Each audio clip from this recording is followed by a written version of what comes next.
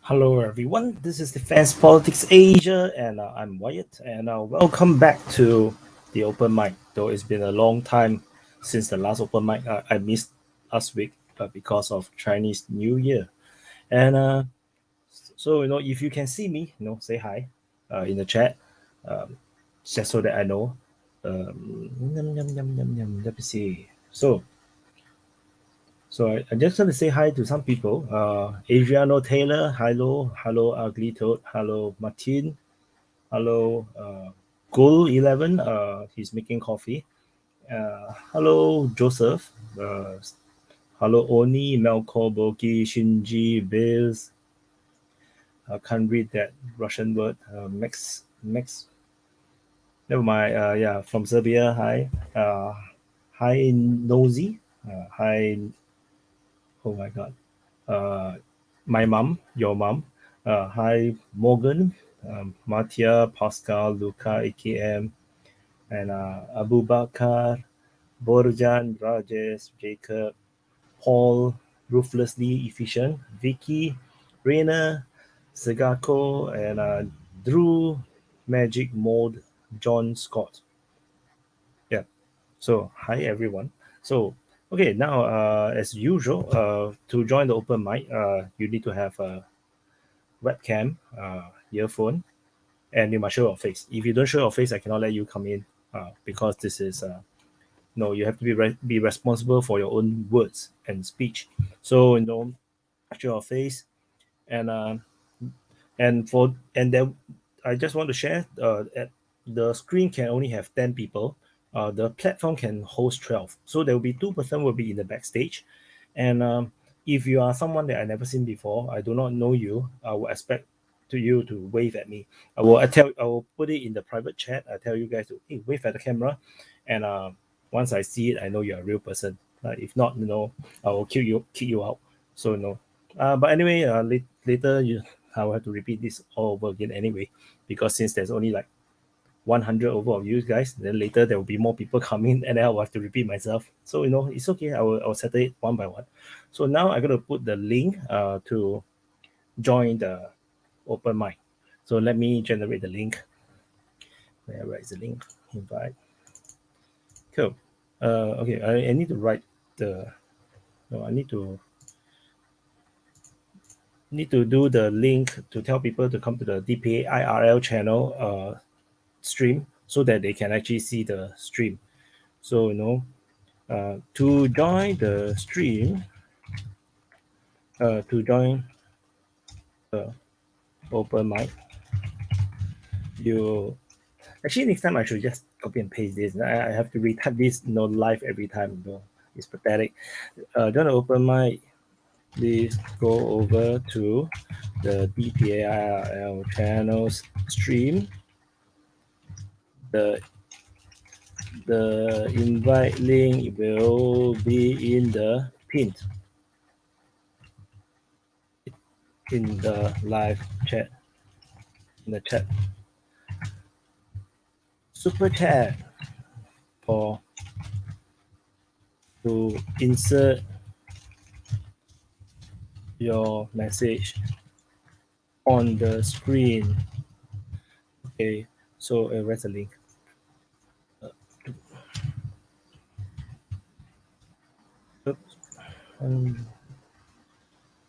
Okay, so I'm gonna get this in and pin it, and then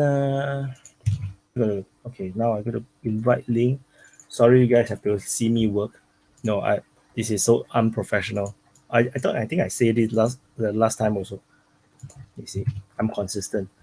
To join the open mic, invite link is here, and and then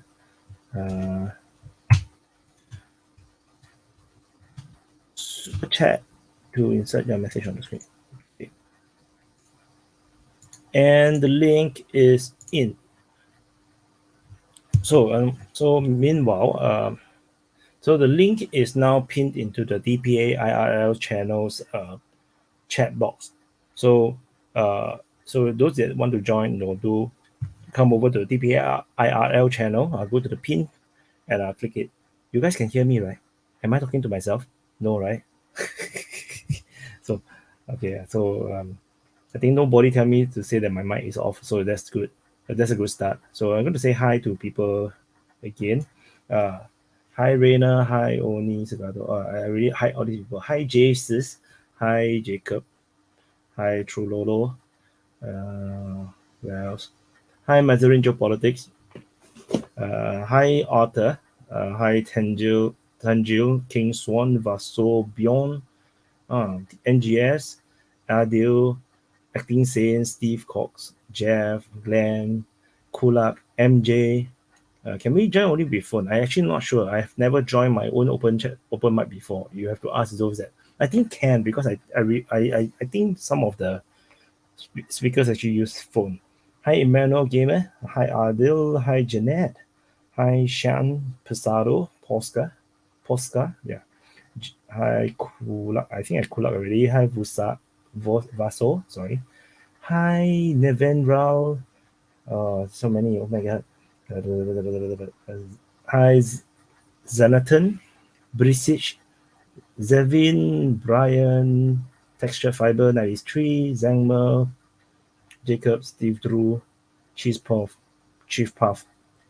Yeah, Drew said that he is able to join using just the phone.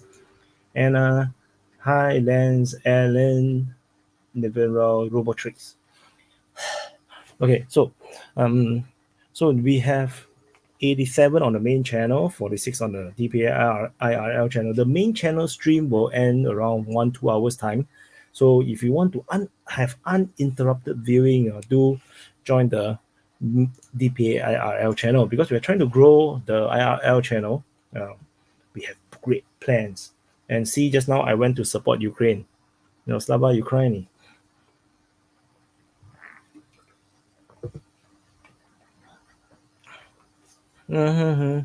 So, no one want to join. Oh my god, so quiet.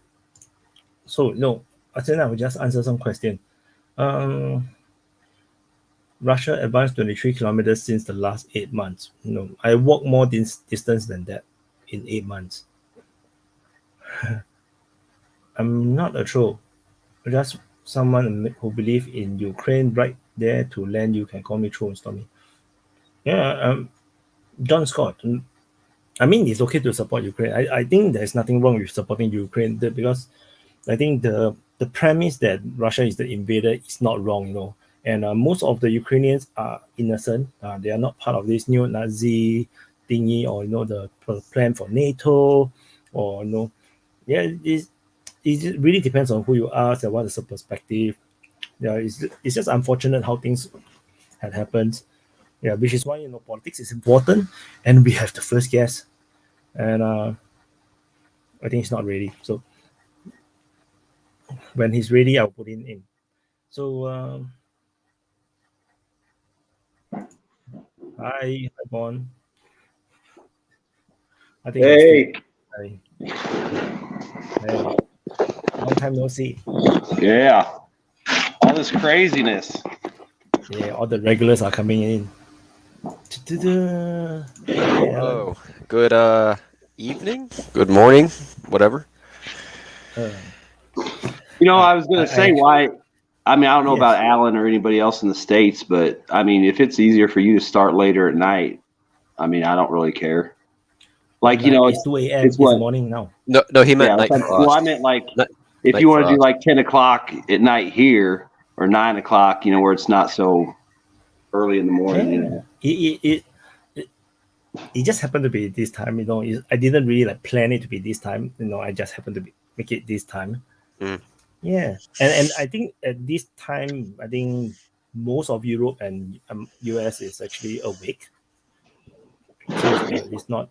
I'm awake. It's just that Asia is sleeping. So the defense politics Asia part is actually a scam.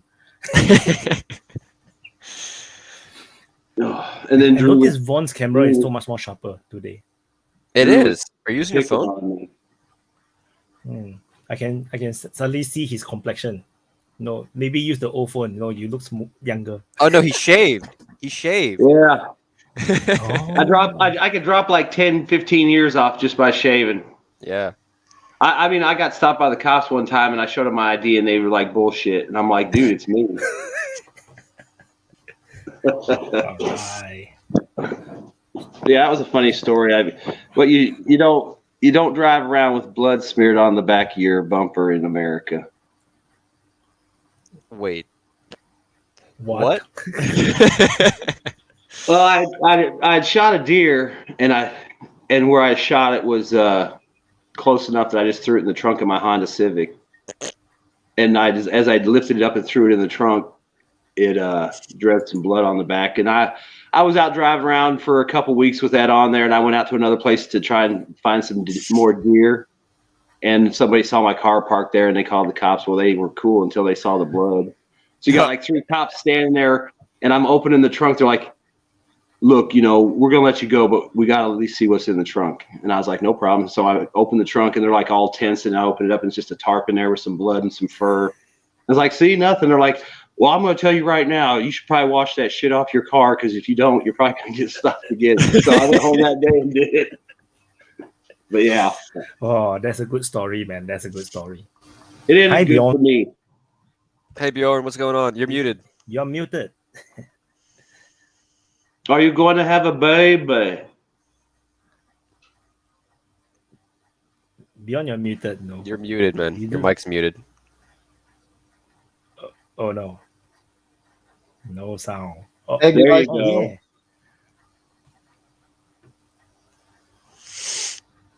Are you there, Can you Bjorn? talk? He looks lost.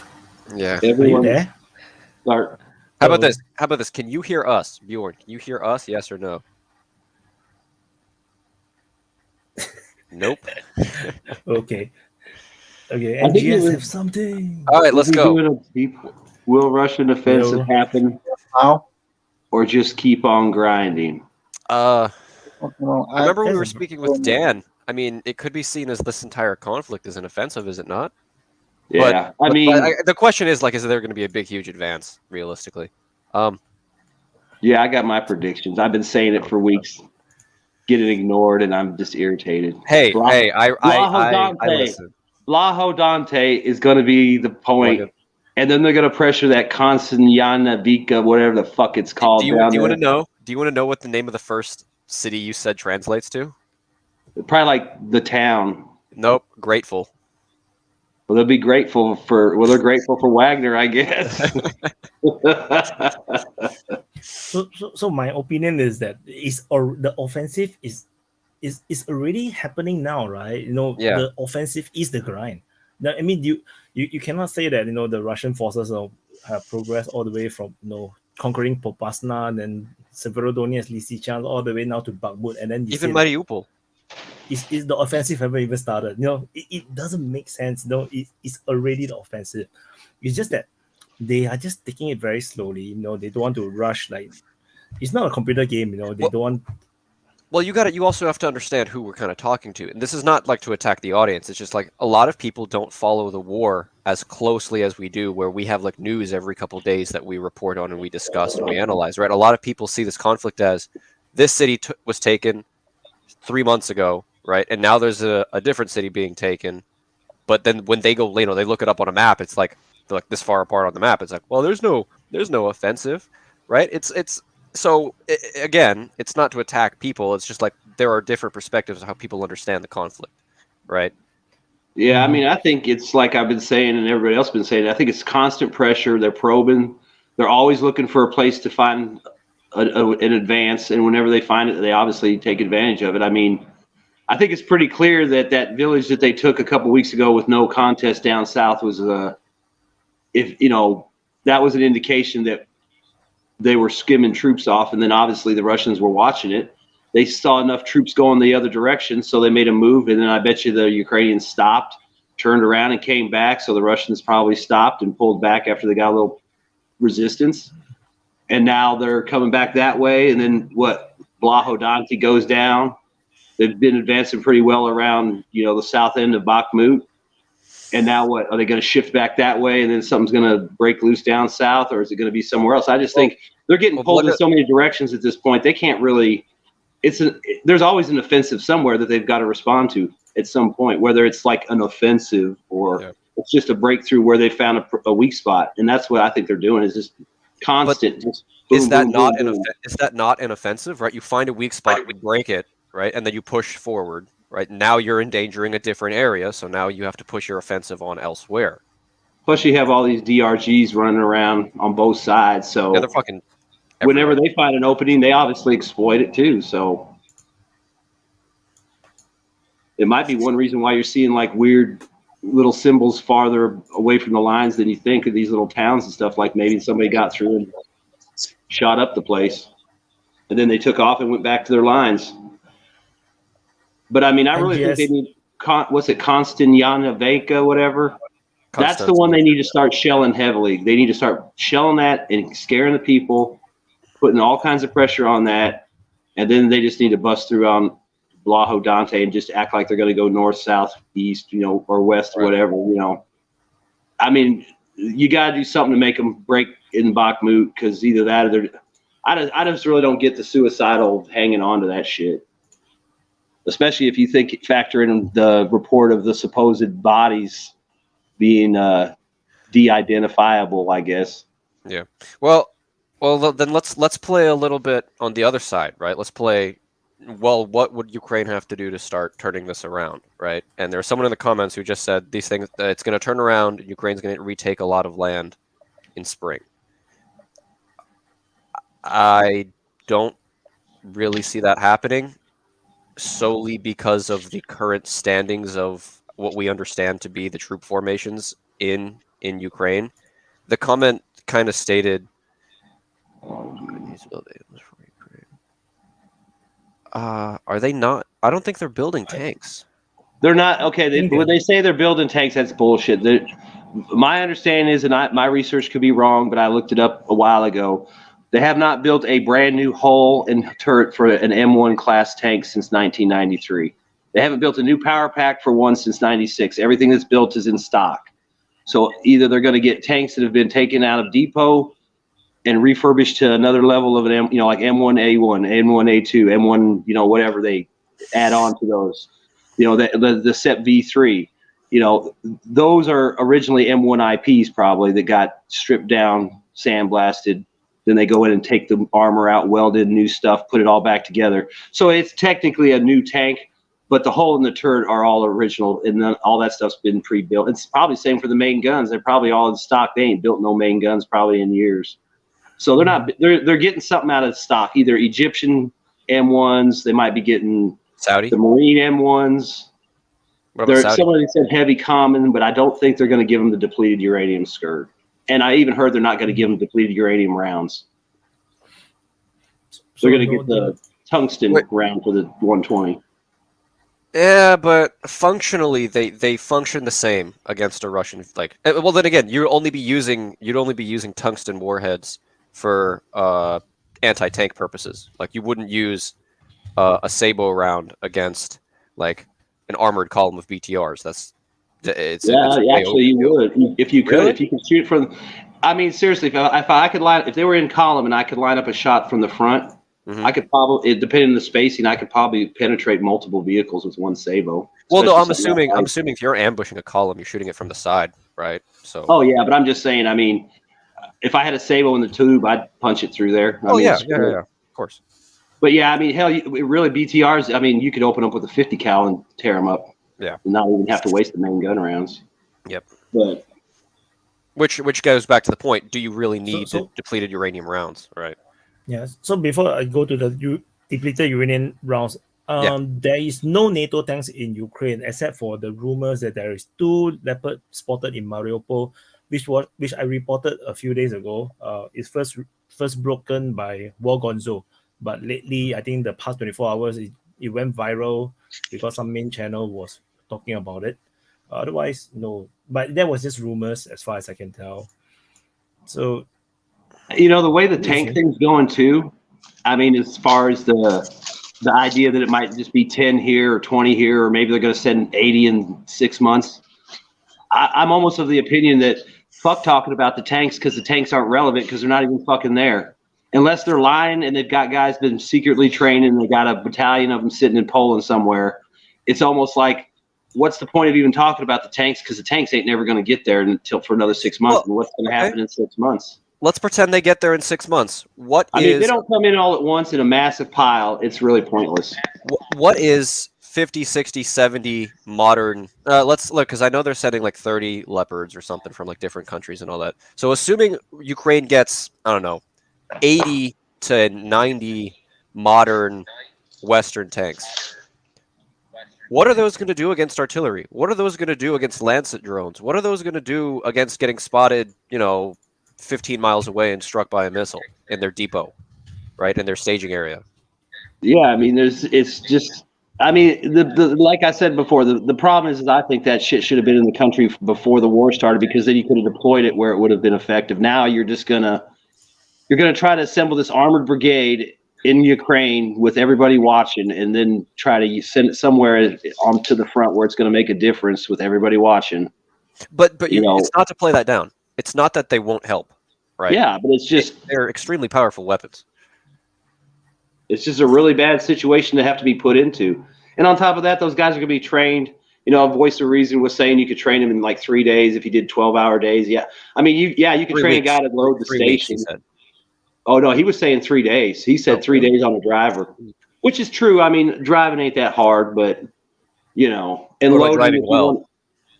Yeah, exactly. I mean, you could train everybody on every position, but they ain't going to be like badasses at it or nothing. They're going to know how to do it, and they'll probably forget things once in a while, and then as the time goes on, they'll remember. But you're going to send those guys in against guys who've been sitting there fucking T90s for 10 months, popping shit all day long, whenever, driving around, checking shit out, doing recons in force. All they ever did is fuck around on Grafenwehr, maybe. I mean, have they been able to do battalion size combined arms? The other thing is too, it's like, it's not really fair to those guys to send them in those badass tanks with Bradleys and Martyrs, but then you got shit for artillery and no real air cover to really maximize that whole effect. I mean, if you could have a squadron of F-16s coming in to drop heavy ordnance in, and A-10s and some HIMARS and shit, and a bunch of fucking tanks and Bradleys and mechanized infantry, you probably could do something, but where's that coming from? Where's that going to be collected and allowed to exist before it's used, Drew? I mean, that's the problem. To me, it seems like it's just too late to put it in there. It's like you're just going to waste it. And I kind of am irritated because I think it's really not a fair test of the M1 because it's not being crewed by an American crew. Well, it doesn't have its combined arms support, because the M1 with combined arms support and the modern networking technology we have, the M1 would be a nightmare to fight against if you had a platoon of M1s and then the infantry support and then the Bradleys and then an AWACS or a R135 like over the horizon watching the whole battlefield. Yeah, you got Medi out front and his Bradley's doing the scouting ahead of time, and then he falls back and passes through my lines, and then here come the Russians. I mean, where are they going to do that? I mean, that's the ideal scenario for those tanks, but where are you going to do it? Where are you going to be able to do that? Well, they don't have the ISR at this point. Ukraine doesn't have ISR. They don't have the aircraft. That's what I'm saying. And Russia's not going to be surprised, like, oh my gosh, where did this brigade just pop out of nowhere? I mean, whereas if they had it before the 24th, they could have had a brigade here and a brigade. I mean, like I said, if you would have had that brigade down south, they would have stopped the Russians probably cold if they were. Imagine a brigade of Western style, armor. Yeah. If you had a NATO brigade sitting down there on top of the Crimea, they probably wouldn't have got out of there. No. Imagine a NATO brigade standing around Kiev. They would have pushed their asses straight back into Belarus before they fucking crossed the border. Especially if the way they came down those columns, they could have hit them, and their flanks were protected by the infantry. They could have just come out of the woods. Yeah. I mean, all those woods around Kiev were where they stopped. Shoulda, coulda, woulda, right? Yeah, that's what I'm saying. I mean, it's like, and it's just kind of shitty to, give the tankers this hope that, oh yeah, we're gonna get this new badass gun when, It's like kind of shitty to, give the tankers this. Someone's echoing. Oh, Bjorn's echoing. Yeah, Bjorn's have feedback. I think Drew's one also got a little bit of feedback just now. Sorry. What can you hear me now? Yes. Yes. Okay, great. Cool. There's no more feedback. That's weird. Yeah, that's very good. There was a super chat I wanted to someone sent in. Which one? The six Can €6 you one. see? Yeah, I can see the €6 one. This one. Yeah. I just want to cover them all so that we don't have like a backlog of like 10 or 15 of them because it's just gonna get crazy. So, what is the most objective sources of losses in soldiers on both sides? Media from both sides bragging about better results. Keep your work. DPA Slava. Slava Dipani, not DPA Slava. I would say the least trustworthy sources would probably be the MODs of both countries because there's clearly a bias there. Now the question is, do you guys consider what's her face as or the lady who said there was 100,000 officers in the Ukrainian military dead? What's her face name? Not Merkel, dude. I'm totally forgetting. Yeah, she's so Ursula. important. I cannot remember. Ursula von der Leyen. Yes. Yeah, octopus. Yeah. Yeah, correct. No, is she a source that can like when she said that? Is that a trustworthy claim?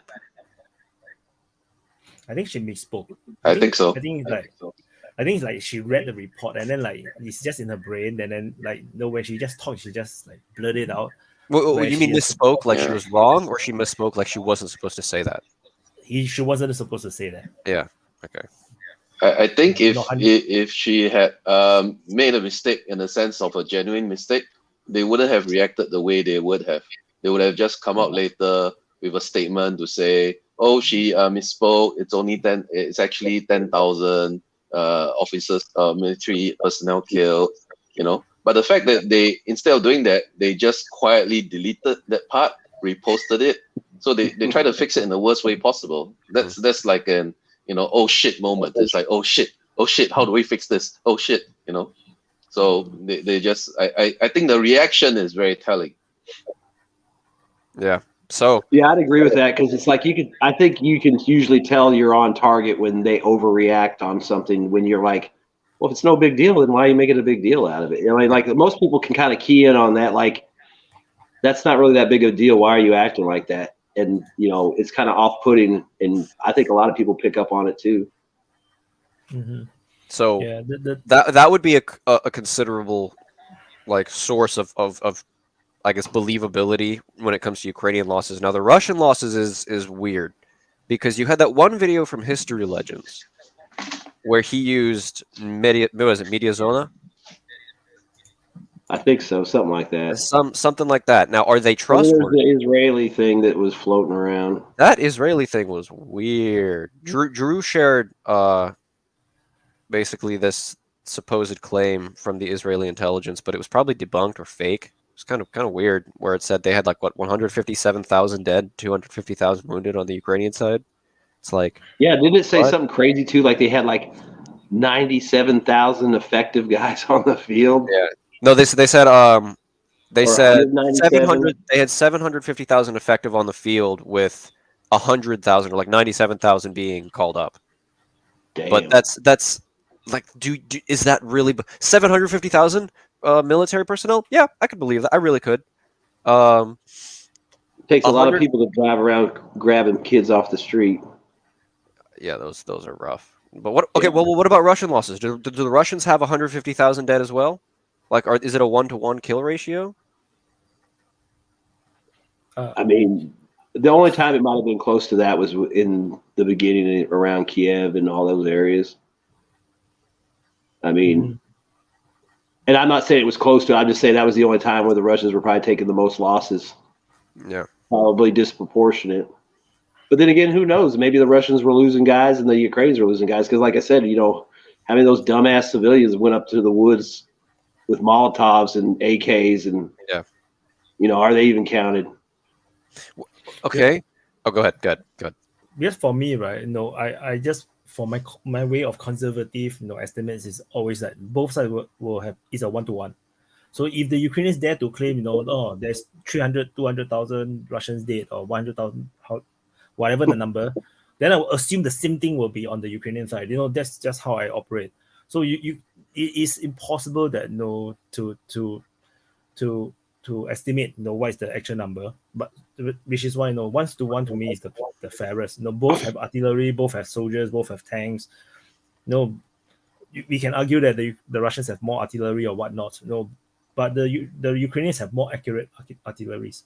So maybe everything will even out. It's 1-to-1. Whenever the one side claim a big number, then they are also exposing themselves to a possibility that they are actually the one that get the casualty numbers as well. Well, but that's how I look at it. Well, this is kind of how I wanted to comment on earlier, right? Where is Ukraine getting their casualty numbers about the Russians? And the current MOD claim is like 148,000 dead or something, or even higher than that. Yeah. You need to ask. They say how do they you get them off of calculate that? obituaries and stuff, but Well, how do you calculate that, right? You calculate that by asking your soldiers how many people they killed. We did that in Vietnam. We did that in every military does that. The problem is in Vietnam is Vaughn, you might know this story, where we would send out a platoon. No, it's just funny you bring this whole subject up. Why? Literally an hour ago, I was watching the end of Red Dawn, and the Honduran general is like telling the guy how many dead Americans there were, and he's like, "Well, I think there was 12," and he's like, "I only saw one." He goes, "Well, I think there was 12," and he's like, "Fine, there was 12." No, but that's the exact point I'm getting to. There's these records of us sending out platoons. The platoon gets ambushed out in the jungle, right? They lose like 15 dudes and 25 wounded. And then when they come back, they're not going to say they never saw who shot them. They never saw anything. They just got attacked and they retreated. But you're never. Guys, sorry, Alan. You're good. Go Can ahead. I just say, did you see that program to History Legend when he that's calculated? What we were talking about. That's what we were talking about. Oh, sorry, I had some. Okay, you did, because he said he took the amount of artilleries and calculated that for every 70 projectile, for every 70 bomb, or no, he said Shots. for every 70 explosion there will be one casualty. And so he calculated the KIAs to the Ukrainians to be over 100,000 based on the number of explosions. Right. So I think the rounds used. That show, if you have seen that program of this History Legend guy, that's a pretty good analysis. I think that's a pretty conservative way to do it. Say 70 rounds per KIA. I mean, if you think about it, I've seen some crazy stuff where they talk about how many rounds an infantry guy fires to get one kill. It's like sometimes I think it might be hundreds of rounds. So 70 artillery rounds of whatever caliber a day, per day per KIA seems pretty realistic. Well, I just want to finish up the thought I was kind of making about our ways of counting kills in combat. There's these stories. This is not a single time story. This happened a lot. You'll have a platoon that goes out into the jungle. They get ambushed. They lose, 15, 20 guys, and then another 20 wounded. They retreat. They never saw who ambushed them. They just got blown up, a couple grenades thrown in, and they retreated. But they're not going to say to their commander, "Oh yeah, we just got ambushed and we didn't do anything." They're going to say, "Yeah, we killed like an equal number of enemy compared to what we lost." And you see this repeated throughout the entire conflict, where the claims for losses against like the Viet Cong were like, for every 4 Americans that died, it was like 37 Viet Cong got like shot. It was like. What? Yeah, they would say stuff like they carry away their bodies. Sometimes they did, but the idea that they carried away hundreds of bodies every time they had a battle is ridiculous. Right. But that's kind of what I'm saying here. We see this here today. We see this in Ukraine, where the units will be asked, "Okay, you guys retreated, but you didn't like retreat without shooting back, did you?" And of course, they just got bombed by artillery. They never saw an enemy to actually. We just follow the KIA numbers to Ukraine. Did you see that on the show? It varies from 14,000. The last number I saw was over 300,000. It's just a complete mess. So I think somebody super chatted that Russia's fired 3 million shells, so you could do that History Legends calculation. I'll do it. 70 out of 3 million. That's probably going to be crazy high. 42,857. That's not outside of any kind of unreasonable number. If you say that's 47,000, whatever, 42,000 killed just by artillery. Yeah, that makes sense. 42,000, no, just by artillery. Yeah. Oh, just by artillery. Yeah. Because if you think about it too, people are like, well, 70 rounds ain't a lot, but it's like those 70 rounds are going to a target they identified by a drone or something. So they're not shooting at just random empty shit, hoping somebody's there. So usually if they're firing a mission, they're firing at something that they know is there. So that makes that a more legitimate number too, that out of 70 rounds on a position, you probably did kill one guy. You know, depending There's on a the lot type of rounds for position. one You know, guy, actually. It is. That doesn't seem unreasonable to me at all. And through it all, NATO's supposed to know the real numbers. NATO supposedly knew that when Jens Stoltenberg told the Ukrainians, you can win this in October or whatever, September, October. Someone said Russia fired 7.5 million shells, not 3 million. They supposedly knew that the KIA numbers to the Ukrainians were above 100,000. But at that time, the Ukrainians themselves were told the KIA number was 14,000. So when he told them, you can win this, they were told that the KIA numbers were 14,000, but they supposedly knew that the KIA numbers were above 100,000 at that time. Well, can I put this question back on from the other perspective? So if we are calculating the number of KIA based on the number of shells fired, does anybody know how many shells the Ukrainians fired? Because let's say 1 to 6, 3 right? to 5,000 a day. It's 1 to 6. About 1 to 6. So Shells are we saying the fired Russian? If Russia fired 3 million shells, the general math so far is saying that Russia has 6 times more artillery fire than Ukraine does. Yeah. So if Ukraine has lost 100, based on that calculation, 150,000, are we saying the Russians have lost 30,000? Based on that calculation? We calculated 42,000 killed by Russian artillery on the Ukrainian side. Of course, that's never going to be an accurate number because it's such a spitball, right? But let's do the Ukrainian one.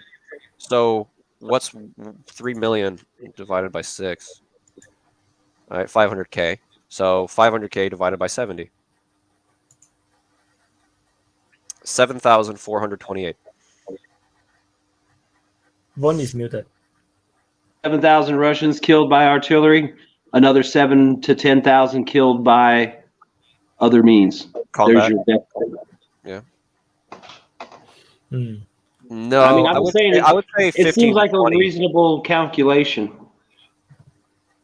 It's conservative.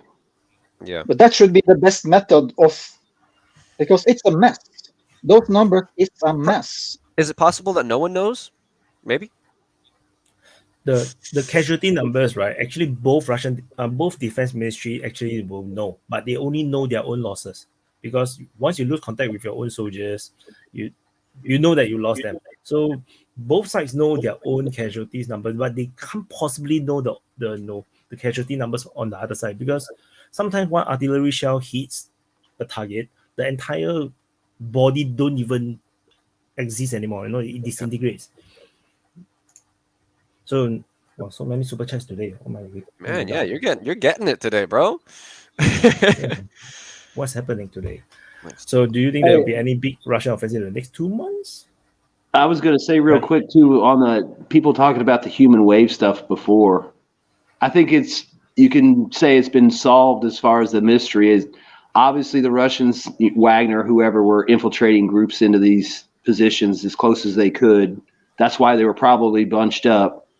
And then they got spotted before they were able to do their little assault on the position and got hit with artillery. That's where we're getting this videos of these guys getting hit all grouped together, because they were talking about how they would infiltrate into the position, try to get close, and then jump up basically and assault the positions. And I'm sure that works sometimes, but when you get spotted, you can obviously see what happens. So I think that's where the human wave garbage came from. About the casualty numbers from the Wagnerites that came from prison, I think they have a casualty rate of 30% or so. It's bad, yeah. But that should be the human wave army. They had a casualty rate of 30% or so. Well, is it casualty as in what considers a casualty? We've actually had this discussion before. A casualty can be a guy. As in KIA, as in VACT. Oh, you're talking about KIA alone.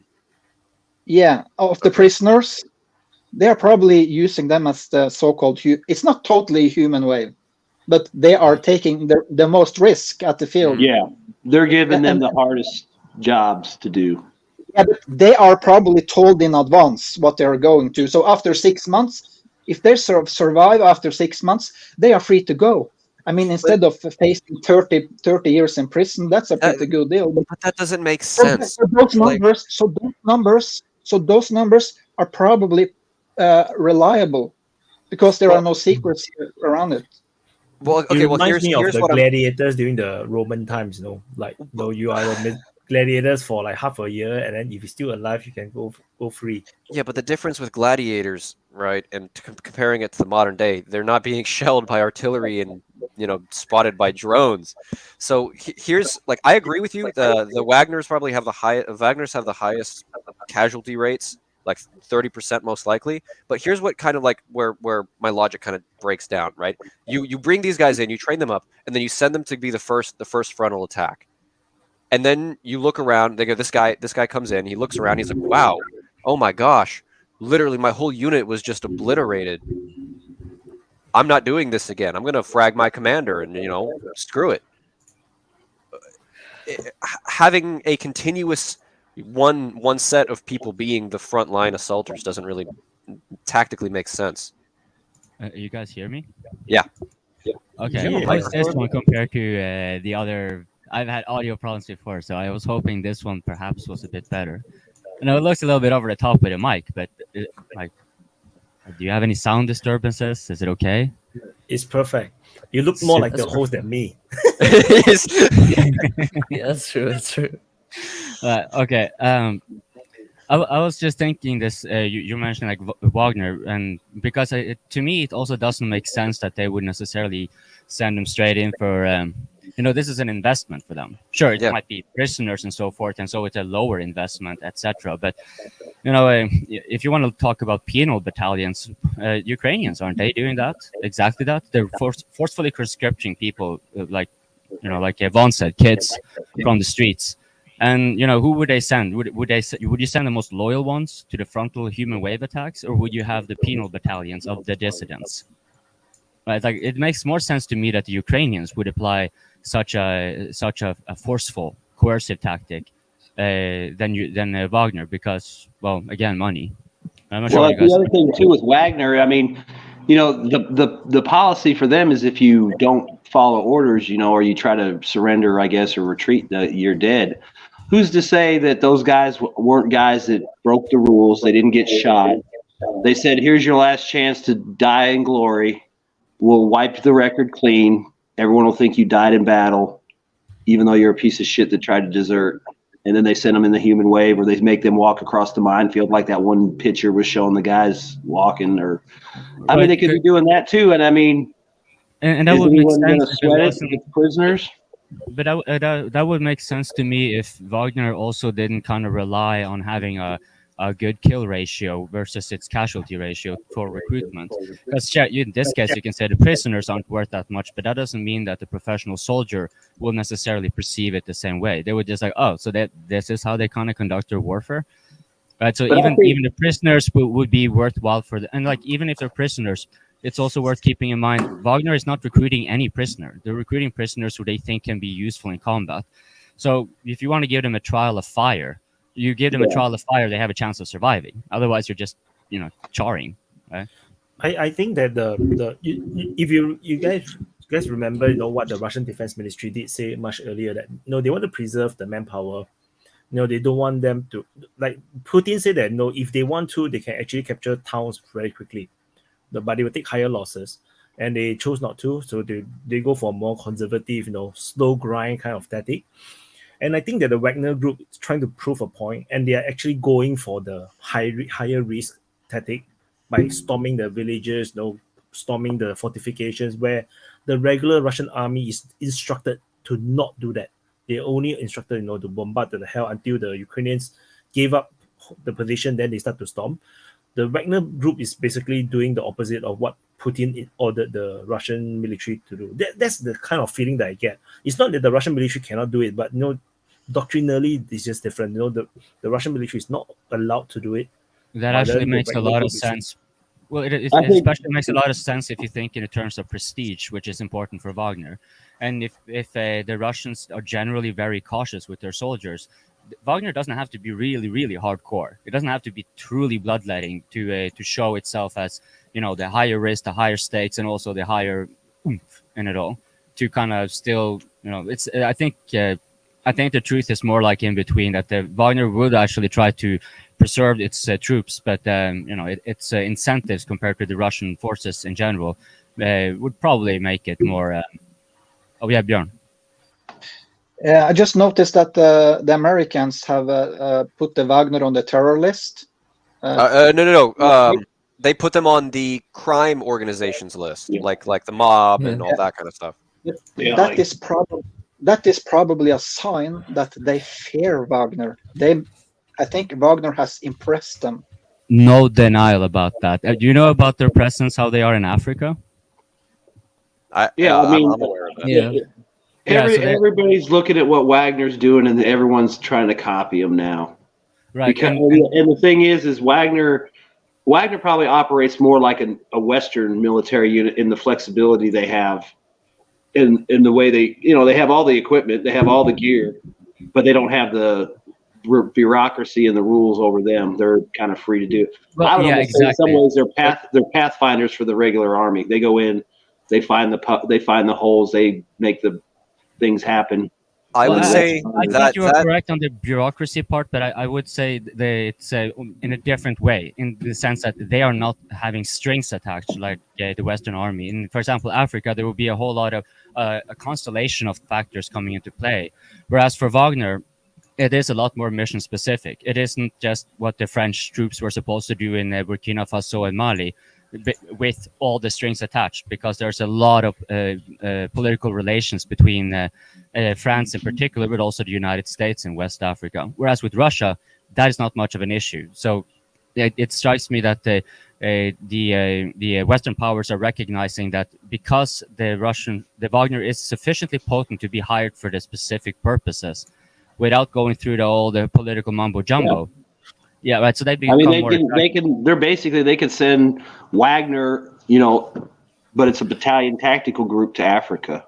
But the thing here is that I fail to kind of, because shouldn't the Western powers then also logically be concluding that if they stamp Wagner as a terrorist group or a criminal organization, well, what about the Academy, Blackwaters, earlier known as Blackwaters, and all the biggest ones are over there? So the Russians would simply just, we're in charge of the Hague. We're in charge of the Hague, so it's not going to happen. I mean, you're exactly right. They're just as dirty as Wagner supposedly is, but we're in charge of the Hague. You ain't going to get shit out of that. It's just like people talking stupid shit. Oh, we should take George Bush to the Hague. Yeah.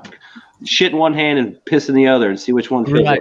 But it is for propaganda purposes. But for that very same reason, I would kind of expect the West to be I would expect the West to be a little bit more cautious is maybe not the right word, because they aren't very good at that. But they would, for propaganda purposes, be very careful of trying to label Wagner for the very same reason that it won't look good for them when attention also becomes attracted to Academy, right? They would. But I think they think they're going to win, so they don't care what other people think, because they'll just tell you that's not true, and the media will say that's not true, and the New York Times will say that's not true, so it won't matter what actually is true. Well, it's also kind of interesting that the Americans have started their own group called Mozart. That's a fucking joke. I don't think that's the Americans starting it. I think it's just like a small unit of American vets. It's one guy. Yeah, it's a bunch of it's a couple dudes who are just like egotistical, and they're like, "Look at us, we're gonna beat these guys," and then they immediately got wiped. It seems like they are impressed with Wagner. I mean, I think they are scared that Wagner is going to grow to become a cool thing, a big thing, a popular thing. And that this Mozart, all these activities, creating the Mozart group, and now making them illegal. So this Wagner thing, I think they are scared that this Wagner thing can blow up. For example, in Africa, all of a sudden it start to blow up.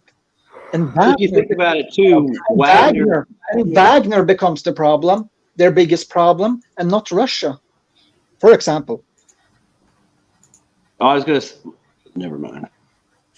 Okay, why do we see a lot of news playing up the, I'll call it drama between Wagner and the MOD? Why do you guys think we see that? Because they're just trying to cause divisions, and they think they can, they think you can cancel Wagner because Wagner said something bad about the Putin, and that's how I look at it. They're operating in like a Western mindset, like, oh, let's make Putin and Wagner fight. Like, please, the motherfucker cooks his dinner for me. Yeah, I was gonna say I think it's I actually don't think it's even that. I think it's just them exploiting the spectacle because they know it will garner attention.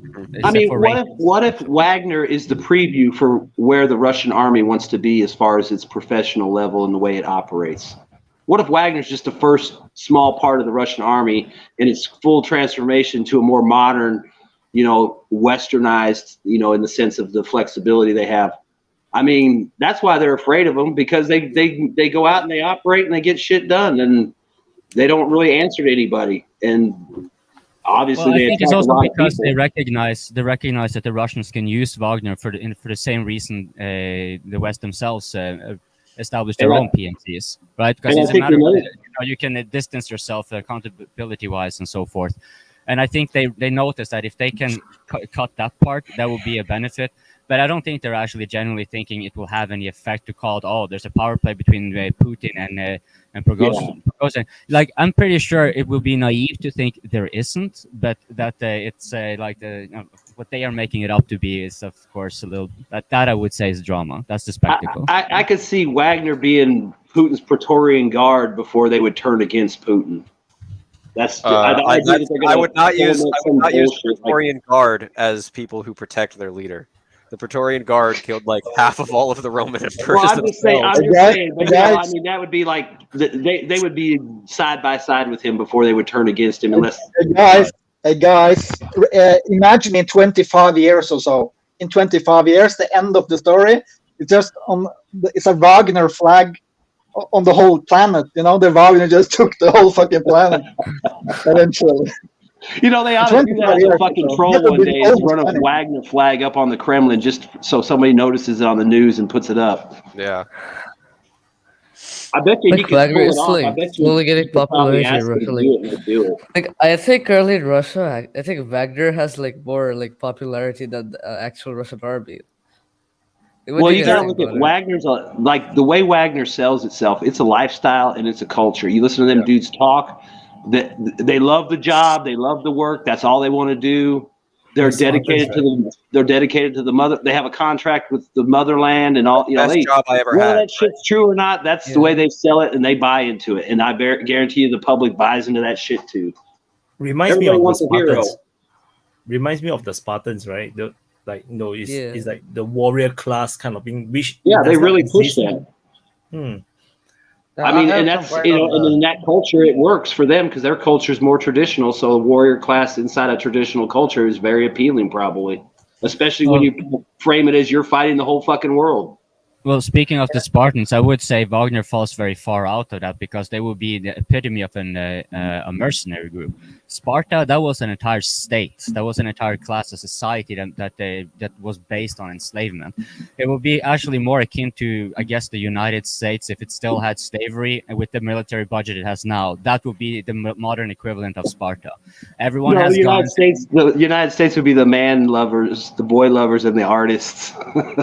Fun fact: Sparta had higher rates of pedophilia than Athens did. I think the closest they're all dead now, so it's good. On the Wagner group, the closest that we've come is the Italian condottieri. This was in 17th century when the king used to really hire mercenaries from Europe, and they had their private army. But I feel that incidentally, I did a YouTube and a Facebook today on Wagner group. Very interesting because I went through some papers. because we have seen some development of these militias, and I would say this is part of the proxy warfare, and this is developed over a period of last 2 decades.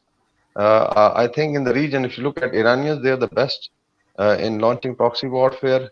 Then the Americans probably learned it, and although they did it through Contras and all that, but in the modern time, the last 2 decades, the black water came up, and there was a need, to have so-called private, these contractors, and no attribution to the state. And so these private groups, they will come in garb of contractors and then do military operations and support that. Also, they would provide intelligence.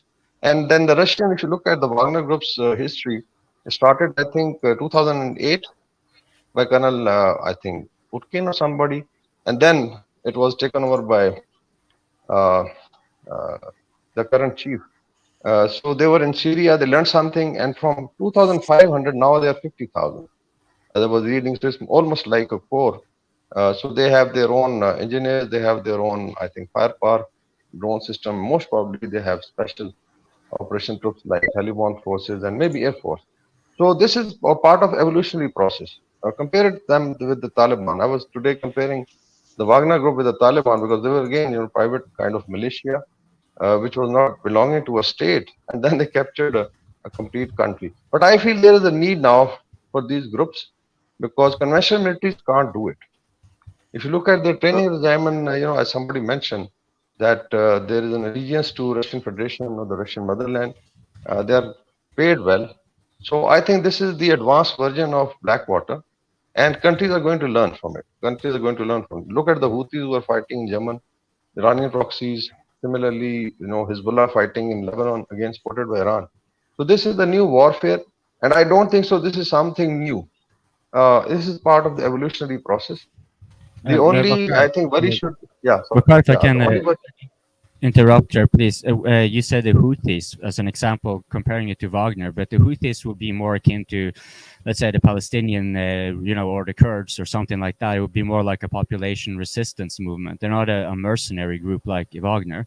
But they are definitely bolstered by Iran. But is that the IRGC? Yeah, that IRGC has some operators who you can call it a mini Wagner group who were there in Syria, who are there in so it's extension of the IRGC. So that's why I say the best, I think, best part of this proxy warfare, the best force is with the Iranians, because if you look at the way they have operated in the Middle East, and now they have tension with, I think, Azerbaijan also.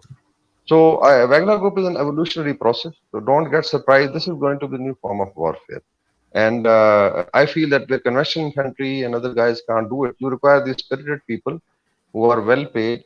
And then, of course, they're like, those, what were the Ottomans having?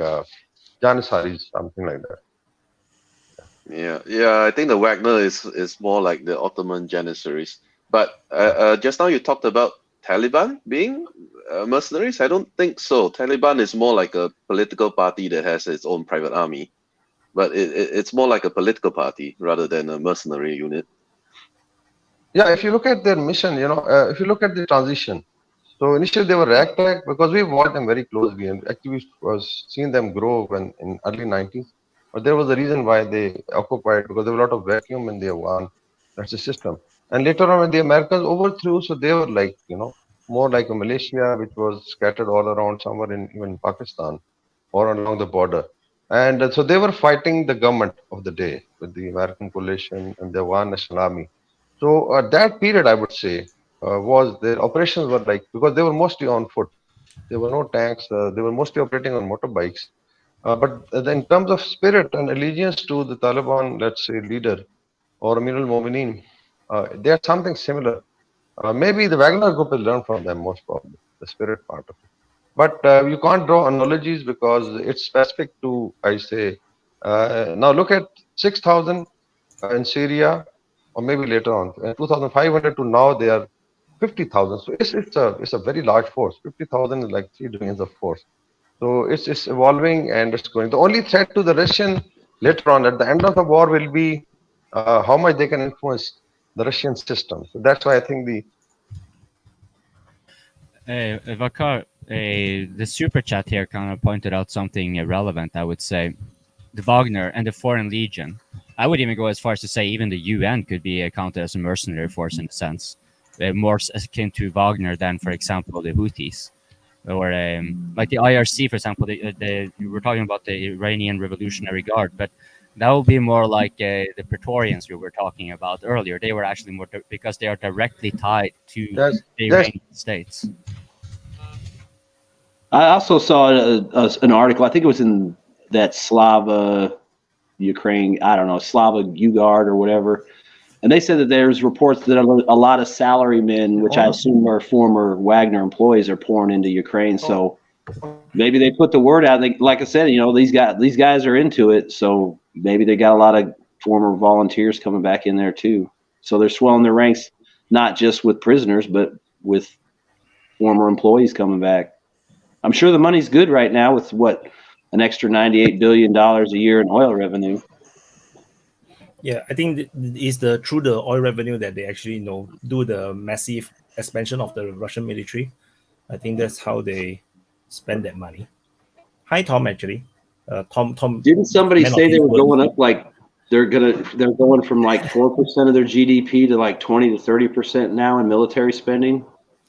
Yeah, I'm not sure. It's so confusing. Sometimes they say that they are below their government budget, the fiscal spending, and my brain just cannot understand. Yeah. Well, recently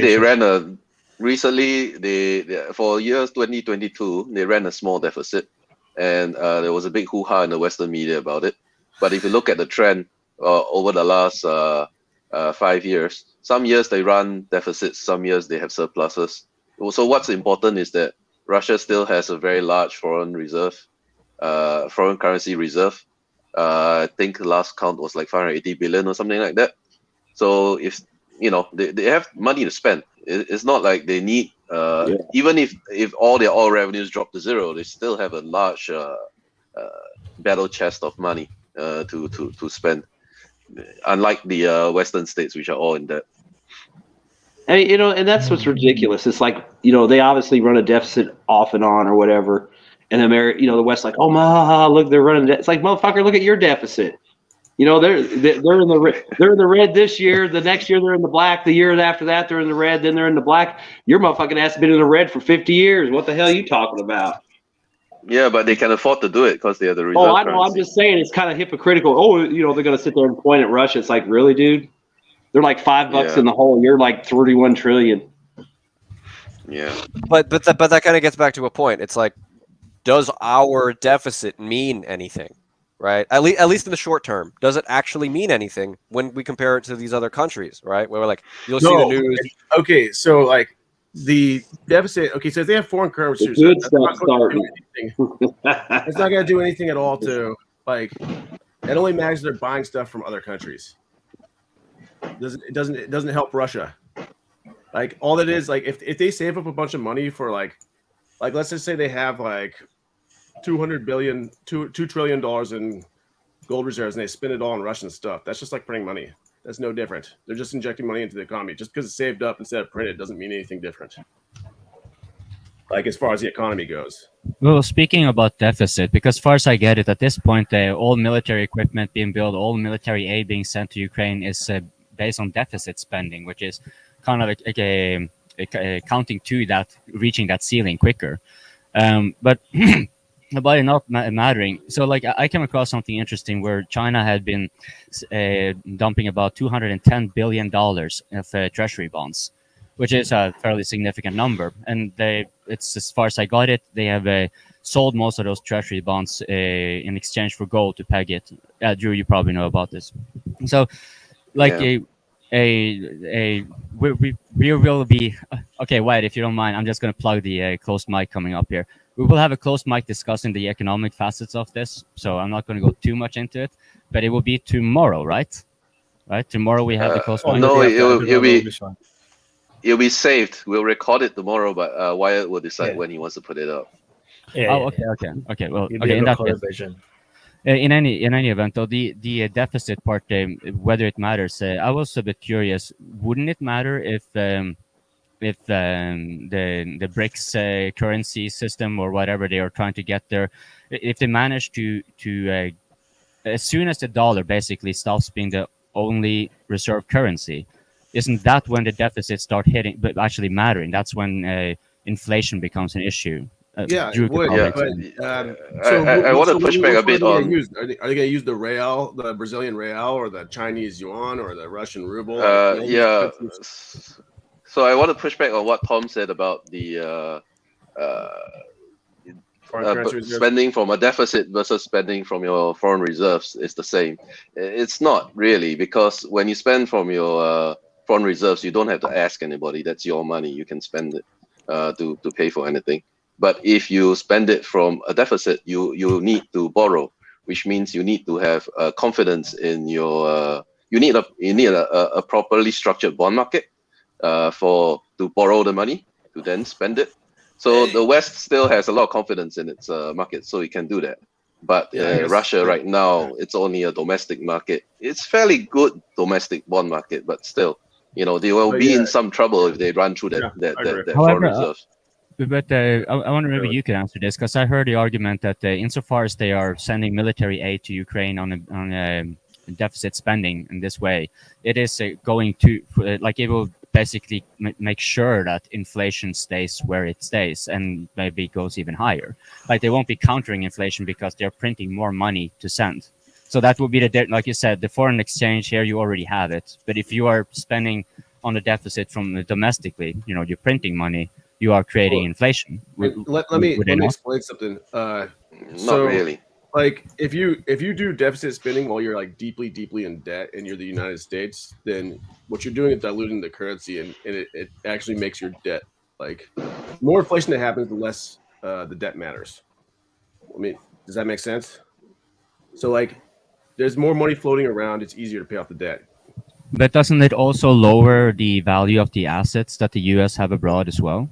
So I don't know, because like they still have like higher interest rates than Europe and all the other countries. Let me just try to. Norway takes a hit when the dollar the inflation of the dollar takes a hit on Norwegian assets abroad, which are because they are held in dollars. And the same would of course apply for the United States, I would assume. Oh yeah, sure. But no, like, the reason. Why. Oh, go ahead. Sorry, go ahead. Oh, I was just going to say the reason. No, go ahead. Just go ahead, man. Just go ahead. Just go ahead. Okay. The reason why the US having the reserve currency means it can print endless amount of money and not have too much inflation is because the US is a reserve currency. Everybody in the world needs to hold US dollars to buy oil, to conduct international trade, etc. So what happens when you print extra money is basically what you're doing is you're making all the existing US dollars in the world a little less valuable. So only the US can do this, because when any other country that tries to print their way out of a bind is going to enter hyperinflation, because most people don't hold their currency. Only the people within their own country and their government hold their currency. So that's why the US can print their way out of anything, because whenever they print, everybody gets poorer together relative to the amount of US dollars they're holding. I think Tom was saying, I've heard that too, that is actually how the setup basically makes it so that the US can do this at the expense of the rest of the world, basically. But with that being said, because that basically is why they can avoid hyperinflation. Well, if they drop as the sole reserve currency, other countries, will they be necessarily subjected to hyperinflation in the same way? Like, let's say a country. They haven't really avoided hyperinflation, because if you notice what happens every time, when you print money, basically the money supply goes up, and money needs to go somewhere, right? But but you only get hyperinflation when you actually have a confluence of factors. One is if for example I print a lot of money and I give it to a millionaire, the goods around that millionaire isn't going to go up in price, because he already has enough money to buy whatever he wants. What he's going to do is going to put that money into the stock market, and he's going to invest it, or he's going to put it in a bank, and the bank is then going to lend it out. So whenever you print extra money, the stock market goes up, and the housing prices go up. So the metals prices go up. So what this rise in prices is not an economic reality that, oh, did that company make 3 times extra money? Why is its stock price 3 times? It's inflation, but inflation happening in the stock market. So if you look at the S&P 500 from 2008, you see a huge rise all the way until about a year ago, because they keep printing money, and this money is just ending up in the stock market. Yeah, right. Because as far as I understood it was that one of the reasons we didn't actually experience the inflation that's early, because we should usually have experienced that much earlier. But one of the reasons we didn't was in part the lockdowns, and also because a lot of the stimulus went upwards. So there wasn't a lot of mobility the money wasn't being moved through the economy, and so the inflation wasn't necessarily felt in that way. But as the lockdowns were taken off and so forth, then the effect of it come in, because also those who are the players in the stock market, the money eventually does hit the economy. And in the case of COVID, the lockdowns facilitated to a large extent for the lag as well. Have I gotten it right? No, the inflation hit around COVID because instead of printing money and bailing out companies, which sends the money to the rich people, they printed money and gave it to the regular people. So regular people who don't have a lot of money, if you give them money, they're gonna want to go out and buy things. That's why the inflation hit. I'm not so sure about that, because I saw a number where 4 corporations got more than the whole of the American population got combined. I think those numbers included after everyone spent their money, where everyone spent their money. And let me explain. So I was like a stock market analyst during this time, during the COVID thing. So basically, what happened was you had all the poor people, and they didn't go out to bars and stuff. They saved all their money, and then all at once they ended up buying things like computers and cars and campers and stuff like that. And that's what happened. That's why. And there was also a labor shortage during COVID as well. So you had to factor another thing was they were able to, during the last 10, 15, 20 years, they were able to get away with printing a lot of money because both the millennials and the baby boomers were 2 huge demographics in America were in the labor force at the same time. So you could print it. The money was literally expanding because of that. I mean, the economy is literally expanding because of that. So you could print money and get away with it. It was fine. Now that's not the case anymore because there's declining demographics. Anybody bored about economics? You guys don't like talking about this, do you? I don't see the link between demographics and inflation, printing, and lack of. Oh yeah, no. There's all this money floating around, and so the boomers have all this money, right? Lots of all the wealth of the United States is concentrated into the boomers. It's always been. Before them, it was in fact, the people that grew up as children during World War II, that demographic actually has even more money than the boomers, and they don't work. So all the wealth's concentrated with these people, and they're spending all the money. That's what's causing the inflation. And then you have Generation Z's entering the workforce is a tiny. So anyways, that's why at least inflation is going up for labor wages. I can say that. So that in the United States, nobody's hurting except for the boomers again, because we're all everybody my age is getting paid more money right now, even though prices are going up. It's hurting the people that are retiring. Wait. You said the older generations are going to suffer for it, but the younger generation. The older generations have all the money because they've been investing for the last 80 years, but they're not getting their the boomers are not getting their share that the last generation before them was getting, because. Does this tie to the 401ks? Yeah, their 401ks are less valuable than they looked on paper, because there's labor inflation, all this stuff. So they still got to pay us more money to do things, even though their stock market portfolio increased. Yeah, because they're pension portfolios basically that various companies have linked their workers into as a pension plan, right? And now they were promised it to get in returns of it, and but I'm not too familiar with the details of the 401ks, and maybe I shouldn't get into it, but maybe you could explain that. Oh, it's just so basically, all these people that aren't working anymore now have money to spend on their retirement without working, right?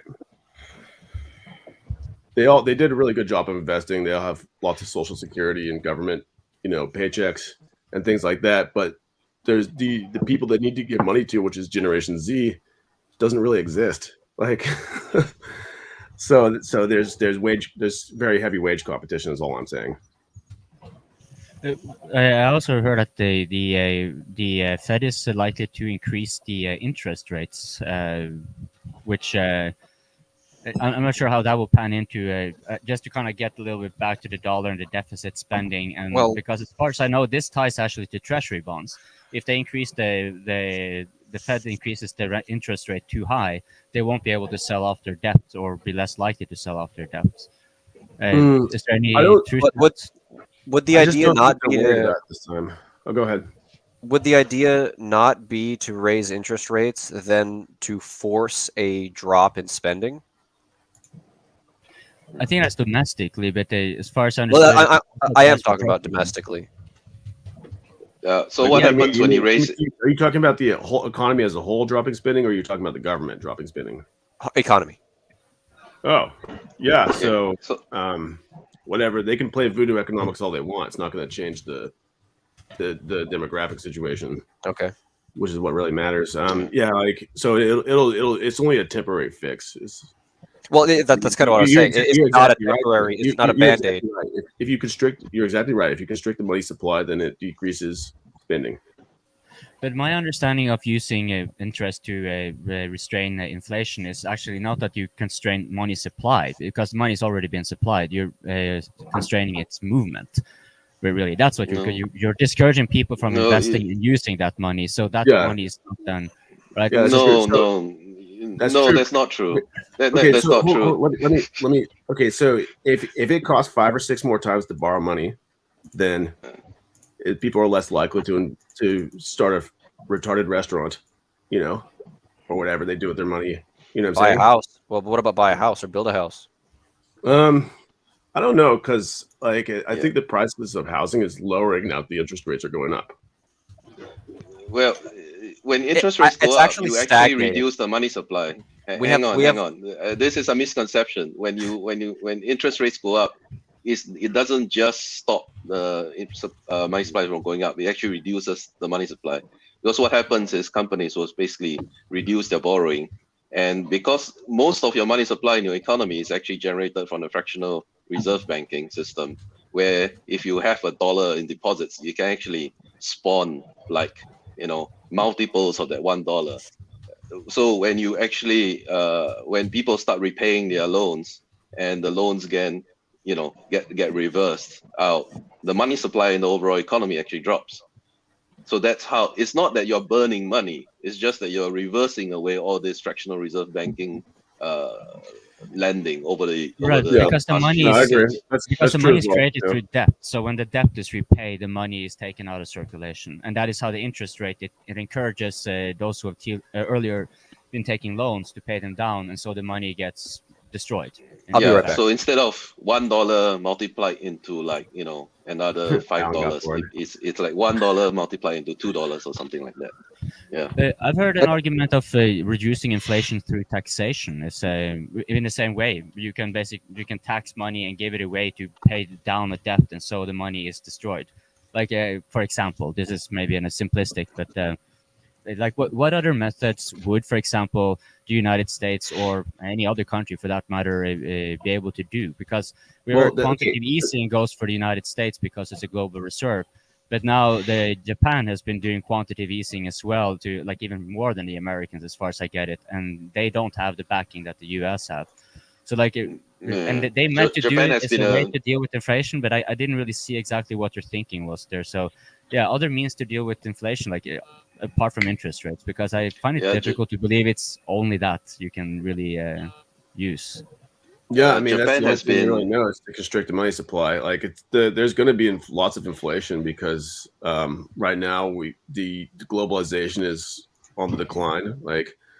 We can't just go ahead and buy all this iron and stuff up from Russia anymore like we used to be able to. And there's any day now a war could break out in the Middle East between Iran and Persia.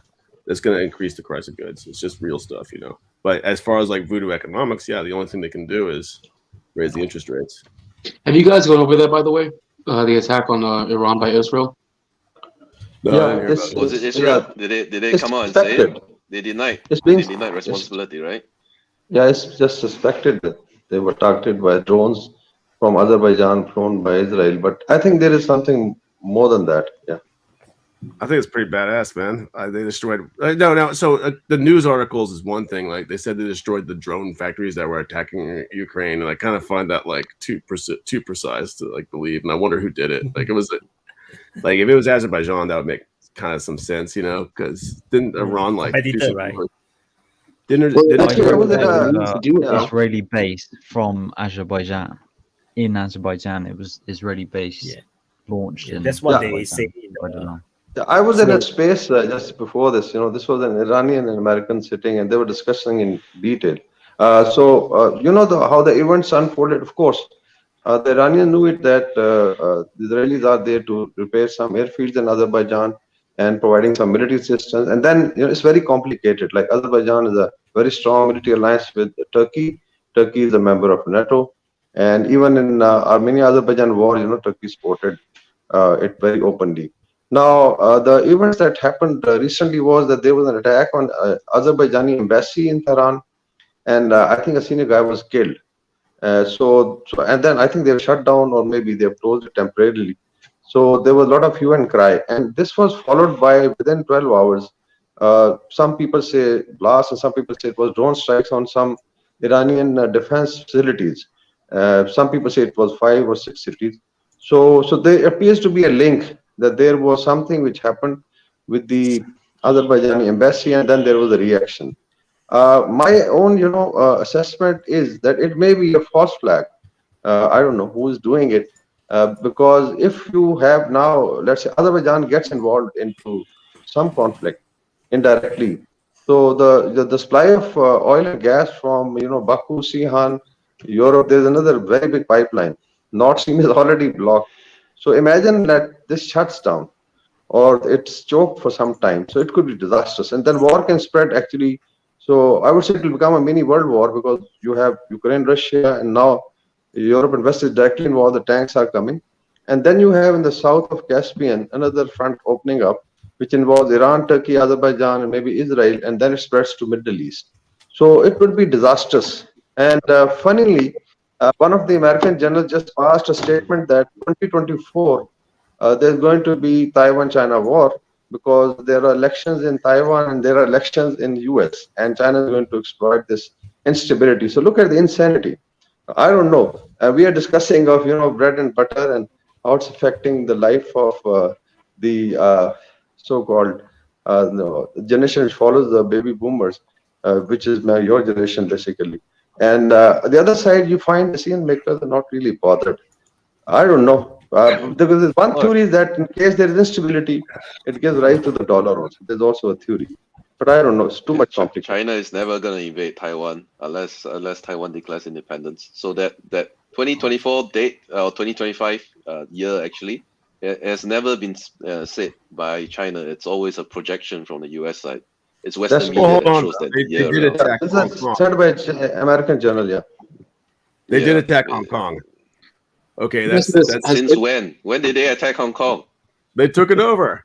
They did it politically. No, they gave it back. Yeah, they actually did do that, by the way. Okay, they did it like a boa constrictor. They didn't. In 2019, Hong Kong was trying to have a revolution. China stomped that shit out.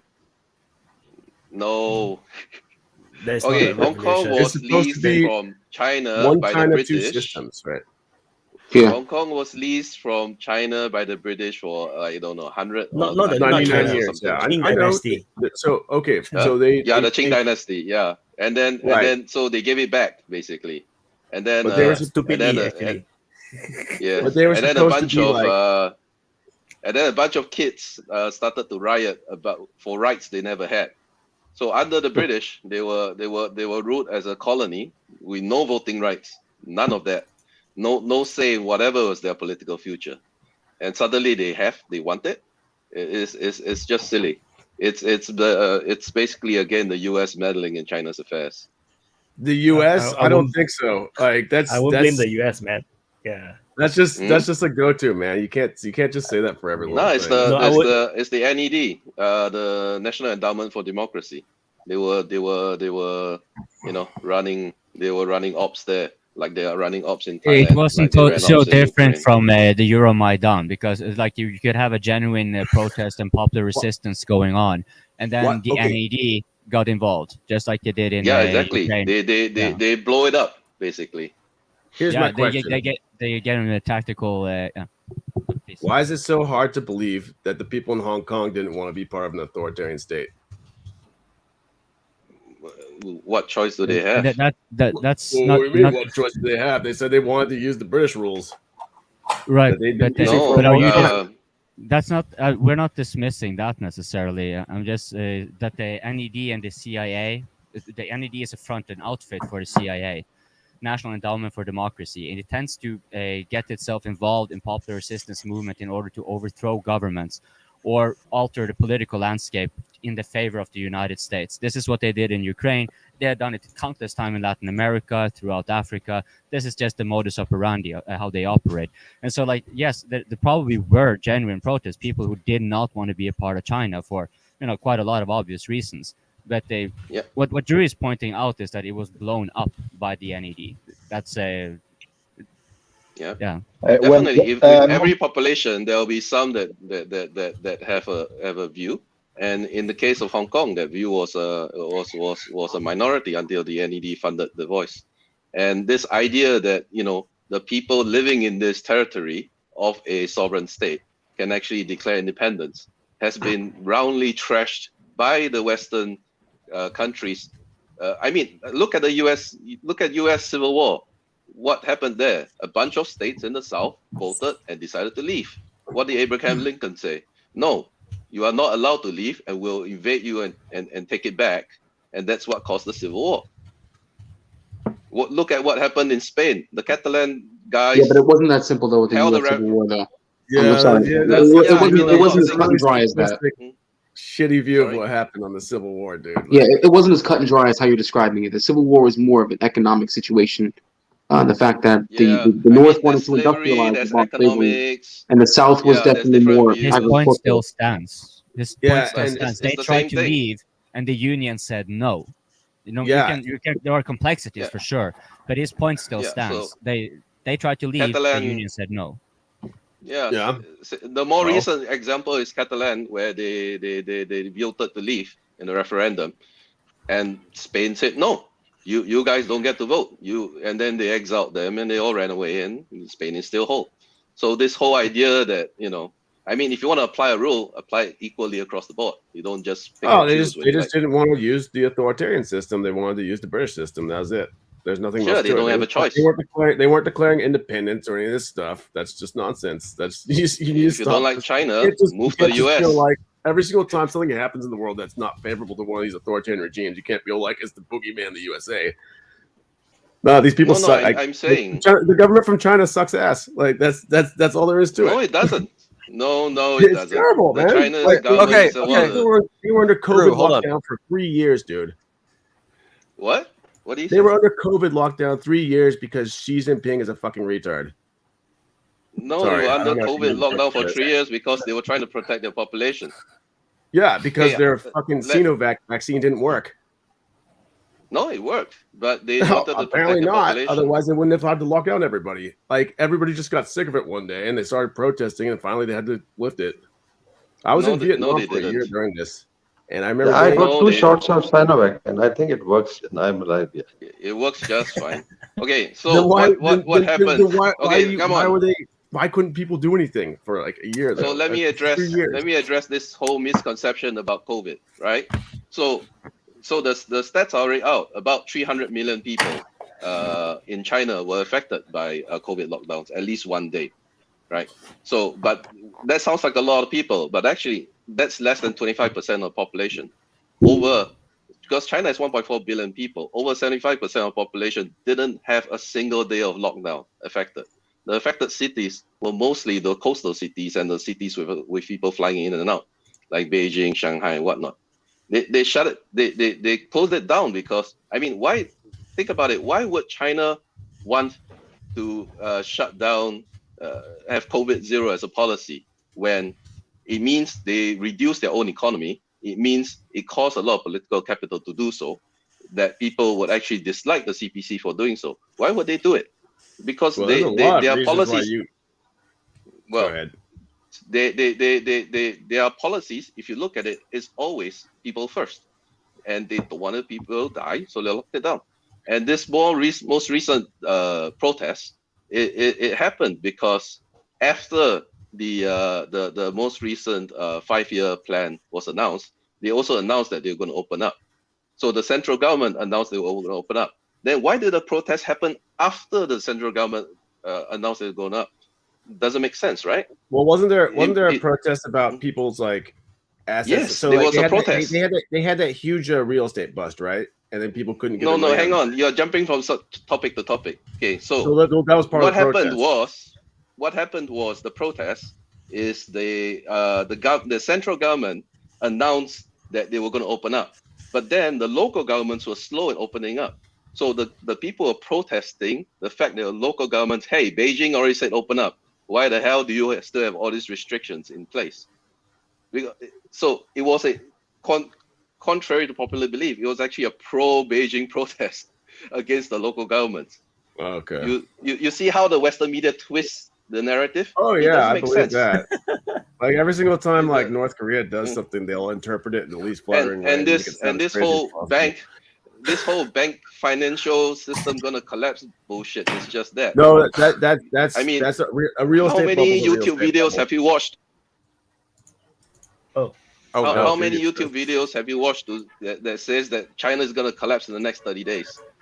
It's not, because what's happening is I at least saw 20 videos last year. Like China is going to collapse in 1 month. China is going to collapse in 1 week or like. The CNS is November 22. Can we let Jay talk? Because Jay is actually talking about like war and stuff, and that's all we care about. Because we're a bunch of losers. So all those channels you guys should know not to watch anymore, right? Like they are just bullshitting. I wonder how would the Chinese, you can see how mad the Chinese people is at their government. How would the Chinese people and the rest of the world as well react if it's proven that COVID was created by a company? Which someone... Are you talking about the Veritas thing? What will happen then? Are you referring to Veritas? If it's proven that the COVID was manufactured with that they can prove it. How they what will prove happen? That to a normal person? Jay, no, he's not referring to Veritas, but that was a good one. He's not. But even if you can prove that it's manufactured, or you can prove that the COVID virus is deliberately released, what can the world do? That's my problem with the world now. The international organizations are all broken. Like the UN doesn't work. WHO nobody want to trust, or maybe they trust half. Like then it's like everything is broken. There's no way to enforce anything. So you have all seen the Pfizer video, right? You have all seen the Pfizer video. Which Pfizer you must video? have. Haven't you seen talking about Project Veritas? He's got to be talking about that. All right. The Veritas one. He's talking about Project Veritas. That's what he's referring to. Yeah. There's 2 videos. Okay. Can we talk about COVID? Like this is like. Can we talk about if that's a snowball that's are about to get bigger and bigger, and eventually, some will pop up and say, "We admit we created the COVID as well." How would the Chinese, and they actually try to push it on the Chinese, call it the Chinese virus and stuff. And I always thought that was suspicious because the one country in the world who had the most to lose on this pandemic, it was China. China had nothing to win on this pandemic, but the Western globalists, they had something to gain here. Trump called it the China virus because he was being a cockbag. There's nothing else to it. The director from Pfizer even said that what happened to Wuhan would have had to have been something that was directed evolution. He even said there's no way something like that just naturally popped up out of nowhere and spread as fast as it there did. is. It happens. It's happened millions. Like it's happened repeatedly in history. It's not something that it can pop up. Just like gain of function is something private companies are allowed to do. Bro, oh my God. No, it's the type of virus, because this virus is not natural. You know, when some of the researchers actually look into the genes, right, is not the way how a natural evolving virus looks like, which is why they find it really hard to kill it. Sorry, I didn't get you. It happened in 1917 also. Like, this is not the first time this happened. This happens like one. Yeah. But biotechnology, it's a whole new age now. Biotechnology 30 years ago and now, it's two different worlds. I have an education in bioinformatics. I know the development within this field is just dramatically changed, and it's going to be in the future as well. So this scenario, this pandemic thing, that you can actually plan a pandemic, that's start to get real now. But most people you can't refer, oh, that happened 30 years ago as well. That happened back in the 60s as well. No, that's total different scenarios, because today we get the technology to actually do it under strict control and plan it thoroughly and place those viruses wherever we want and create a pandemic. And how I'm sorry, but can we maybe talk about tanks and the escalation that it's bringing? You don't gotta be scared. I know why people are so afraid of this subject. People are so afraid to talk about this subject because they worried that some kind of shadow ban is gonna hit them. Why are you all afraid to talk about this? For the past almost 4 or 3 years now, we've been not allowed to talk about it. Why are you all afraid? It was in the topic. Why are you all afraid? It was in the topic. If you go back, Mr. Egg, if you go back to the topic, the Pfizer video was actually one of the topics we're supposed to discuss this time. No. It's an open mic. You know, the title is just for show. Yeah, but you can say anything you want. You can even talk about basketball if you want. Talk about leopard. Yeah, but Mr. Egg. So just does anybody have anything to talk about on the leopard 2 tanks? Leopard 2 tanks. I think we have weigh a lot. Leopard 2 tanks weigh a lot. Their top glacis plate can be blown open by a shitty high explosive round from above, aka a drone, and they're gonna get stuck in the mud. Do you have, but hold on, they have. They're too heavy and too wide for some bridges. They do have a lot more armor though than like T-72, right? They have more armor on the front of the vehicle on the lower glacis plate, which is very similar. But their rear is like very weak. Right. And okay, so now the question is like, so have we seen evidence of the Russians being able to do what you just said to T-72? Lancet drones. Oh, Lancet drones have changed the war, man. Yeah, that's what I'm saying. Any tank conversation we have, you cannot have a tank conversation without bringing in drones or artillery at this point. I'm not even sure Tom is being sarcastic or he's being like real. You know? No. I'm being genuine. Yeah, I can chip in. Yeah, I can chip in because I have. I can chip in because I've driven a T-72, a T-85, an M1A1, and then a Leopard 2. So I can just give you a military experience being from the armor. So at least you can trust me. Yeah, in terms of the power to weight ratio, I think it's very good. It's one of the best. But looking at Ukraine's terrain, it's slightly different than maybe France or Germany. I think it's a very plain land, but still the load-bearing capacity of the ground, I think, will decide, because I've seen a lot of T-72s, despite T-80 and T-90s actually, and now you have Armata coming up. They are built by the Russians and the Soviet bloc, old Soviet bloc, and I've seen Ukrainians, they produce T-80 UDs. And even I've driven a T-80 UD because Pakistan Army uses T-80 UDs as well. So as far as the weight per square inch or the per square centimeter weight on the ground is concerned, I think Leopard 2 or M1A1 or M1A2 would have problems. Even Leopard 2 would have problems, because I think the Russian tanks or the Ukrainian tanks will do well. Because if you look at the weight, it's 60 plus tons for American and Leopard 2, and for Russians it will be less than 50. It's like 46, 47 tons, which is an ideal weight.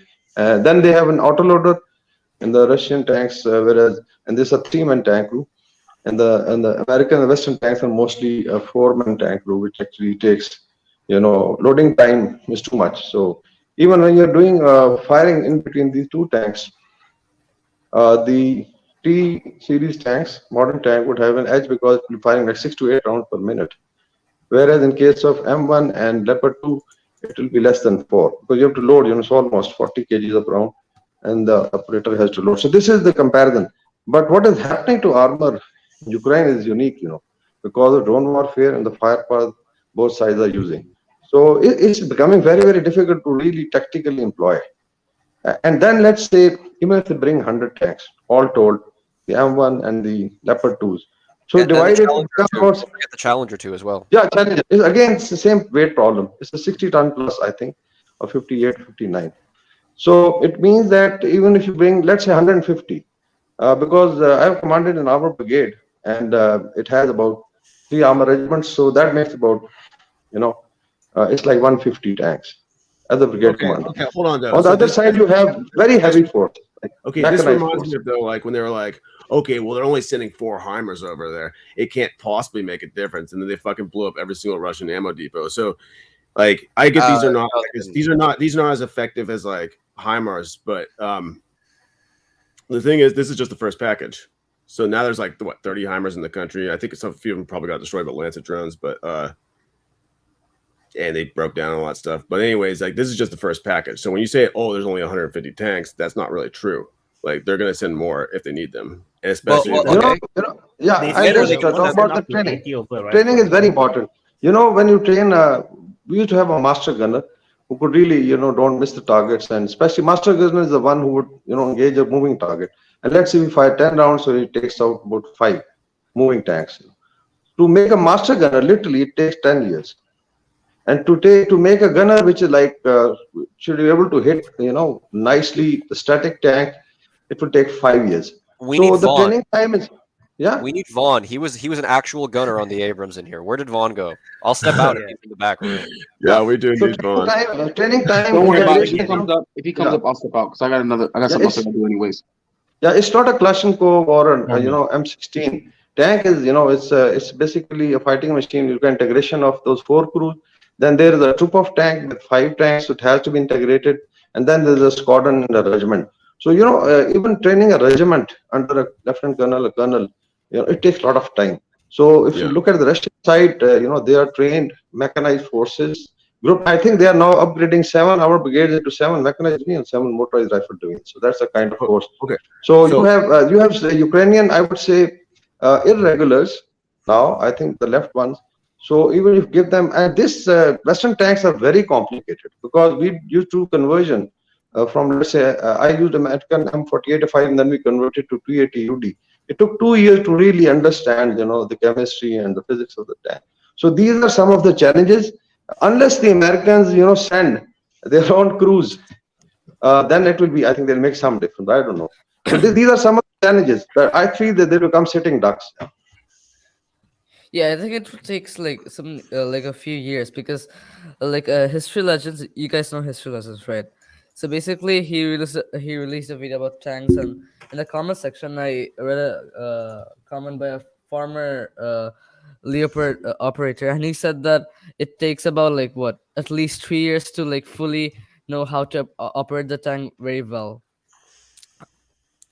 So I don't think Ukrainians would be able to use the full capability of the Leopards. I think they're great tanks, but I don't think Ukrainians would be able to use the full capability of them.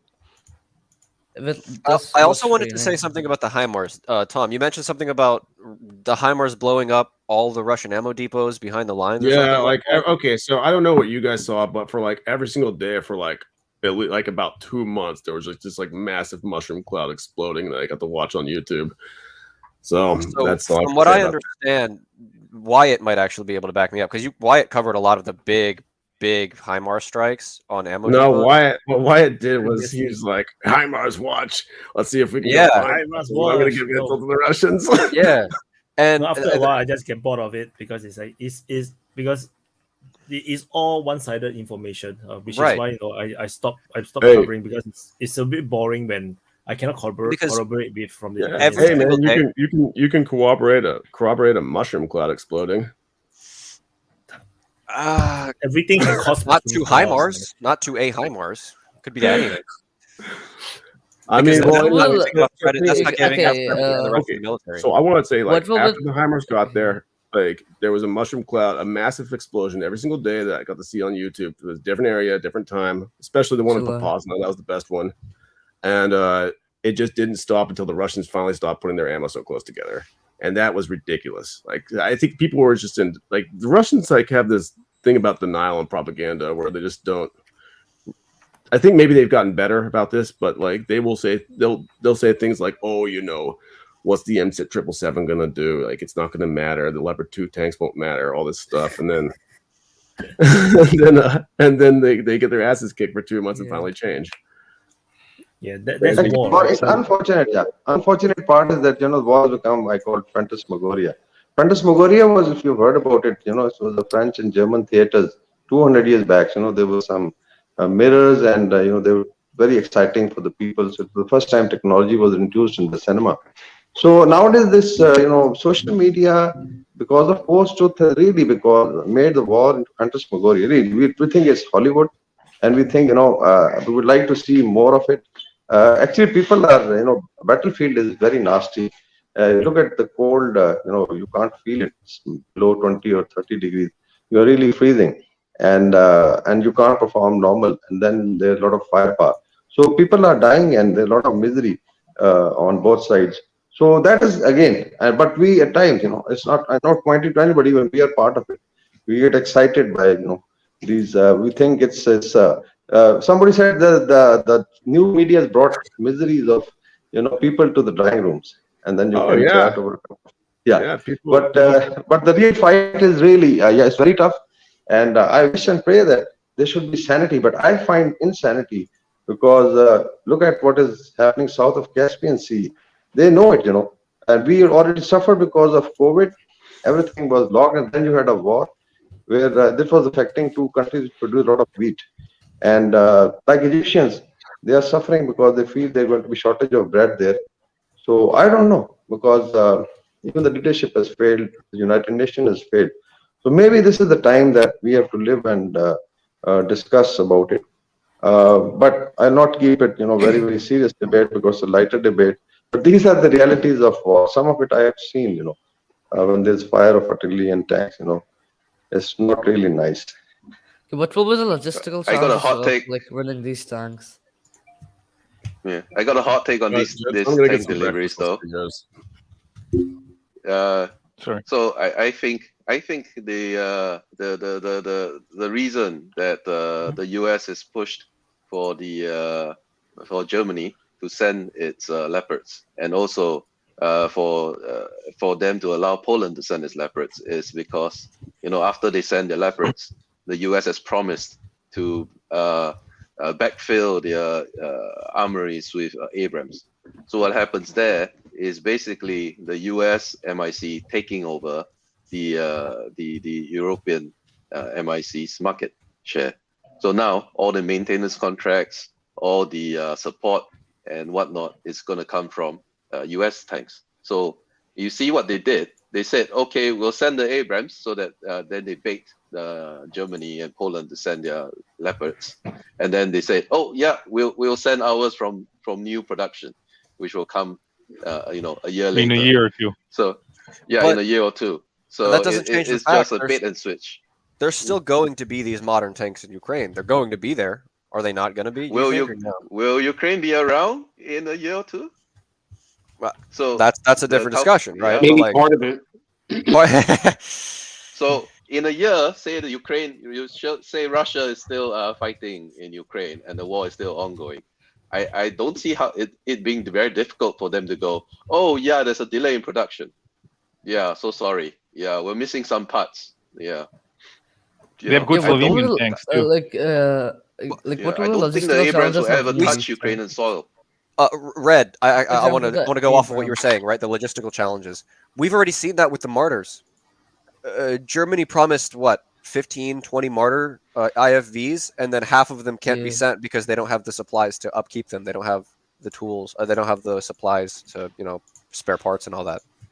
Yeah, I think there was a similar case with the captured Russian tanks.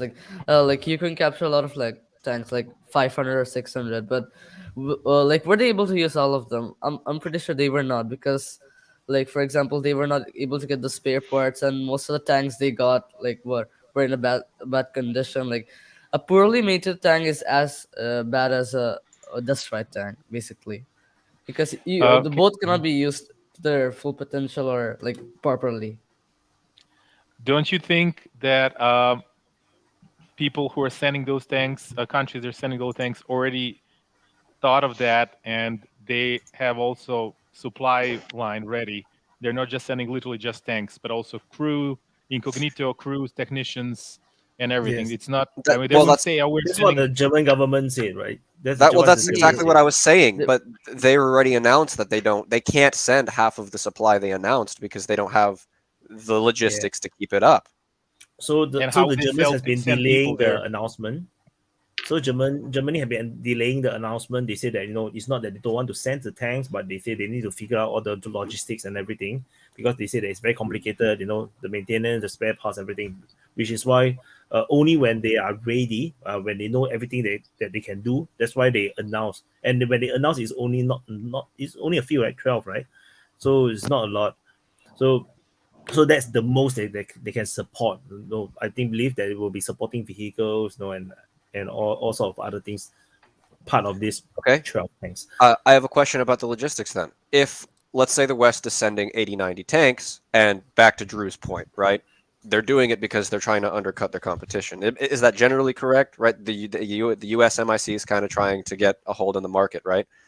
Well, if you send those tanks to Russia, now you need to send trucks to bring them supplies. You need to send towing vehicles to tow those around if they break down. You need to send materials for repair. You need to send extra engines in case shit breaks down.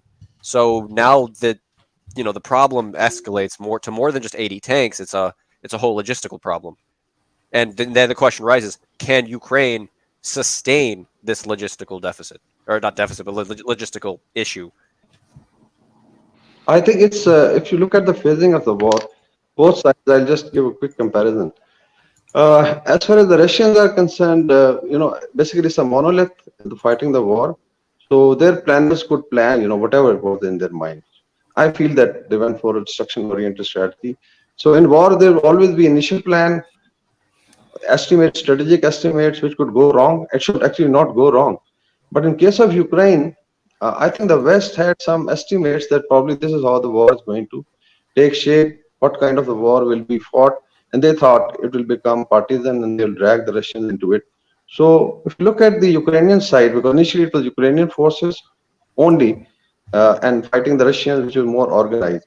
And then you find late thoughts, adjustment in plans. Then comes the compulsion, because Ukraine is not part of NATO, it's not part of a military alliance, but still indirectly being supported. So it's a half-cocked, I would say. Sorry But to say, it's half-cocked. Yeah, so it's a half-cocked. Burbach said that they're at war, though. She openly said that we're at war. So sure, they're not part of NATO, but they're acting as if they are. That's even the supply of German and American tanks coming because of political pressure. The MNCs are definitely the multinational corporations or military-industrial complexes involved, but basically it's because of, I would say, reaction. It was not a strategy, and there was a lot of pressure. Like I know how the Americans ended up supplying the M1 Abrams was because the Germans said, okay, we provide the Leopard 2, you then come up with M1A1. It was more of political, gimmickry. But I find that there was a lack of strategic thought of, at least from the NATO side, because they were not fighting. The battleground was the Ukrainians, and Ukrainians have been crushed. On the other side, as far as Russians are concerned, definitely it was coming as one country with their allies in Belarus. So they, I think, had more long-term strategic plan. So that's where the strategic estimates got wrong. And now it's a mid-course correction. We call it in war. You do a mid-course correction, but it is not sufficient. Had it been let. Oh, Wakai is gone. Okay. Did he disconnect? Is Wakawi from Pakistan? Do you guys know?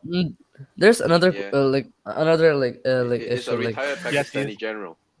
For example, because I know Serbia sold about 200 T-55s to Pakistan about 2-3 years ago. So I'm wondering why the West doesn't insist on sending more Russian equipment to Ukraine because they're already familiar with equipment, like same as Martin would know. The Slovenia sent like I forgot how many T-55s upgraded. So I think go ahead. It's because of mission creep. If you send more old tech, you're not sending a message to the Russians. And as Wakar, before he disconnected, he said, this is a reaction. They're doing it to send a message. They're not doing it because they actually think that they can. If the West thought Ukraine could win, if the West thought Ukraine would win, we would not see dribs and drabs of tanks and ammo and artillery and stuff coming in slowly. So you think it's like a game of just trying to show they care, but actually they know how it's going to end. Yeah, it's mission creep, right? And then eventually they're going to start talking about F-16s, and that's going to be the big thing in the news. And then you're going to hear about, I don't know, maybe sending them some old naval ships that got decommissioned. He started with helmets and bulletproof vests, and then went to rifles, and then went to armor personnel carriers, and then tanks, and yeah, you're right. And artillery, and then it goes on. Yeah. This is how you get to nuclear war, as nightmarish as that sounds, as stupid as that sounds, but that is what you do, right? You build up, and eventually someone has to take that extra step, or everyone backs down. And I don't think anyone's really going to back down. Okay, what about the training, like how the for example, a Ukrainian crew who just trained for a few months just got deployed to the battlefield for the first time, and they come across a Russian tank that has been operating in Ukraine since February. So how will the fight go? Because trading matters a lot in tank fights. I want to try to answer, but I also want Vaughn to correct me if I'm wrong, because I might be incorrect here. Okay, imagine you're the crew of a new M1 Abrams that got sent in. You have a couple months of training, and suddenly all the lights in the tank go out, everything explodes, and now you're deaf. No one's dead, but okay, no. Let's say your driver's dead, but you can still shoot your gun, but you're deaf and you can't see anything and everything's black and everything's filled with smoke. Do you get out of the tank and run because you're a new guy and you don't know what's going on? Or do you continue the fight even though part of your crew's dead? You barely knew the guy, but he's dead. So do you avenge him? Do you get out and run? What do you do? And Vaughn, what do you do newer tankers have more of that fight or flight response? It would depend what happens. If something like that happened, your halon system is probably kicked off, which means there's no oxygen in the tank, and you literally have to get out in seconds. I mean, I've been in my tank when the halon's gone off on accident, and I'm not even exaggerating. It's like you could be going, that happens there too. And the air is gone. So if the crew got tagged up top, chances are that went off. You're going to hear the big whoosh. You better be cranking that hatch and hopping out, because if you don't, you'll suffocate. So it won't really matter if you can fight.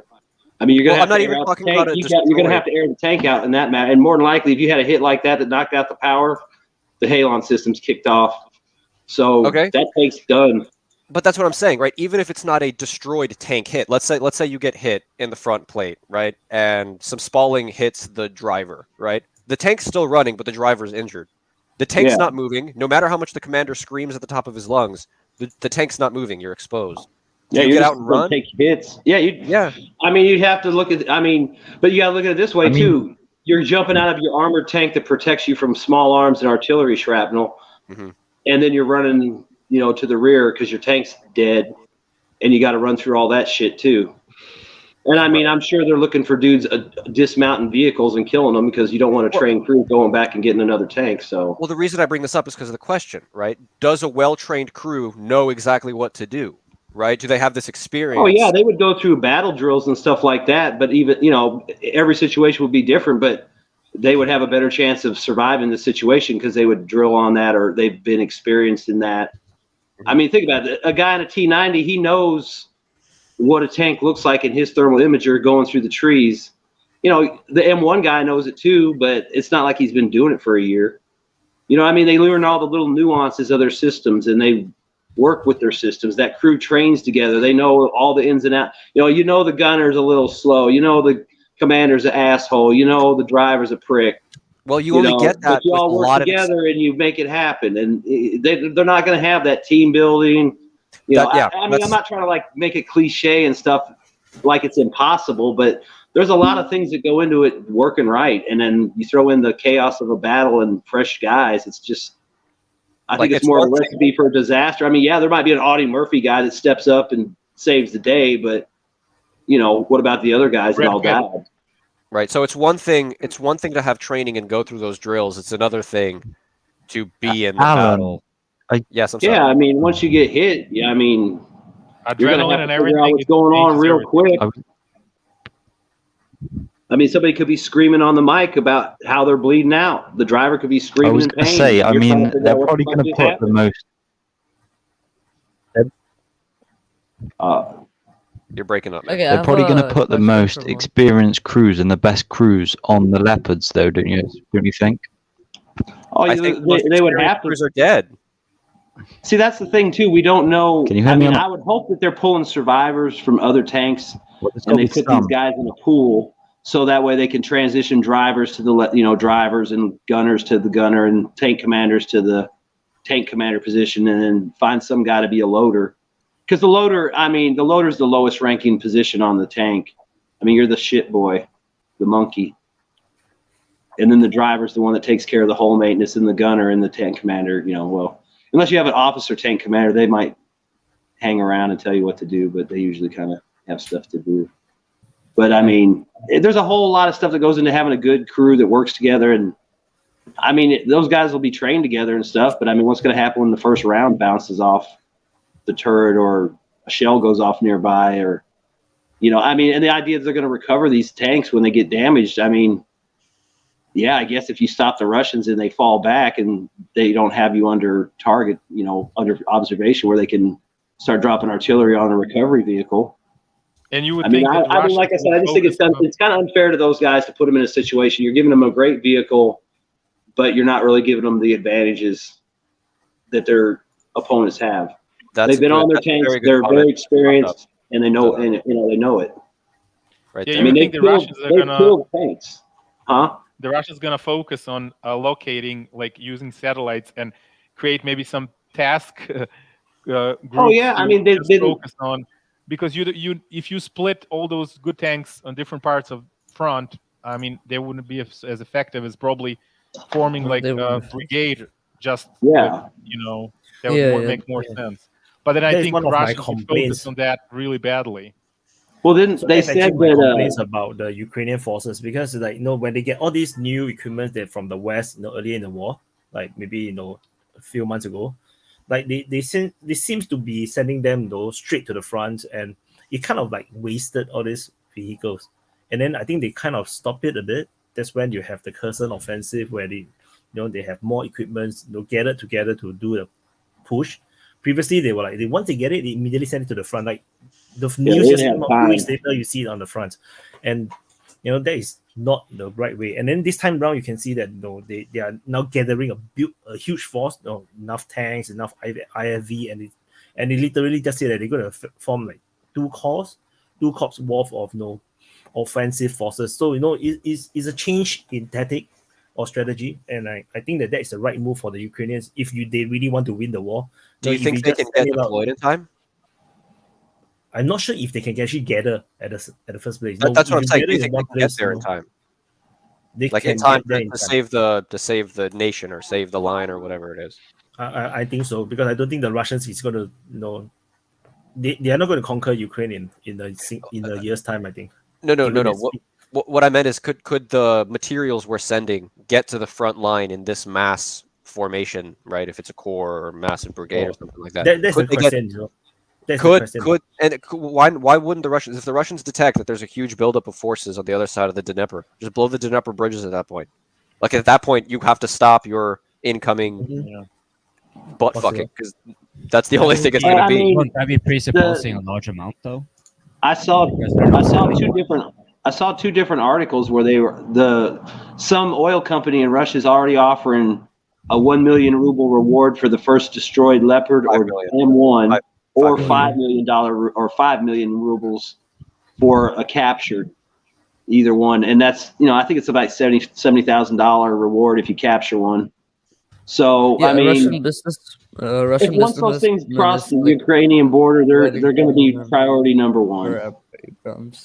Well, on that note, I was wondering, you guys may know this better, but don't the West have older tanks? Why does it have to be the most modern battle tank? Because I get what Malin said about mission creep, but I don't get the impression they actually sent any older stock of significance earlier. Like they still would have them, I would imagine. Or am I completely mistaken?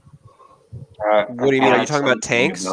Like tanks by themselves or everything? For example, tanks, like what would be the alternative to Abrams, for example, that the US could provide? Because as far as I get, it's an old tank. There's every tank prior to the M1A1 is out of service, in depot storage, and unusable. All your M60A3s that were perfectly usable in the 80s, they're all gone. You might see one sitting out in front of a VFW. That's why we're stupid like that. The Russians, they got their fucking T-62s from 1962. Yeah, they ain't fucking great. Oh, throw a few seals on it, change the oil. Motherfucker runs good enough to go sit at a checkpoint. You know, our M6. Hell, we could. The Turkeys still operate M48s.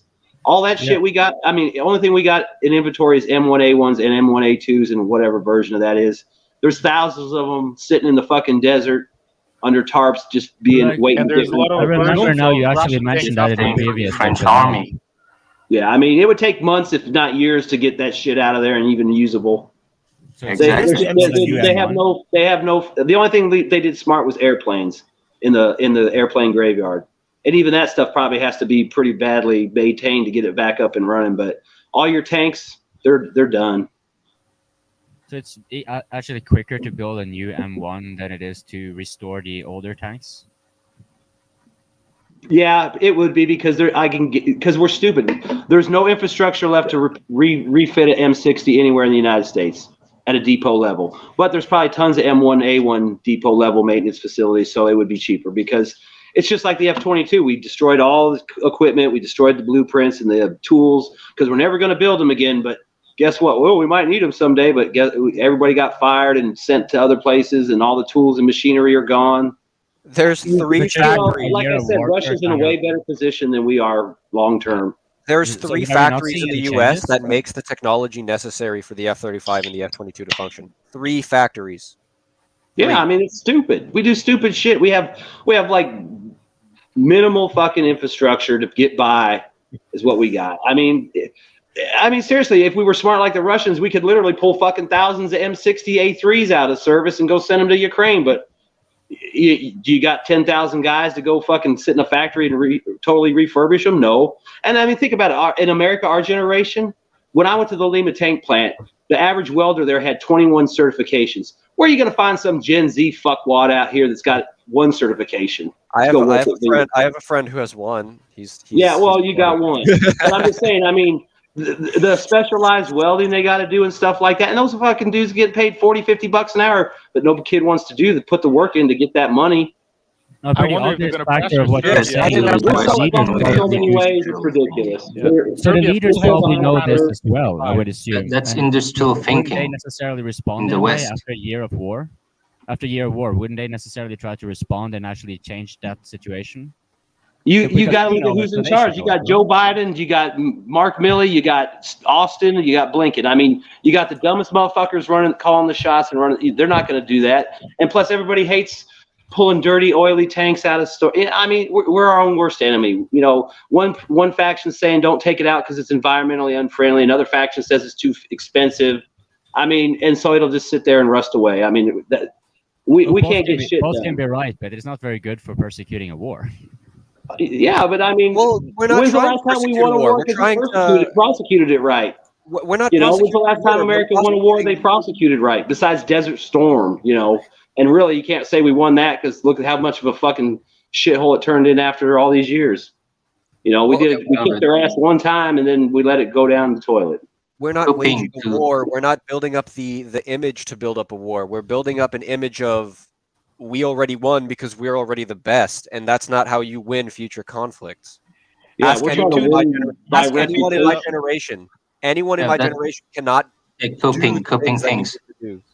It's about industrial mentality, because it's not only for military stuff. Old stuff, you can't find it anymore, especially spare parts for it. Because industries are moving on. They are changing stuff. Like for car industry, you have a car which has 20 years old, you can't find any new stuff about it if you want to repair it. You need to go look for garbage, and see if you can find the same element. If you want to replace, like here in Kentucky, you go to junkyards. They got junkyards full of cars that you can pick over because you can't get that shit no more. That's West industrial mentality. When they bring a new stuff, they try to get rid of the old, and it applies also for military stuff. Yep. France had Leclerc tank, Charles Leclerc. The previous generation doesn't exist anymore. On how you don't have spare parts, you don't have anything. Russians have been building up, modernizing their T-72s, like the specifics of what they're going through to modernize it. I know that they've installed reactive armor on the new T-72s that have been appearing in combat. And thermal imaging sites. Other than that, does anyone? Yeah. No. Every country, a lot of countries that used Russian tanks, Poland, countries in former Yugoslavia, Romania, they all had their upgrade package, both for T-55 and T-70 and 80. They had the usually new engine. They have an automatic loader, infrared and night vision, maybe remote gunner station for the machine gun. So basically, that's about it. So Slovenia had the same thing, Poland had the same thing, Serbia had the same thing, Romania. And they all have different variations. And those tanks are maybe not like up to fight with Abrams, but yeah, 2 or 3 of those maybe can hit 1 Abrams, and stuff like that. So it's a pure amount of, and I'm just wondering if West is going to pressure Serbia, especially if you guys follow, that Serbia is somewhere in between now, like, where the yes, of course they're going to pressure Serbia. That's all the United States ever does is fuck with Serbia. But yeah, I was going to say too. I think someone said Poland has like I don't know 100 or 200 of the PT-91. Yeah, it's like their upgraded 105 T-72. Yes, and I guess they've been asking why they haven't sent those. That's what I was asking earlier. I mean, they can send those. Romania had some, I think, in reserve, a lot of them, but maybe they will. Yeah, they had the T-55 with the 105 gun, so there's your ammo source right there. Correct. So I know that Serbia has 400 in storage of T-55. Yeah, see, they've got ammo too for it. I would like to make refurbished. They're not modernized; they're only refurbished, but they can still work. I would like to make a point. I think since the war started, what we have seen is that I think that the beginning of the war for the Russian was just like, okay, we show up some kind of high-tech stuff, we try to do our things, in the end it fails. And probably after some months, they realize that the situation will be out of control. So they may, we don't have an overview here, but they may ramp up the productions and bring back things from the storage who were like, that they could bring back and start to have a plan, an industrial plan to set up the productions, optimizations, and also to bring all the inputs from the front into the factories to try to upgrade their current equipment. So I would say to have some kind of Yamba work, as we say now in production. So you have the officer walking to the front, you say, okay, this works, this doesn't work, we have to bring the change here and there. But what we observe on the Western side is that everyone is sending a partial equipment. We don't even coordinate ourselves to send, ourselves, the West, I would say, call us like that, from the European and American one here. We send batch of equipment like Leopard 2, like Avon 3 Abrams. I don't think it's going to happen. Challenger 2, but each time is different type of platform, which has been experienced different type of optimizations. Systems are different, capacities are different, maintenance are different. So in the end, they're getting the question which have been asked. In the end, the Russians operate a very standardized type of equipment, and they know to maintain, they know to replace them, they know to upgrade them. And the Ukrainians are ending up with various type of equipments, with different technologies, with different kind of crews, with different kind of maintenance team.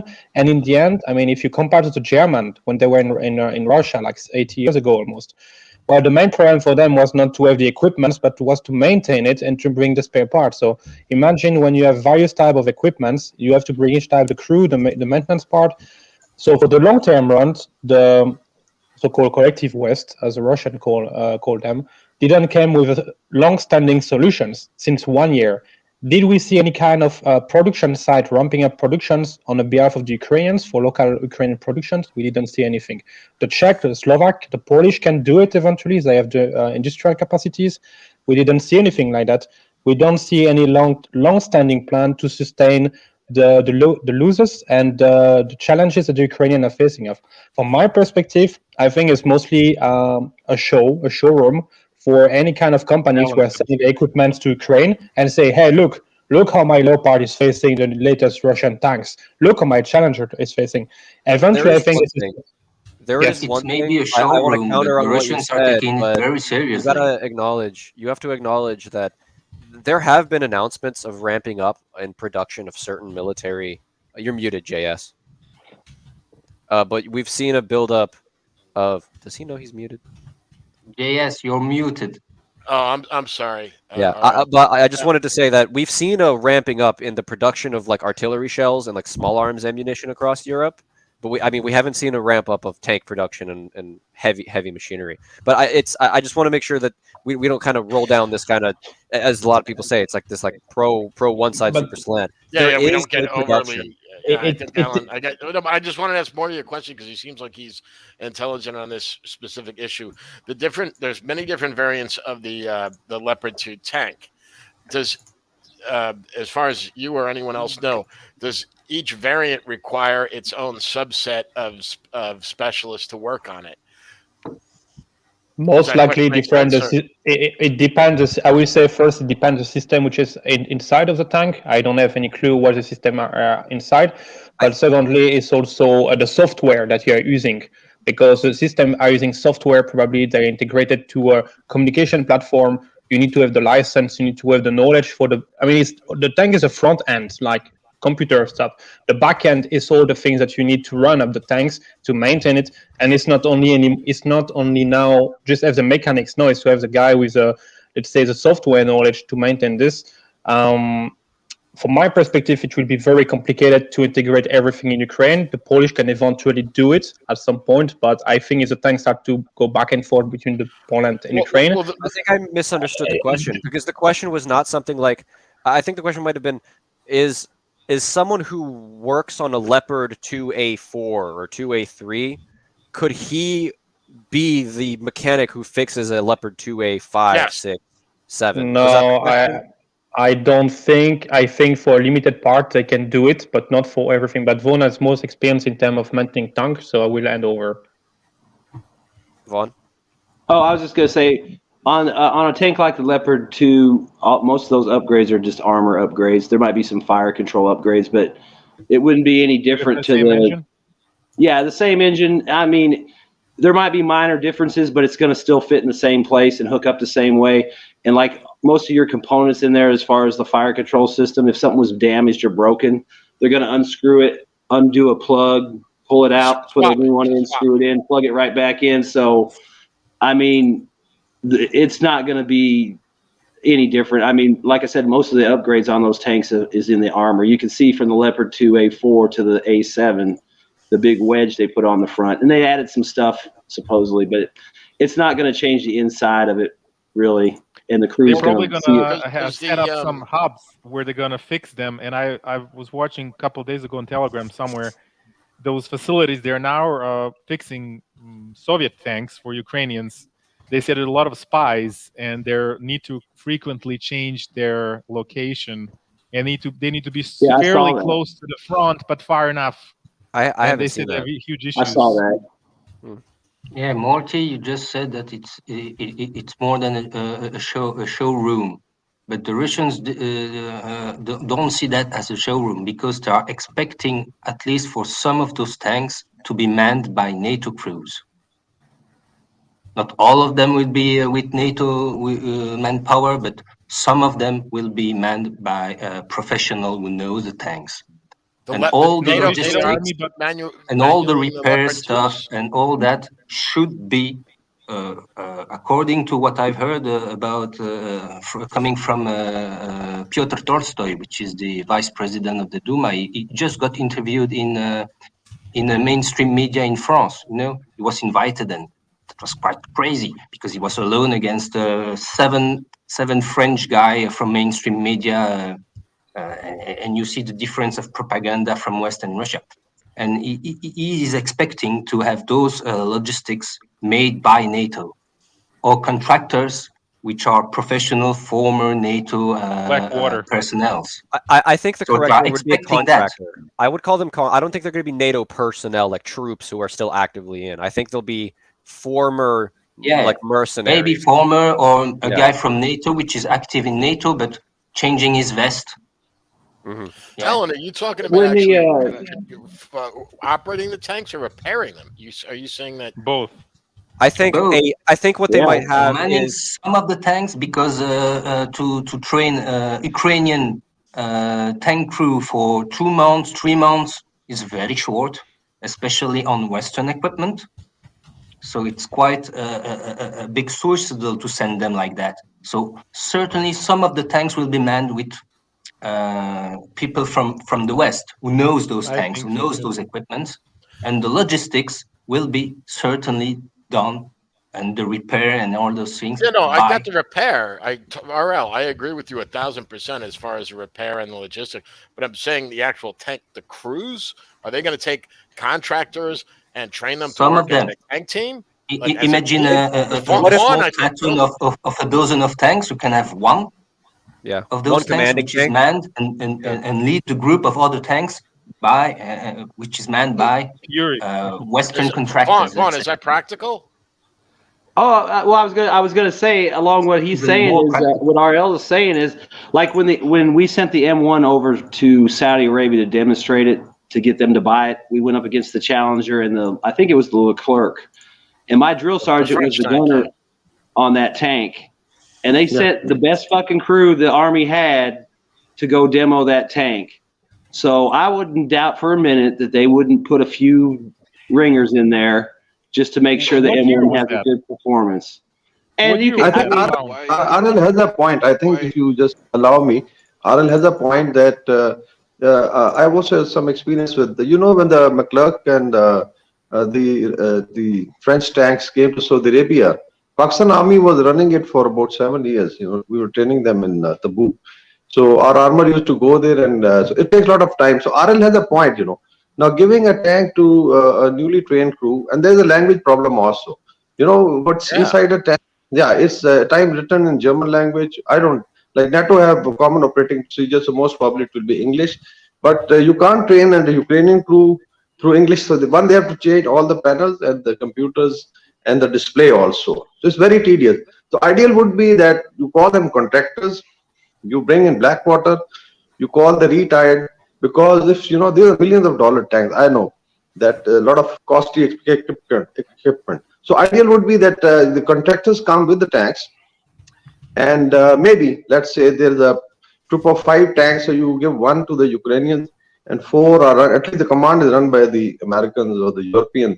They will not only save the tanks but also be effective in war. Otherwise, they will not only lose the tanks but also a lot of casualties. So it's very, very logical what RL is saying. And now it's possible. It's possible that they can come in garb of contractors. They're already volunteers fighting, even in Bakhmut, even in their I think Azov brigade. A lot of I mean, you got to figure those. Ukrainian tank crew manning a French tank where everything is written in French. No, it's quite a challenge. In English, maybe, but not in How French. long would it take to rewrite all that stuff and put it in the software? That's another thing I don't even know. It's difficult. I mean, do they have a program they can just the Leclerc? I got Vaughn. I got Google Translate, bro. They But I mean, you get shot. You hear the dings on the hull. It's like, oh my god, what button do I press? But if you want to use Google Translate, you need the Starlink as well, right? Without internet, you cannot use Google Translate. And then the other thing is too.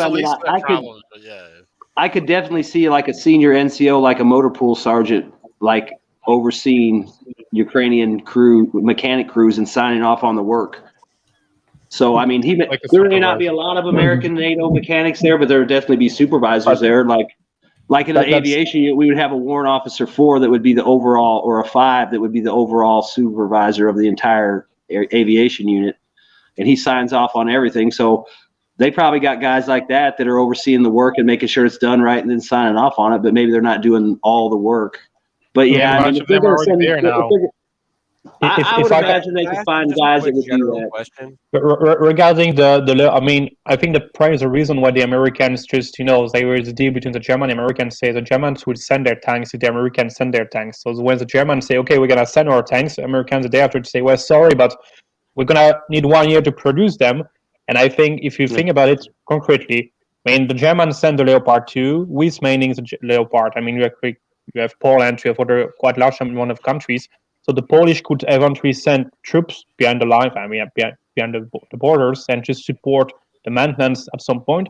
The second point is that also immediately after you have the Abrams in Ukraine, they become like whoever they are, whatever is happening with the Abrams, the Russian will look for them, because as soon as they can get one, this is, in terms of propaganda, this is the best thing you can get. This is like America is on the ground here against Russia. This is supporting the narrative of the Kremlins. But secondly, when you bring German tanks in ex-Soviet space, you bring also back some kind of very strong PR. And the last, something I think is very interesting to remember is that the Leopard is a tank from the 80s. The Germans are making upgrade versions. Not many countries are buying them. The Polish are switching their tanks parks. They're leaving their PT-91, 72 variants, and they leave the Leopard 2 for Abrams. So in the end, if you send to Leopard 2 and you are not able to face off the modern Russian tanks, well, who's going to buy the Leopard 2? But if the Americans is not there, you still think about, Desert Shield, Desert Storm. Yeah, M1 Abrams is like indestructible. So in terms of sales, you can still go for the Abrams. General question. So from what we've been talking about, because we got really, really deep into the weeds about the tank stuff, right? And maybe because how many viewers do we have? I hope we're not like losing everybody because it's too technical. But the reason I bring this up is we need does everyone understand that? Yes, these tanks have their very, very powerful uses, but in the way they're being implemented, the way people are trying to play it up, it's not going to be as effective as everyone thinks it will be. We could even reference the F-16s. If you send F-16s in, you have to send AWACS in, you have to send R-135s, and you have to send everything that supports an F-16, the same way you send in everything that supports an M1 Abrams. So there's all these technicalities, but it's all just nailing the same head, right? It's what effect on a strategic scale will it have? Yeah, well, even Russians don't use tanks on tactical level as against other tanks. They're using it more as, apart from the beginning when they made a mistake, but they're using it as a support. They're kind of behind the lines, either acting like as artillery in direct fire. Lately, they're using that, or as a support, to ground troops. They don't use them conventionally as the tanks are predicted to use for. Okay. Well, and see, that's another thing too. Most of the M1 rounds are like Heat and Sabo and MPAT, and so the newer rounds that have multi-purpose, I don't even know how many of those rounds are in production or in storage that they could afford to send. And unless you're going to go up against tanks and armored vehicles, a Sabo round, it'll fuck people up and fuck a building up, but it's going to put a little hole in the wall and go through. How would a Sabo mess up a building?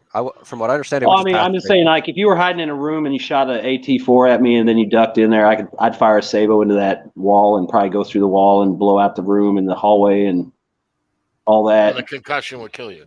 Yeah, but it's not cost effective.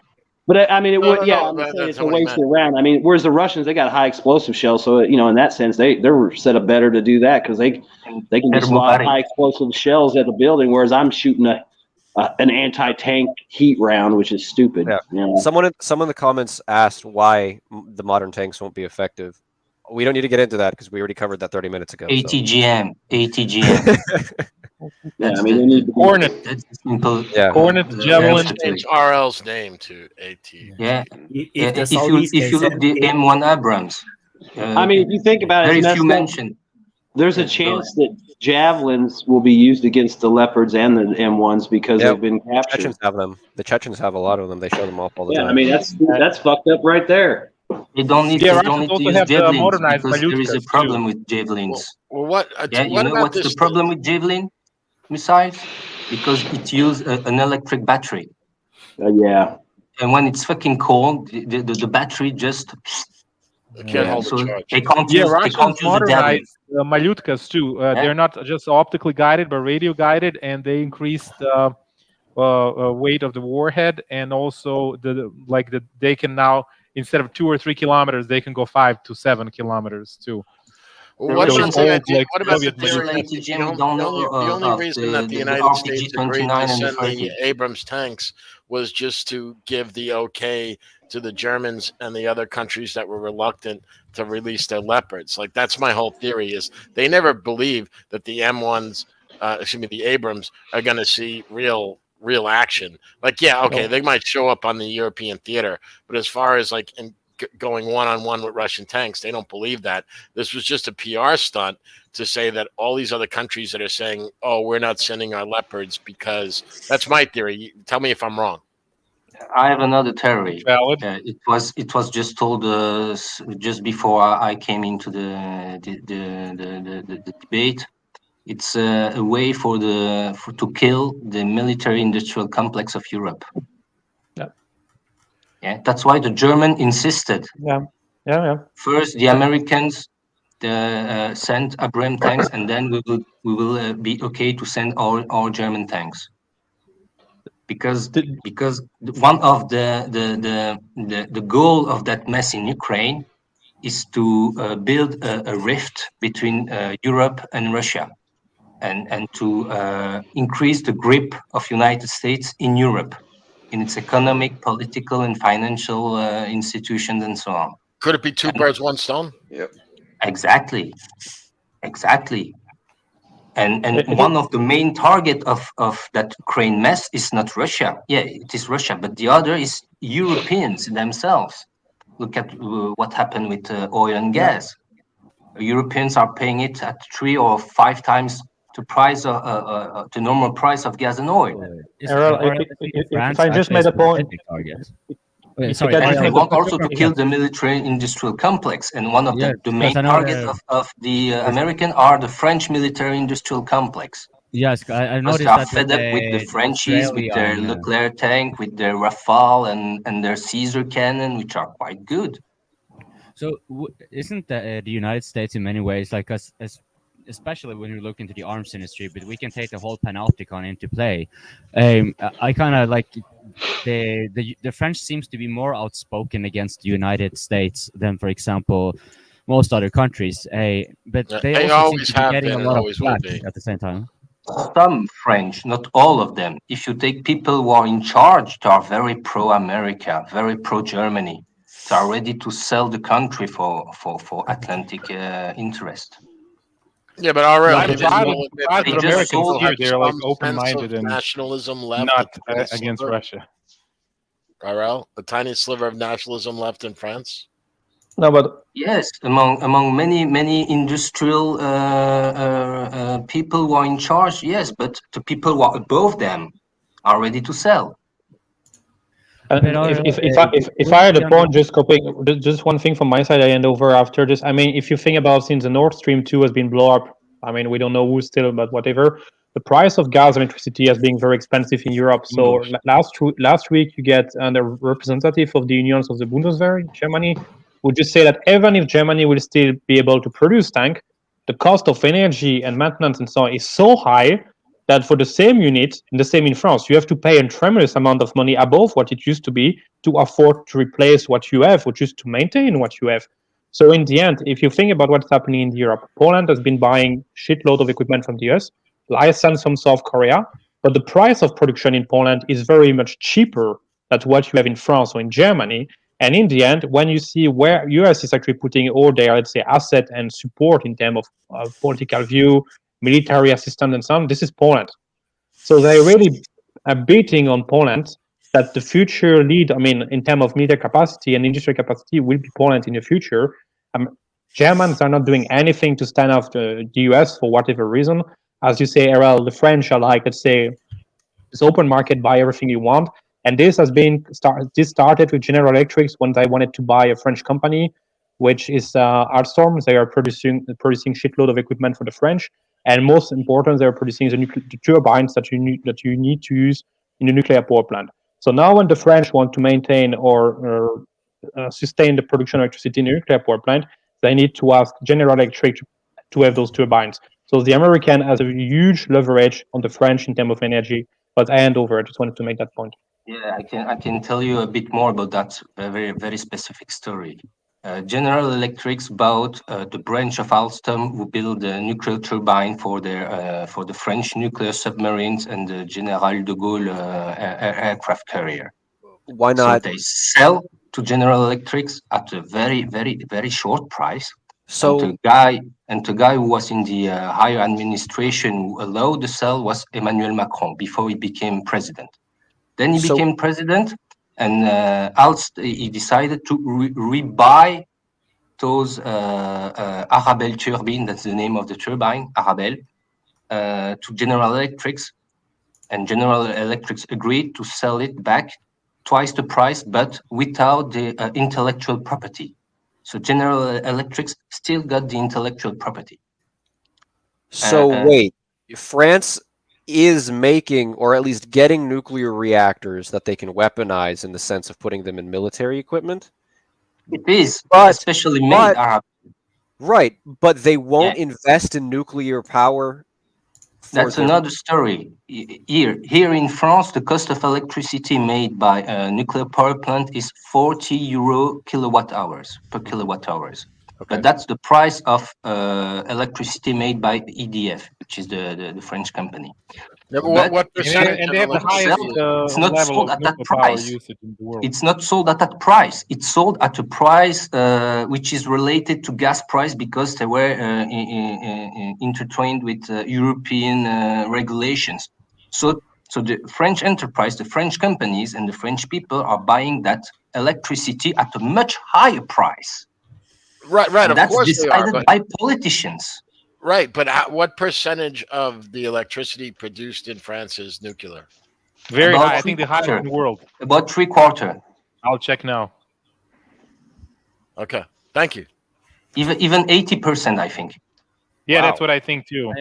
RL, I had a question regarding it because you were asked, is there a shred of nationalism by JS? JS asked if there were a shred of nationalism. You mentioned the industrial class, so to speak, but not the one above them.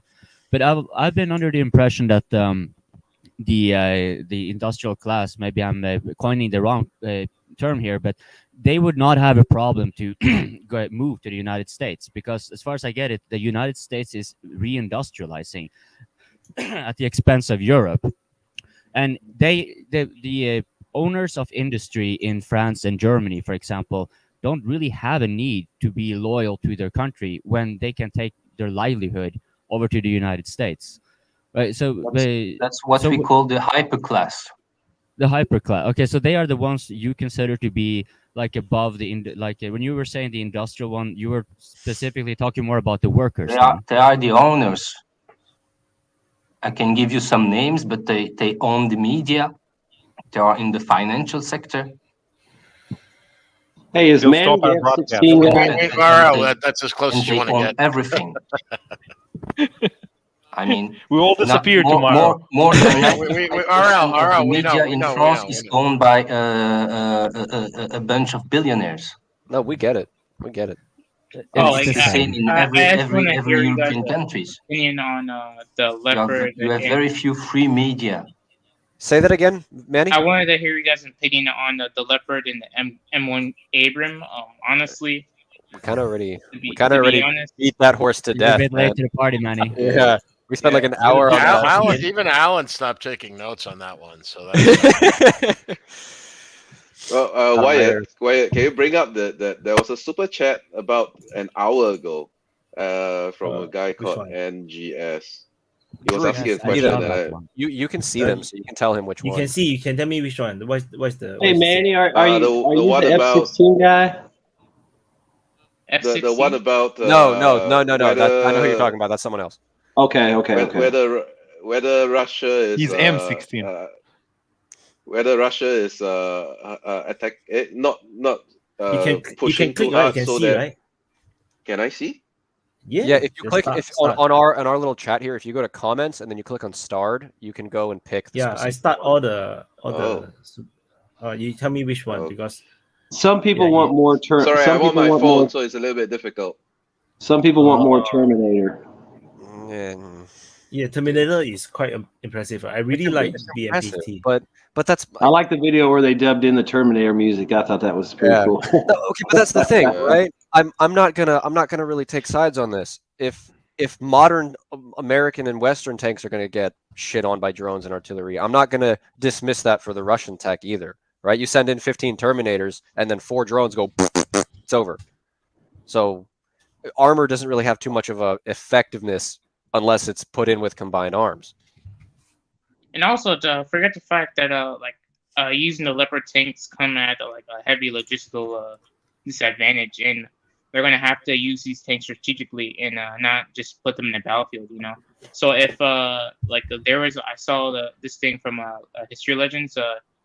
He said that Turkey actually used the Leopard tanks and then didn't really go too well for them. It might as well go the same way for the Ukrainians, but I'm not sure. They might have intelligence with the United States because they want them to use them properly, but I'm not sure whether it's going to work out or not. This is still a tank. ATGM that's what we all said that. Yeah, you're right. That's what we talked about earlier. Yeah. If you look at the 2006 war between Israel and Hezbollah in Lebanon, Israeli faced huge tank loss, and they used Merkava, which has the reputation to be the strongest tank in the world, and they also used some Abrams tanks, and Hezbollah just blew them up with Malyutka. Yeah, with and Cornet and RPG-29. Yeah. I mean, well, in fairness, RL, it was a little bit more nuanced in that the Israelis totally underestimated the resistance. So they didn't. I don't know if you're familiar with this. They didn't expect the resistance that they got, so they didn't fully. I don't think so. Really? They know Hezbollah very well. They know those guys are very well. They did after that. They did after that. I don't know if they knew them too well. And they were fighting on their ground. I think some of it was they were surprised by maybe the efficiency of the cornets. Maybe they weren't aware that they had that anti-tank capability, and they kind of came in dumb, and that's why they took the losses. But yeah, exactly. I do think they do know Hezbollah, but maybe they were surprised by the ATGM attacks. They were. And don't forget that when you order a tank to the factory, the guide from the factory always say that's the best tank with the best update. It can sustain everything the enemies has. And in the end, when you go to practice and they realize, oh, well, it's not really what I ordered and I paid for. It's a good tank, but I mean, if you look at some of the videos, they were hitting them in the side.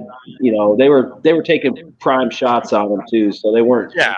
They weren't going head on against the Merkava. The tanks were fine. I just think that the Israelis just weren't prepared for the level of resistance that they experienced, and they totally underestimated their opponent. So all due respect to RL, I agree with you like 95%. I just 5% disagree with you. So I hope that's okay. Yeah. So I know you. I don't want to get it wrong. Combined arms. I mean, they were with they've gone there with navy, with air superiority, with tanks, with infantry, with recon units, with highly trained people. Yeah, I have a question. You're right. With I have just one satellite question image, with drones. They got everything except for. I know you talked nuclear. last open mic. You talked about like media, and I'm kind of really pleasantly surprised by usually a lot of countries in West are very only informing themselves from certain media outlets, and they pick up certain media outlets to just listen what they like to hear and what will make them feel good, like, oh yeah, Russians are very bad and the Ukrainians winning. And I'm really surprised to see here a couple of American guys. So I'm kind of surprised. How did you guys ended up being more open and more realistic? Like most people would accuse you that you are pro-Russian. When you're on one side or the other side, and when you're neutral, people always accuse you're pro-Russian or pro-Ukrainian. So I'm kind of wondering, how did you guys maintain that clear view of the what's actually going on over there? Alan, you go first. Oh my God. It was either you or me, brother, so I made it you. Fine. Well, the first thing, okay, look, no matter what I say, I'm going to be called pro X, pro Y. So taking information from as many sources as you can get is number one. Like, and I personally, even I'm a Westerner, I'm Gen X, right? I'm sorry, Gen Z. And I'm supposed to be this tech savvy kid who knows all this social media stuff. And it's like, I've just been I've been just desensitized by it. I don't really trust it too much anymore. The way I usually get my information is I'll try to like look at places like DPA. Let's see off the top of my head. There's a lot of good like YouTube channels I watch that are based in the US. JB, yeah, a lot of US channels, they're actually neutral. I was really surprised. UK is number one, like anti-Russian. That's like, when you watch those channels, it's like, I mean, I finished law school, and also I worked in media, both in Europe, a little bit in Russia, and also in the United States for about more than 15 years. So I witnessed how media works in East and West. That's what I'm getting at, right? I'll be the first to say I don't have the experience some of you guys have, right? In your fields, in your research, and all that. It's, you know, when you live with this kind of thing your whole life, with the people who kind of act like that your whole life. I guess I had the blessing of also being raised in. I'm going to throw my family under the bus. They're like unbelievably pro-Russian. So wow. Alan, is it an ethnic thing? Like, are you ethnically Russian? I'm Belarusian American. Oh, okay. Well, there's in blood, something in blood. You're one of those. Yeah. You're Belarusian. He's a spy. He's a spy. He's a sleeper cell. No. But here's the point I'm trying to get at, right? That's why his chair is green in color. You see, it's green. You wear green shirt. You know, yeah, he blessed like with 3 fingers and finished at his heart. Orthodox brother. I have very interesting demographic statistic about Belarus. I will go on that later. You said you have something you want to do later. He'll start I doing will- I will talk- They're talk waiting about for it the later. Americans. Okay. I think it's just you and me. Yeah, You we go need GS. first. So essentially my point is I was raised in a place that like plays down the negatives, but I was taught in a system, and all the people I went to school with and everyone, all my friends in school grew up in this system where that side of the world is not good, right? They've got these X number of problems. They have corruption, they've got evil and all this. And then I go home and I call my family up in Belarus, or I call my family, my parents who moved here, and they're like, no, I mean, it's anecdotal, right? So I've got that bias, and I'll be the first one to admit it. I like reading a lot of books. The reason I come to these chats a lot is like the military aspect. I'm a huge nerd for the most boring military information you can find, like those combat manuals and stuff. If you guys know what I'm talking about, and I'll like take notes on that. But that's how I kind of get my. We all got to chip in and get Alan a girlfriend, because you know you're a young, good-looking guy. You got to stop reading the manuals. I'm gonna pray to God she's not watching right now, but I'm planning on proposing to her in a couple months. So we'll celebrate that later. Good luck. Congratulations. Thank you. But that's what I'm saying, right? It's how do I get my information? I read way too much, and I don't talk to the people around me because I'm a loser. So I was kind of wondering. I was kind of wondering if can you guys hear me well? Yes. Yeah. Oh, good. To me, it seems like a civil war more than anything. Like all the things that they put on, like the Russians, where they're like, "Oh, the Russians are like this or like that," you know, especially pro-Western media. To me, it seems like they're culturally so similar that what you might say about the Russians, you might say about the Ukrainians. It seems like a civil war to me. Like, yes. That's how everyone I know calls about it. That's what like when I call some people that moved here. Alan, though, like JB, I don't think it's quote like a real. I mean, yeah, they're not country civil war, but they're same same. They're very. I mean, they're well. No, it would be more of a brothers' nationality. war if it hadn't been going on since like 2014 with the Ukrainians shelling all the ethnic Russians. Yes, then it would be a brothers' war. But because you had this, like, what is it, 8-9 years of this bullshit sponsored by the West, it's not. RL disagrees with me. Of course he does. So, I'm sorry, RL. Go ahead. Say that's not totally disagreeing. Yeah, okay. But to be frank, Ukrainians and Russians have so many things in common, but are not exactly the same. So it's not really. It depends also on the area in Ukraine. If you're closer to Russia or if you're closer to Europe. It depends on the Ukrainian and the Russian you ask. I'll tell you that from experience. Exactly. Also, so they are not exactly the same. And they don't really have the same. I think we're agreeing with that. To understand if some peoples are the same or can be labeled as brothers, you have to look at their family structure. That's more about. It's like Californians versus Texans. Yeah. Like No. That's no.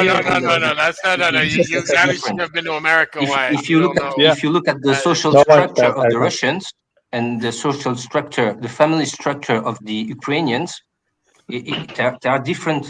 They are different. Ukrainians are more liberal. They are more atomized.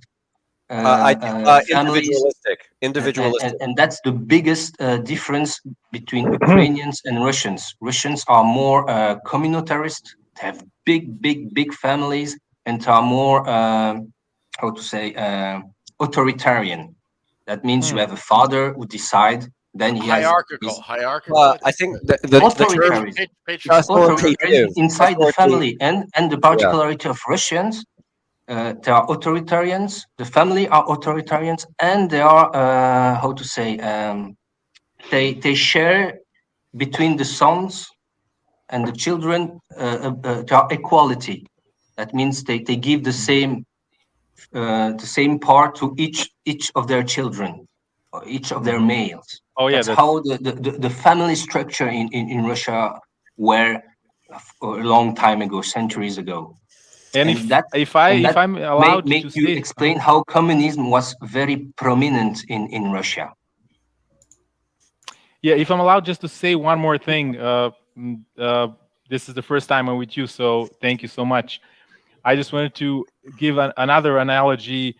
I'm from former Yugoslavia. I'm Serbian, and obviously, if you're familiar and you follow history, in the 1990s we had a civil war in Yugoslavia. Yeah, we heard. And the Serbs were the bad guys. We were presented as the bad guys. Serbs who lived in Croatia and Slovenia and Bosnia, when they wanted to join Serbia, were accused of being separatists. And that was the first time that NATO intervened, first in 94 and 95, by bombing Serbian troops, Bosnian Serb troops, because about 40% of Bosnia are Serbs. So that was the first intervention that NATO did in history, and it was not to intervene against to defend other NATO member. When that stopped in 95, Serbs were forced to recognize internal Yugoslav borders. So West called Serbs in Croatia and Bosnia separatists, and by the end of 95, they were all forced to recognize internal borders of Yugoslavia. West recognized those borders. But then we thought it was the end of the story. But then we have a double standard of the West. In 99, Kosovo Albanians uprised, and Kosovo was never a republic within Yugoslavia. It was just territory within Serbia.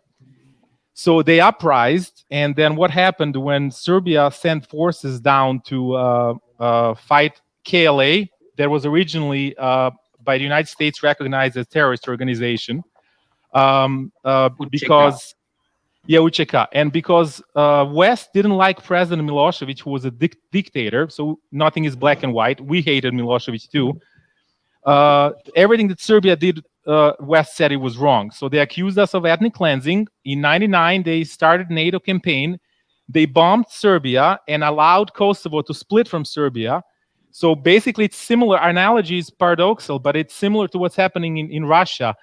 Albanians wanted to split from Serbia, right? And NATO allowed it. And in this case now in Ukraine, where Russians want to split from Ukraine, NATO and West are saying, no, you need to respect international borders. So that's the paradox now in Serbia, why Serbia doesn't want to impose sanctions to Russia. We recognize and we see that Russia did aggression to Ukraine, and we recognize Ukrainian territorial integrity, but we don't want to impose sanctions because we think it's a double standard. So it's kind of a very confusing situation. So even today, European Union forces us, in order to join EU, they said to us, we need to recognize Kosovo. And that was not requirement for any other country in Europe to join EU, is to recognize part of their own country to be independent. Well, watching the West is like watching a magician. You don't watch a magician's mouth, you watch his hands. So well, yeah, they have double standards, and that's the issue now in Serbia. That's why I said earlier, if you guys follow or not, that Serbia is the only country in Europe that didn't impose sanctions against Russia. But we condemned their aggression, and we got in trouble for that. And the part why the tension was rising in Kosovo last month or two, if you followed, is because Western always use that as a leverage to press Serbia. They just use Albanians as like bots. Because Kosovo is artificial country. No, I just want to dovetail on what John's saying, because I think Alan and Alan and I are, and JB maybe, we're the only three Americans. Manny too. Oh man, yeah, and Alan, you're suspect, by the way. I got my eye on you. Try me, boy. And but I would say if calling me pro-Russian is, yeah, I guess you could say I am, only in the sense it's not a love of the Russians. It's I just understand what's been going on because I'm old enough to remember what happened in the former Yugoslavia when the Balkanization happened, and how Serbia to this day is the whipping boy, and pretty much Serbia has been just, my God, what NATO and the United States has done to Serbia. I mean, that's that's why culturally I love Russia. I'm more Eastern Orthodox.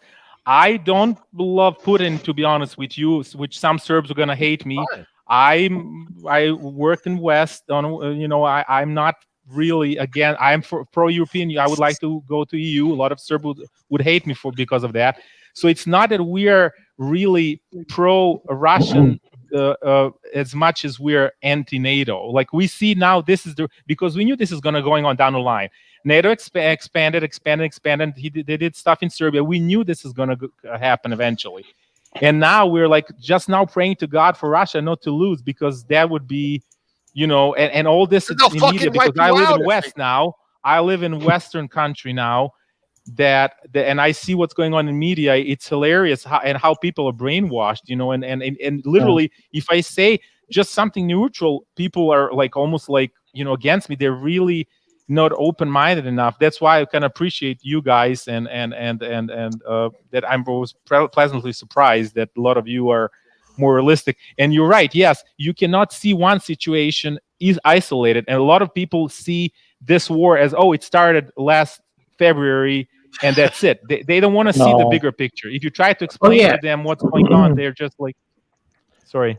John, if I may get the point to jump on what you say, I mean, when there was a 90 days bombing campaign on Serbia to push Serbia to recognize Kosovo back then, and I think that was the first, Yugoslavia was the first change of borders in Europe since 1945, since Yalta and Potsdam, that the borders will be changing.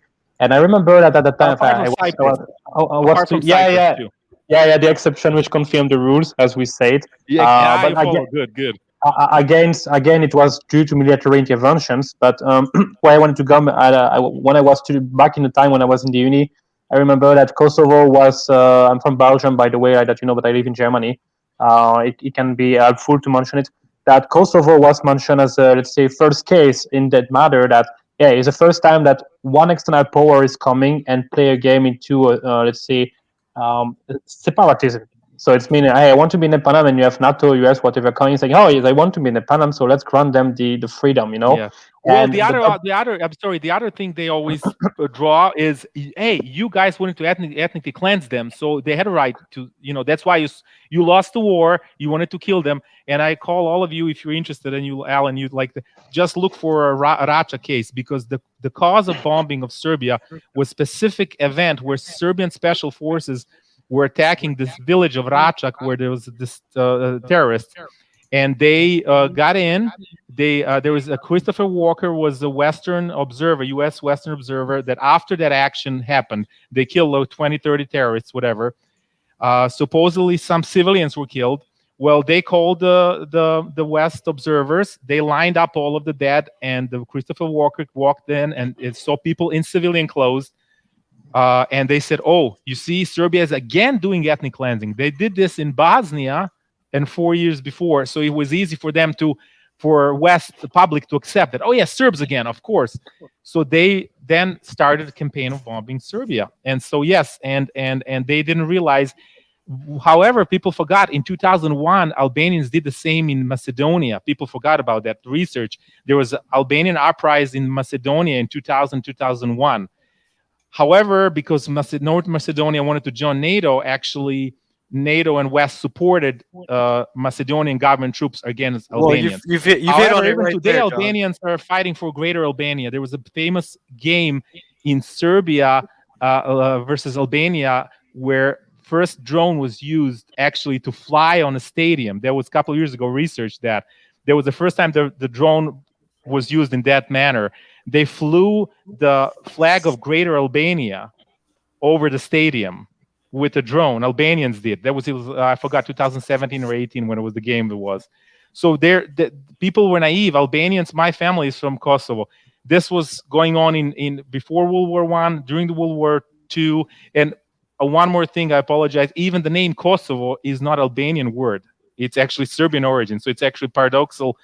Now, of course, that will never can be Serbian again because there's so many Albanians there. Even if they hand us Kosovo back to Serbia, it's 90% Albanian now, and they don't want to live with us. So I don't think that's ever going to happen. But I also don't think we're ever going to recognize it. Hey, John, So I'd it's like to kind of-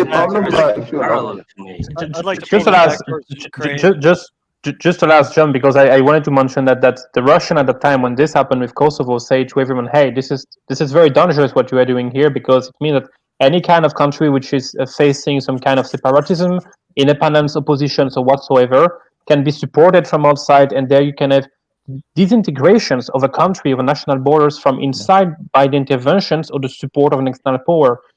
Who is using that's that? why Spain didn't recognize Kosovo. Spain Yeah, didn't, and and 4 other European EU and- countries, 5 total. And many other countries, but you see, I mean, like, let's say Syria is almost slightly demembered as well. You see, like Georgia, you have Abkhazia, Ossetia now. We support Cyprus at some point, and you get the same in Ukraine. So you get also the different so-called republics. It's and not the same situation. It's not the same situation. It's not the same. Each country has its own background, and you can make a very interesting parallel between what is Kosovo for Serbians and what is Ukraine for the Russians. Because Russian history began in Kiev. Oh yeah, that's true. I know. Serbian history and Serbian history began in Kosovo. I don't mind this. It was I the just ground mean where the Serbians just beat the Turkish. I don't mind the Serbia historical is- point of view. I Ottomans, just mean yeah. from a legal international law, you just play a game which is very dangerous. And if tomorrow someone in Paris say, "Hey, the French in Paris want to be out," like the people in London, they were thinking, "Hey, we will be better alone, just London alone, and the rest of UK on their own." And there you could play that game indefinitely. And this is actually something that has been created many years ago in 1941, that the people can dispose Yeah, of Morty, you know themselves. what's going to be interesting? Yeah, that's true. You know what's going to be interesting? If Putin recognized Kosovo, because that would work for him. That's going to be also twist. Because actually it would work for Russia to recognize Kosovo. because they'll say, listen, hey, No, you no, know, no. What about the Albanians. Maybe I'm Serbians? misunderstanding, but like Serbian connection with Russia is strong. Russia has always supported the Serbs. Yeah, It's what, part what, of yeah, Yeah, I but don't, it's also propaganda. I mean, like, I you don't know, think it goes from World War, our independence against the Ottomans. Russia helped us, but on the same token, Austro-Hungary helps us too. The only thing is that we had a war with World War I started because of Austro-Hungarians. So there are plenty of other countries that helped us. France was our ally too, and England was our ally too. It's more like cultural. Serbs were originally anti-communist. Like during the World War II, a lot of Serbs were anti-communist. So that was the one point where we didn't like Russians that much because of the communism.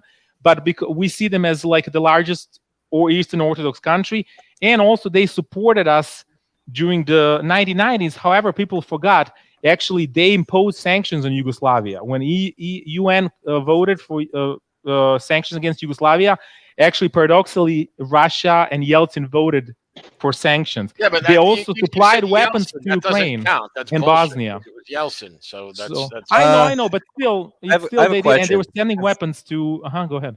Have we spoken about this? Is just a quick aside. I'll let you finish your thought. Have we spoken about Iran yet? Oh, you're right. That's a good You thing. mean the attack that just happened? Yeah, we did discuss. Or that. earthquake. Yeah, There's another one going on. There's another one going on right now.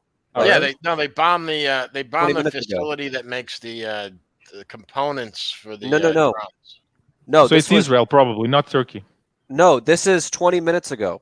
This is 20 Uh-huh. minutes ago. Videos came out of more strikes. Do you think that Turkey has the capability to do that, or you think it's Israel? No, this wasn't Turkey. Didn't bomb Iran. People are saying the U.S. or somehow did it, but No, I don't it was understand how the Israelis, US probably Israel, supported by the Azerbaijan. U.S. logistics. I think it's more of I was just following the story. Hold on. I wanted to let whoever I interrupted finish first because I don't want to be that guy. Oh yeah. I was about to say it was definitely Israel.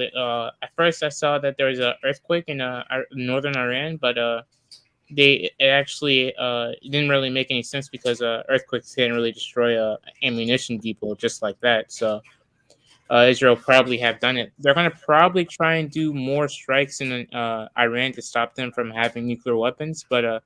I heard that Iran is getting the S-400 from Russia, so they would actually be able to defend themselves from those strikes. I don't think the Russians have committed to the S-400s to Iran. I don't know if that's going to happen. Not going to happen? Something. I'm not going to say. I don't know what's going on in the Kremlin, but the S-400 is. I think that. I don't know. And we got through the orders to stop from Russia. Now we cannot be delivered. The issue all those attack on Iran actually are made with drones. S-400 will do nothing against drones. That's right. On the Iranian question, just a quick point.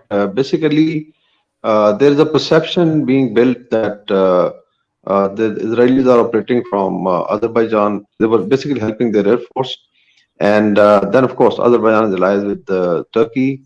But definitely Russia, Iran have an alliance, and then so Iran is basically now being, I would say, squeezed from two sides. The south they have tried from the Persian Gulf because they have a lot of proxies fighting there, and the north was a quiet front, but now it's becoming active. Now, as far as these strikes are, I don't think so. These are by air force or missile. These are drone strikes. Most probably, it's a collaboration between the U.S. And Israel, and it's become so difficult to actually detect drone. From where did it fly? And mind you, Iranians are also master of drone warfare. They've been hitting, a lot of ships in the Gulf and Gulf of Oman and down to Red Sea. So they used to also strike with impunity. So I think this is a test being carried out probably to see the reaction, because Iran is also the thing about drone strikes is they can't carry enough firepower without them showing up and being shot down. You guys it's hardened targets. Hardened targets cannot be taken out by drones. That's just. It can put in a lot of pressure on the regime.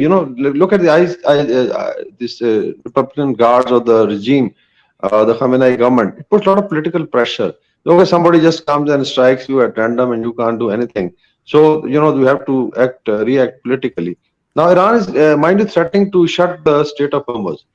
And in case, let's say, if it gets frustrated and there are more strikes, so the best weapon is to shut it.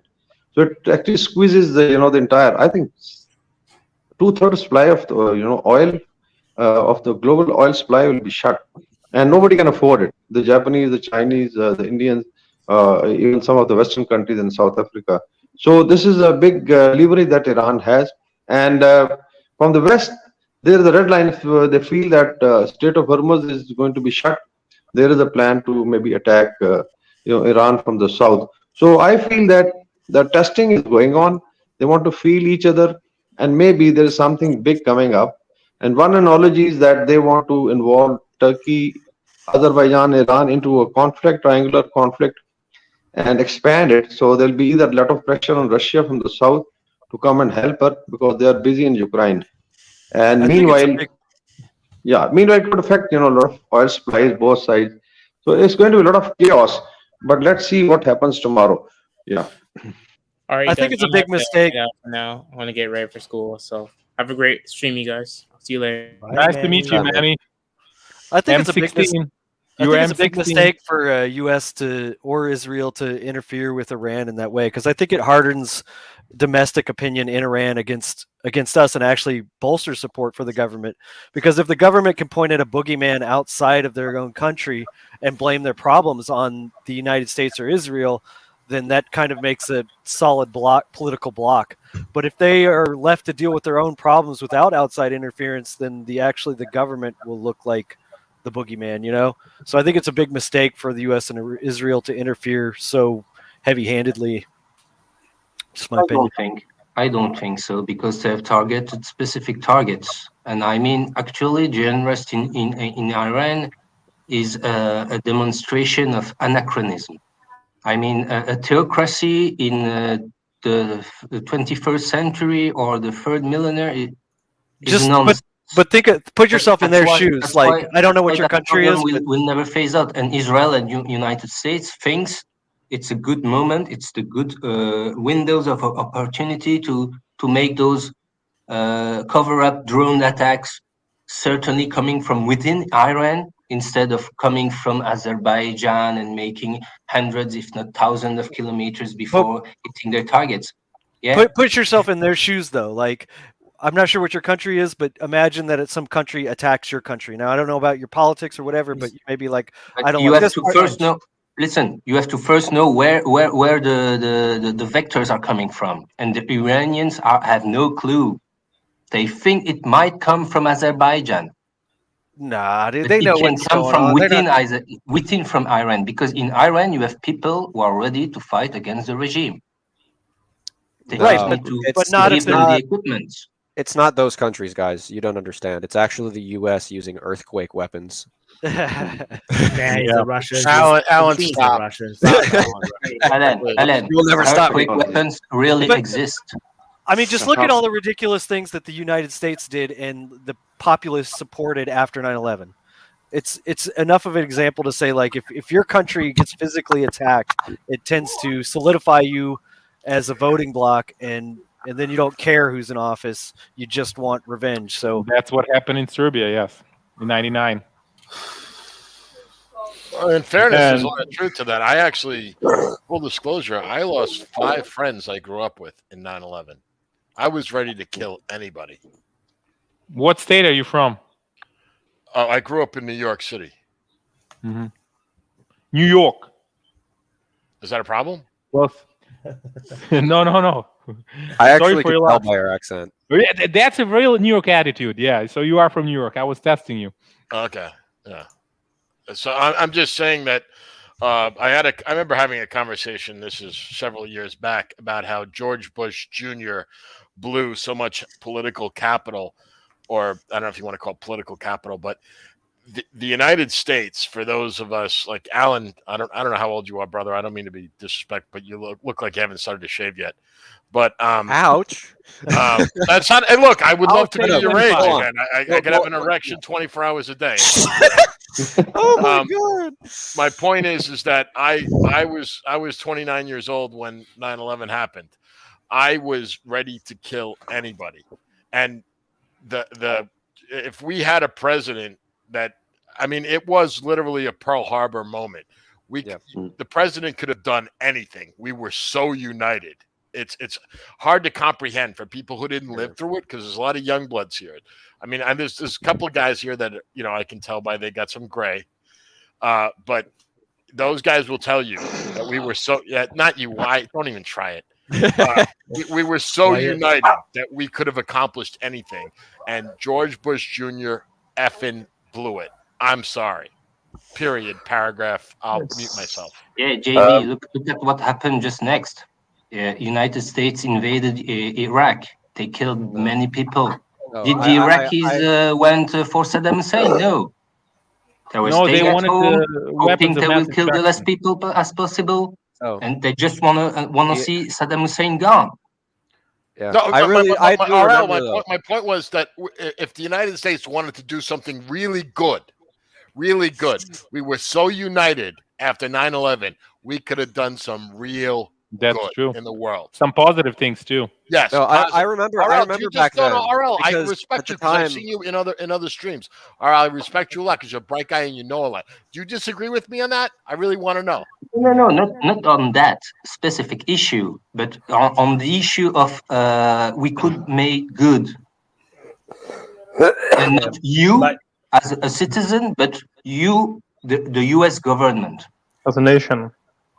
Yeah, no, we fucked up. That's my point. We had George W. Bush, who was a piece of shit. Like, that's what I'm trying to tell you. Exactly. That's the New York attitude. Sorry, GS. What would have been the right thing to do, in your opinion?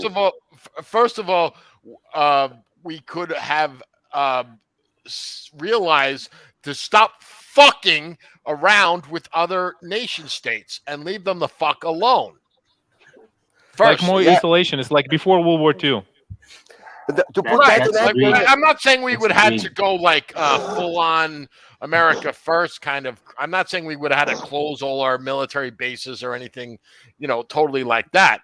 But we could have totally focused on inwards instead of passing like bullshit like the Patriot Act and all this other crazy bullshit. We could have actually. We could have actually unified this multiracial, multicultural country under that banner and created a kind of brotherhood. But we blew it. We fucked it up. I lived in the United States at that time, and I was surprised the question that is why. How and US the is answer divided. is simple. The people who are in charge in the United States, I don't know who, they just want one thing: global hegemony. That's the goal of every American administration. Republican, Democrats, you just have two choices. Well, they're superpower. RL, I'm not arguing with you about that. I was just going back in time to something I remember viscerally because I lost. I also remember that time. So I would rather want US to be superpower than North Korea. What you, if Sorry. I may, what you're saying is basically if 9/11 happened, if Occupy Wall Street happened at 9/11, for example, like if you had that fervor that you had after 9/11, but you had it more inwardly, like, okay, we want to actually change the military-industrial complex. We don't want to fund so much money for that because of the problems it's causing. For example, like just as an example, that's what you're talking about, right? If instead it went up, we're going to go on this rageful revenge. We are instead going to, hold those who actually kind of made these people, like you said, we're fucking with them. If they make our leader, we're going to make the leaders be held accountable for their actions. And they're going to start to think about us first and stop fucking with us. That's what you meant. If that fervor was, because that was similar to Occupy Wall Street. It was like, we're done with you kind of screwing us over. And I know it was more. Yeah, but yes.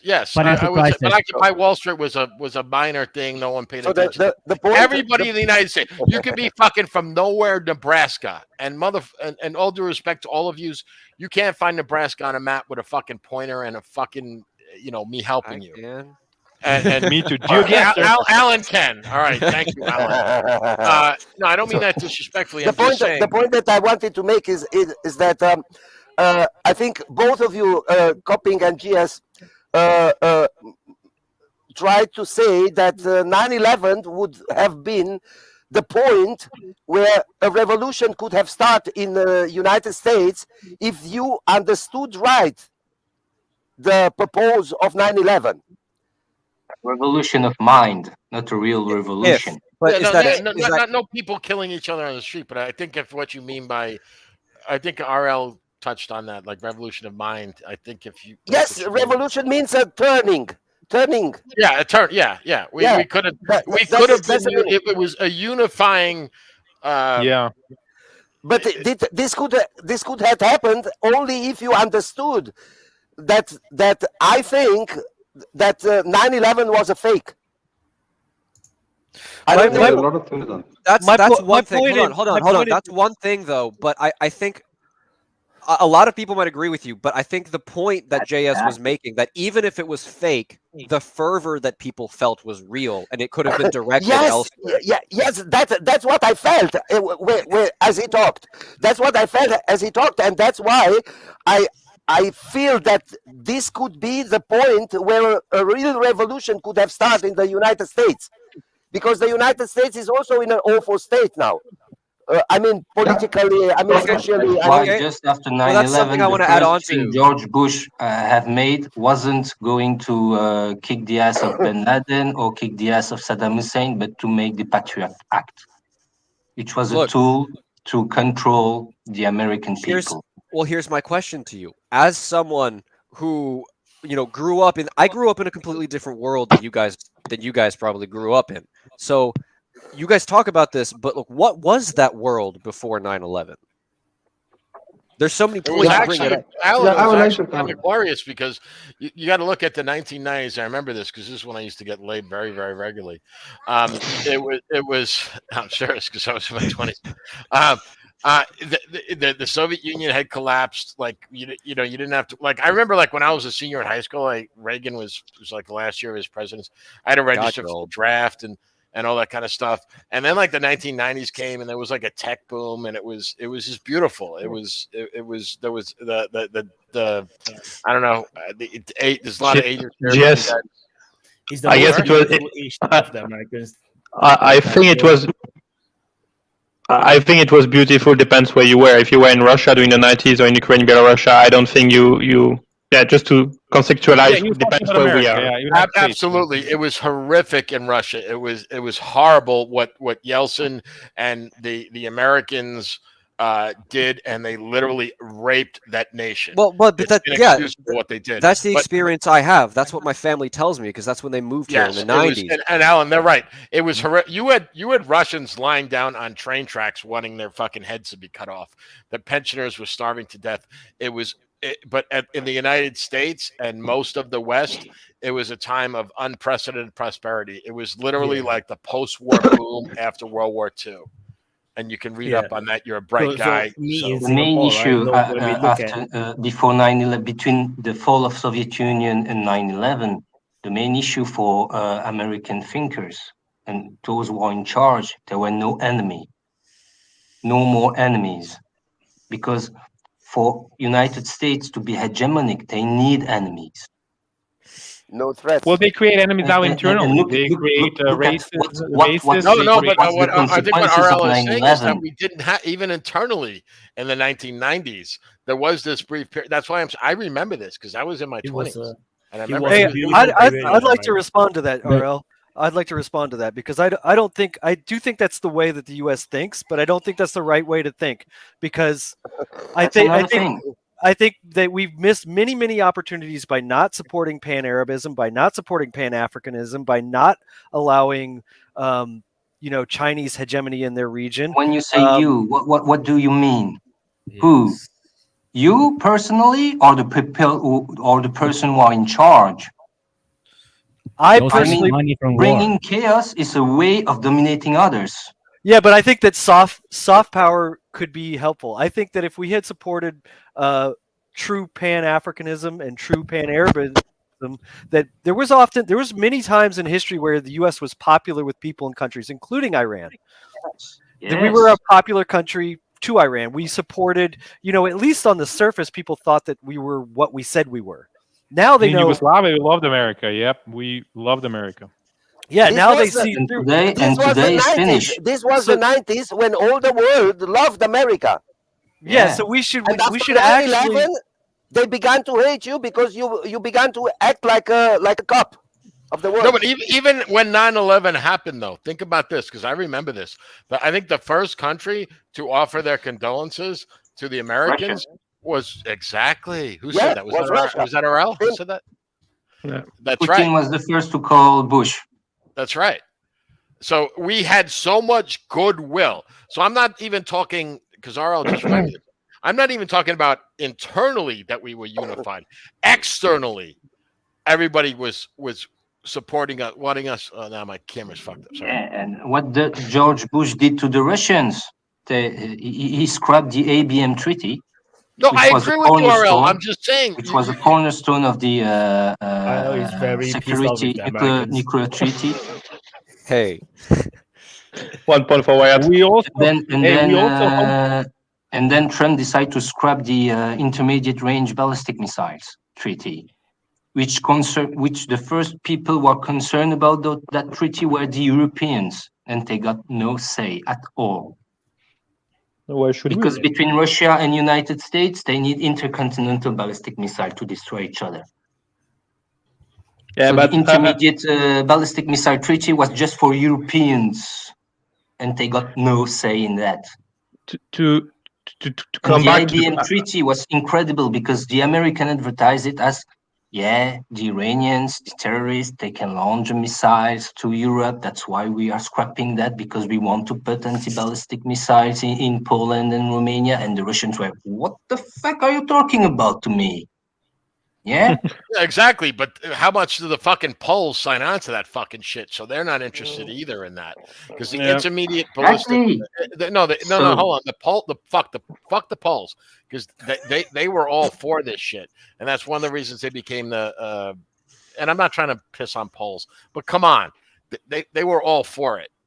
People in charge in Poland, yes. Yeah, yes. but what do you want me to say, RL? I mean, the people in charge. I panel, can't talk to every fucking Pole. What are there, fucking 60 million of them? How many great people in Poland? I agree with you, RL. 25, 30. How many great people there? And how many people in Poland who are actually not against Russia? Me? We should guys,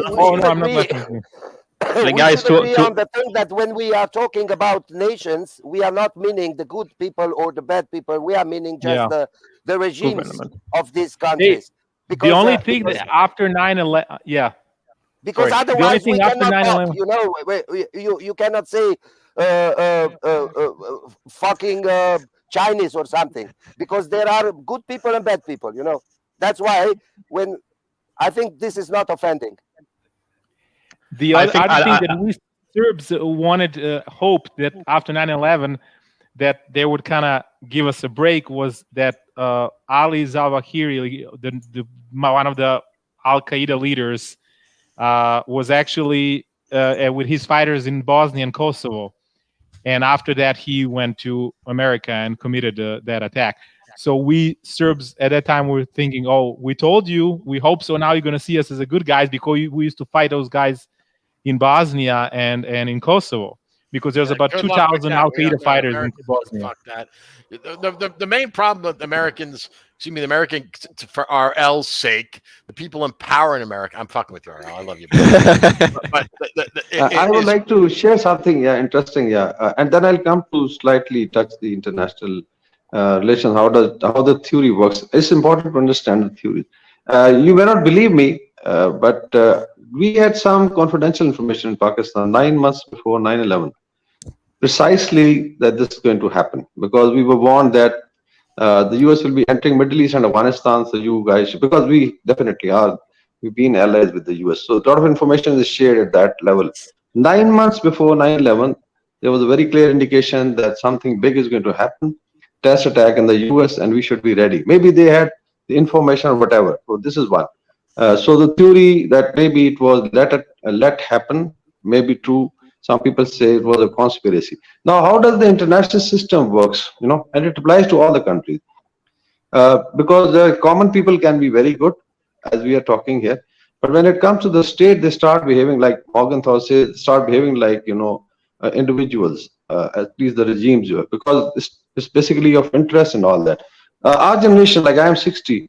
So I have seen the transition, two transitions. Like we were part of the American camp in the heydays of Cold War. So we've seen, Russia, US rivalry, and even Russian coming to Afghanistan. So we've seen all the transition. And they say the last brick in the Soviet Union was basically done by Pakistan. The Americans used to say it that you are the guns who helped. But now we are very close friends, mind you.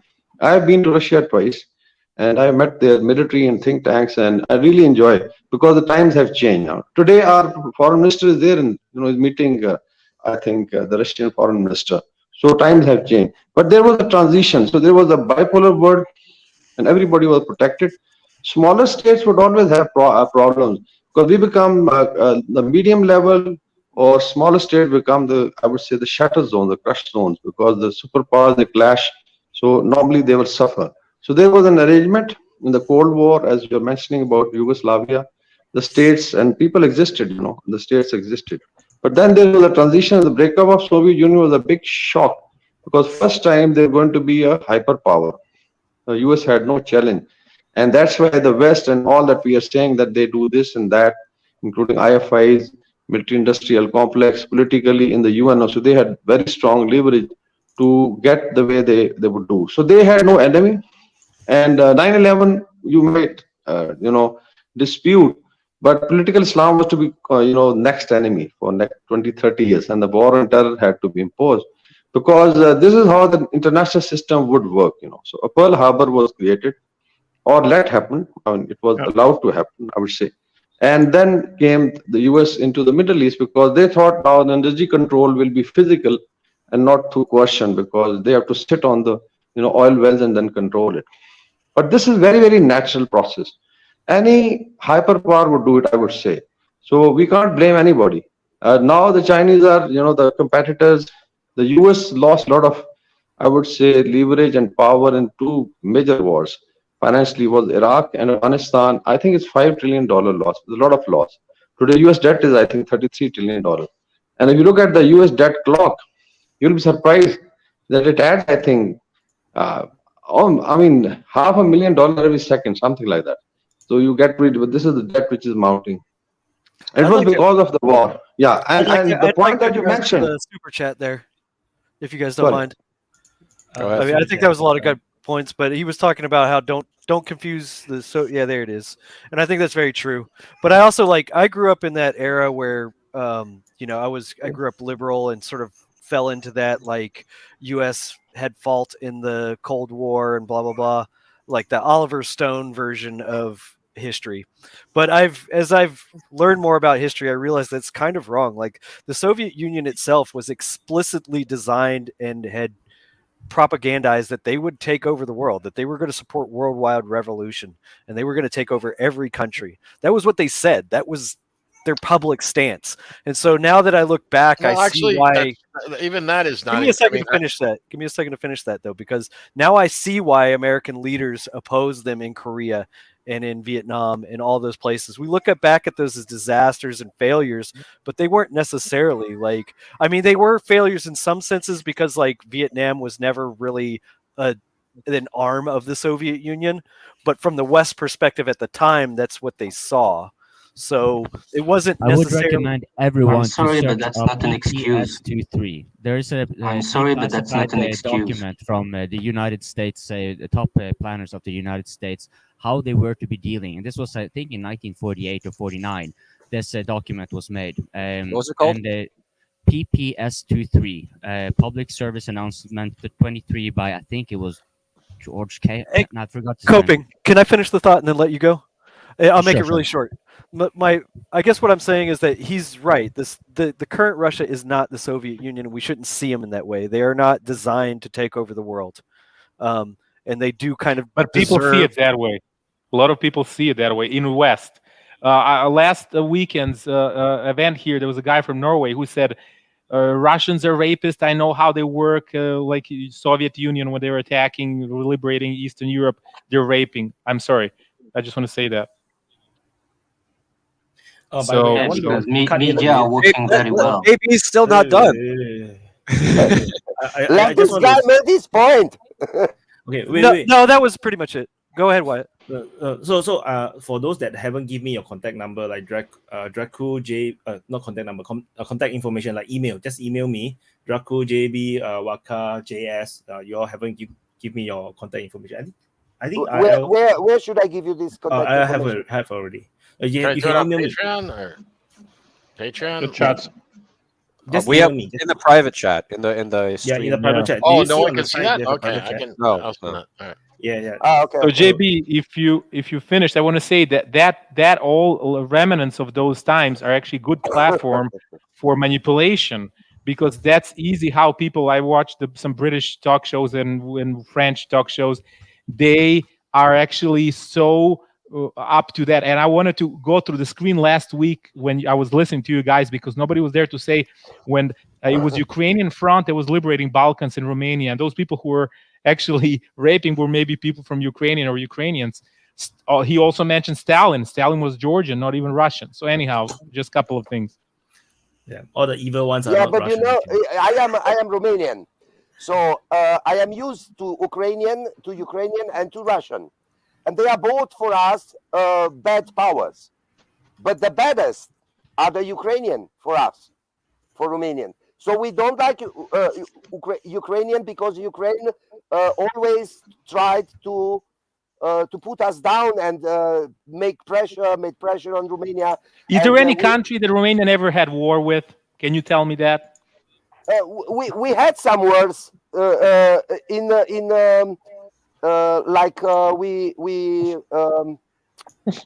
I wanted you to say Serbia because we never had war. We're getting along well, so I want to say that. No, we supply. I think you just trolled, but that's okay. Not that's the point. The point is that that Russian and Ukrainian, they are people like you and me. So you cannot say they are bad. Only their regime are bad. If they are bad, you know, that's the point that I always want to make, because we are talking. You say Russian are rapists, Russian are bad people. Do you know someone who was raped by a Russian? It was Karl Weiss. Karl Weiss. What media? You're talking about someone previously. Yeah, I know. Well, I know Alan, man. He's Belarusian. I know a country that's I know he getting must raped by hate. Russia, No, I'm not Russian. I'm not Russian agent. I promise you, no Russian agent. You're still suspect, my friend. I don't know. You're too young. You're too young for us. I remember Ceausescu. Guys, I was 6 months old. I was 6 months old when 9/11 happened. I'll let you guys figure out. Oh, Jesus Christ! Oh, you were very young. My friend. Have your balls dropped yet? No comment. Don't answer that. Damn. At least you're not from Kentucky. So just now, JS, make it sound like I'm very young. Actually, this year I will be 40 years old.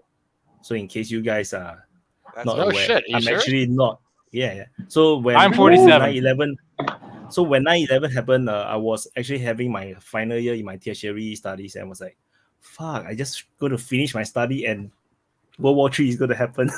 So How old were you? How old were you? I was like 19. 19 when 9/11 It was in happened. college, yeah. Yeah, I get something like to this. go through my early years and just be like, I'm just waiting for the mobilization and being sent off to war. I'm just chilling, you know. Relax.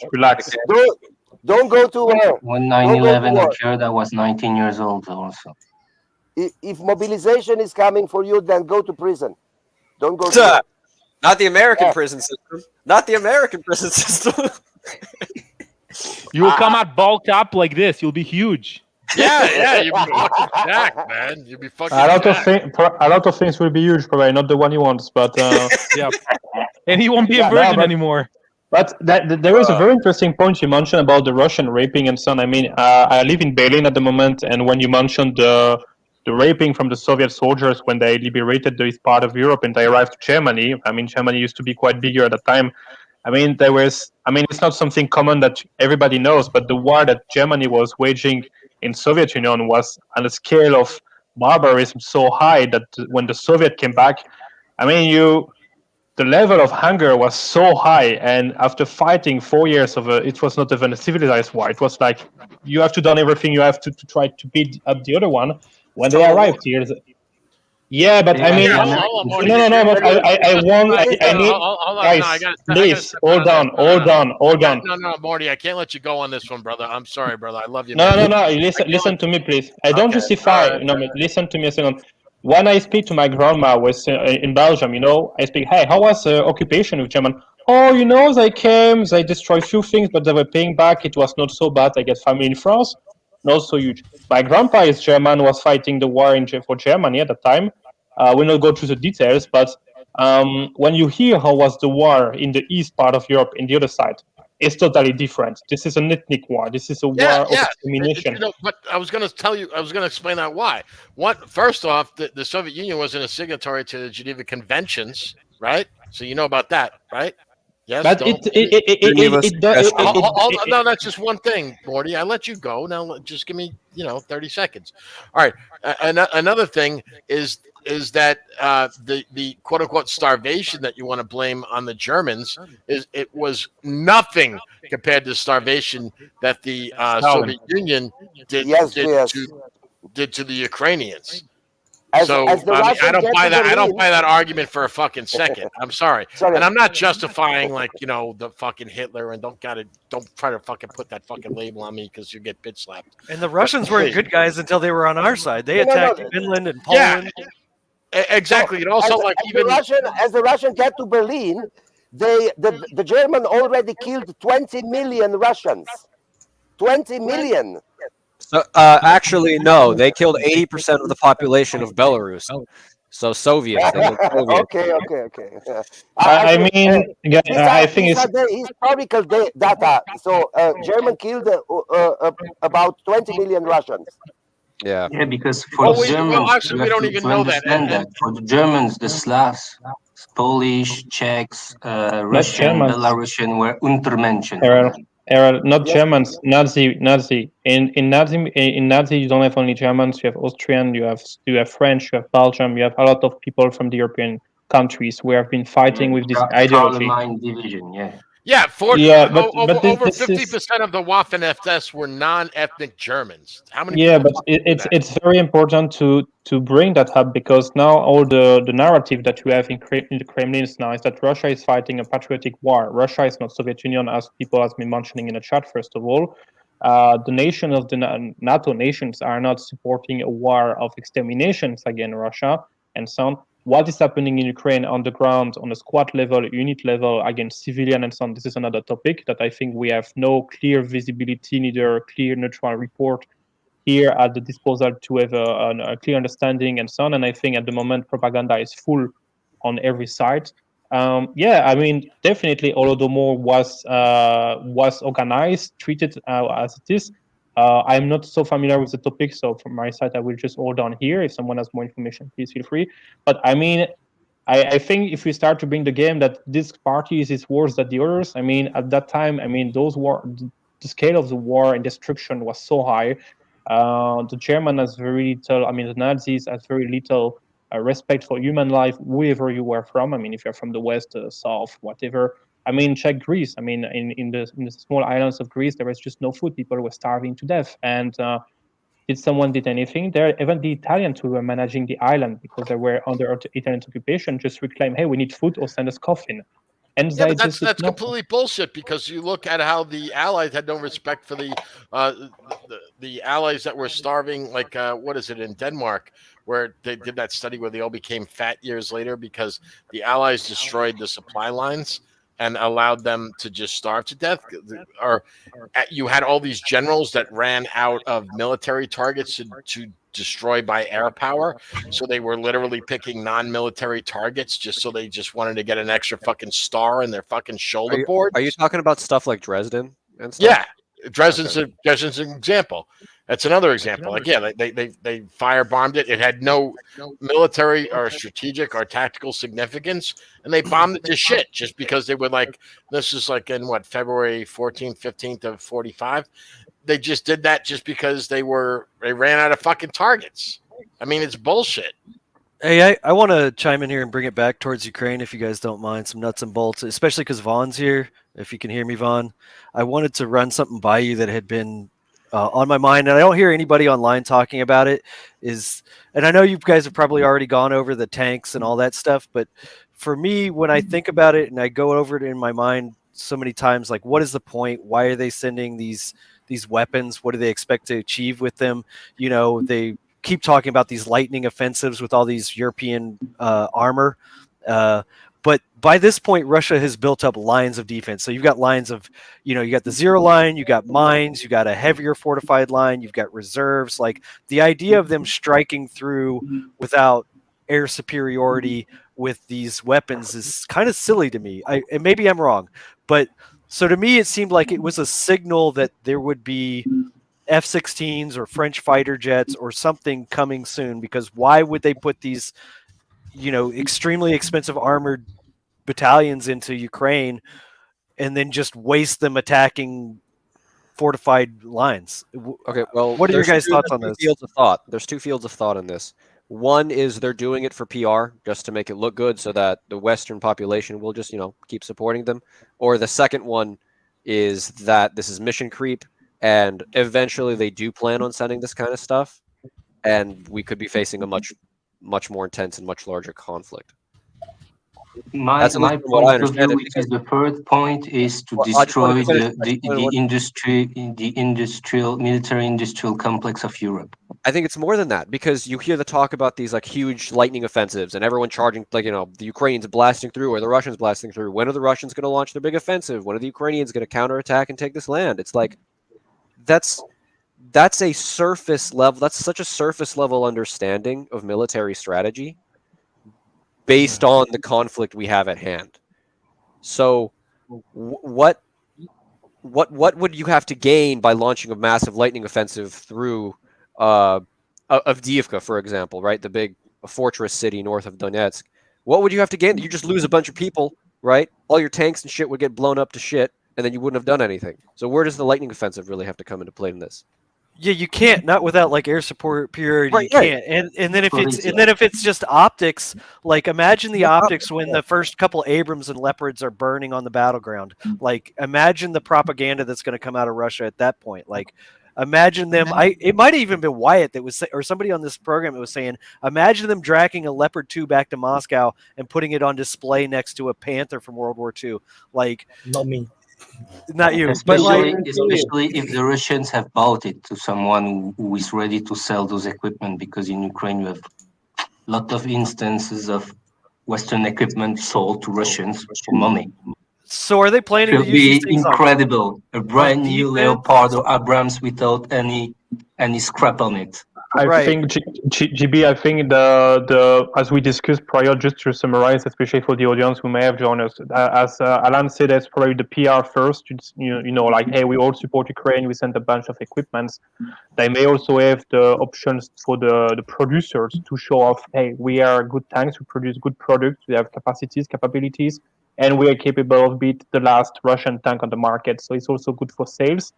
Indirectly, I mean, the main deal to send the Leopard 2 to Ukraine was, hey, Germany allowed to send their tanks and the tanks of the people who buy the Leopard 2, because if you buy German military equipment, in every contract you have a clause that Germany has always the last word in terms of selling your equipment, because they have been the producers.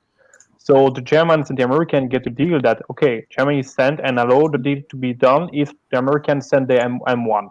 The Americans say, okay, we're going to do it. And the day when the Germans publish, okay, we do it, the Americans say, we will do it, but in 1 year when we produce the equipment. So, yeah, as Errol said, that it will most likely... I don't think that, because most of the Leopard who will be sent to Ukraine will be, if I'm not wrong, the model 2A4. Not all. There will be 2 AC5s. The majority will be 2A4, and 2A4s have done badly in Syria. But it doesn't matter from the... Yeah, but for you, for the people here who have a bit of knowledge, they know the difference, but for the PR people, like behind the TV shows, I don't... Leopard 2 is a Leopard 2. Yeah, but it's not the regular people like you and me who will buy those equipments. It's I think military from all around the world, and they already know 2A4s are not good. And the Abrams is not super duper weapons invincible. Oh, in fairness, Earl, they're not bad tanks. They're just not. No, but against super weapons. They're not ATGMs, bad- I they're not mean, bad we are tanks. in a new era. But So if I would be fair enough, but they're not bad tanks. They're superior to anything the Ukrainians actually have operational right now. But And I think Vaughn, even you would agree with that. Vaughn, does the U.S. military, like, if they were running operation and they didn't have like complete air superiority, would they have the ability to blast through a minefield quickly, like to punch a hole in like a fortified zone like that?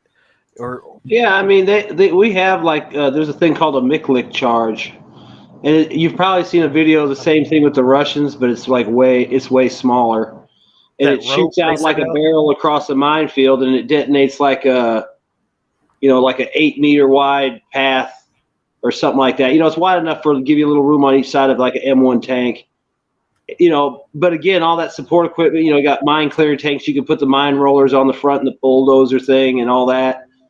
But you still got to dodge the air support and the artillery and all that too. But I mean, some of that stuff's armored and but I mean, if you got a formation that's lined up to go through a minefield, I mean, it doesn't matter if it's American or Russian, Ukrainian or whatever, whoever's shooting artillery at them is going to have easy pickings. So, I mean, there's ways to do it without having air superiority. It's just probably higher cost.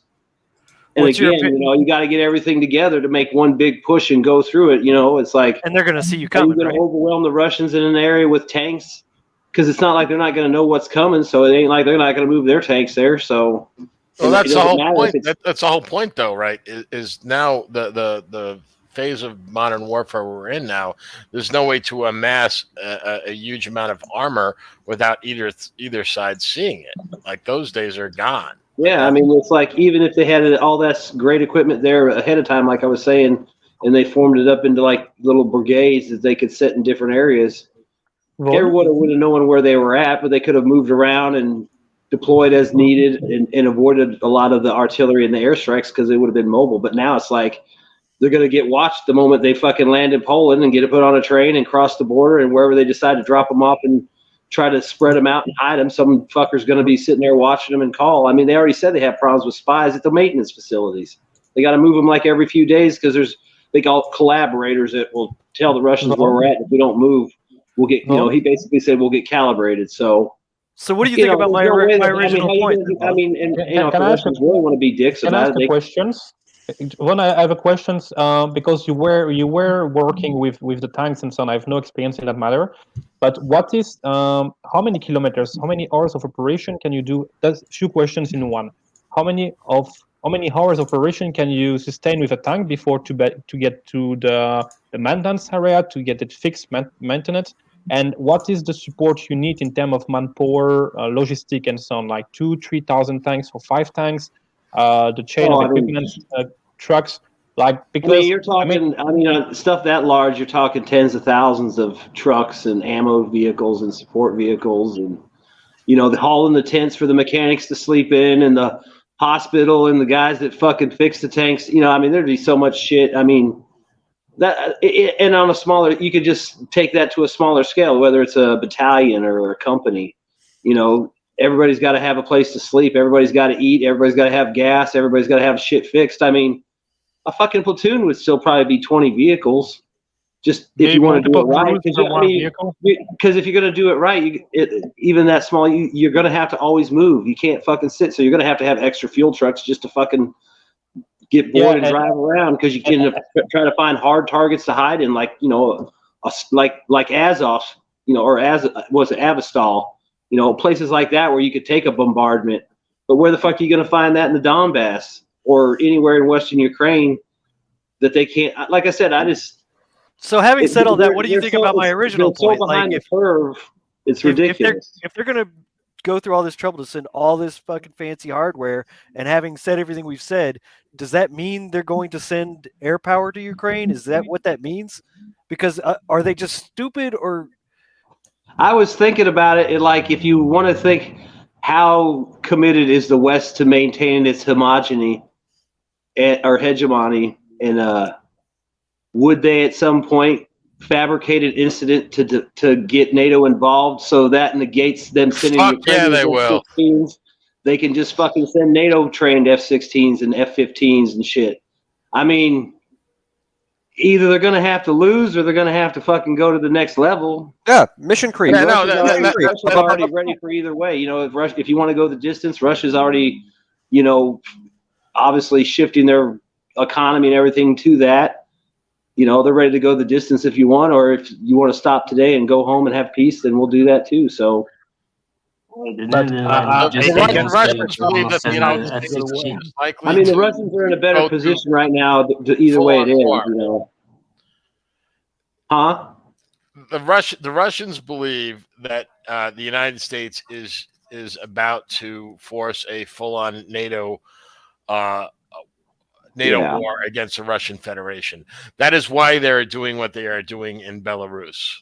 Alan, I mean, think about it. You got airborne units down in Romania. I mean, there's so many little places where something could happen that, you know, I mean, not a day goes by. Cliche, but you know, didn't the Nazis fake a incident with the Polish to invade Poland or the Czechs or some on a shit? train station. Yeah, you know. So I mean, they made a fake Racek in Kosovo.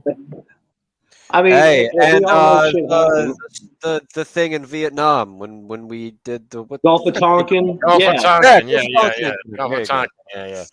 I mean, that would be the easiest thing to do, was just to create the situation where something happens, whether it's fabricated or they just do something so blatant that the Russians respond, and then they're like, "Oh, we got it," you know.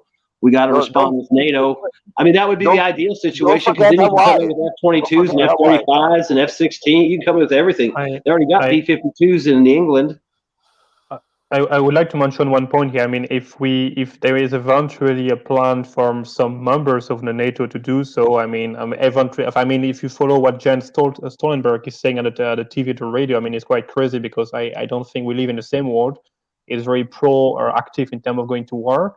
But I mean, for example, if you see who is capable in the European country now to maintain or just even to go to fight, I mean, let's check Germany, for example. Nothing is working. We have no equipment. Yeah. Well, that's the problem. All you've really got, realistically, I mean, in Europe, you've got the American brigades in Poland and Germany. You've got probably the Polish army and their brigades, because they've been up for a while and doing their thing. Everybody else is mostly infantry, and I don't know really what they got. Turkey's huge. Turkey's huge, but Turkey's not on board. Turkey's not going to send anything up that way, so they're not in the picture. Turkey does this. Turkey does this. I mean, the only two legitimate military forces in Western Europe or in Europe are Poland and just one word about Turkey. Turkey is the most relevant member of NATO in Europe. To the situation? The only country vis-a-vis Russia. Vis-a-vis Russia, it's the most relevant country, because Turkey alone is the southern flank of NATO against Russia. Because they can control the Black Sea. Yeah. The only NATO countries which really has an army is Poland and Turkey. All other NATO countries don't have armies. So no, Poland has a big problem of money. I mean, if they have the military they have, is thanks to European taxpayers like me. Yeah, but they have an army. No, what I'm saying, I mean, as far as they don't have a big army. They don't have a big army. Poland has been modernizing their army even before this. They've modernized thanks to my money. Yes, I know that. No, that's not the point now. That's not mine the point too, brother. With Mine money. too. I mean, French don't have an army. England don't have an army. Belgium don't have an army. Nobody has a real army. No, Germany don't have an army. Just Poland and Turkey.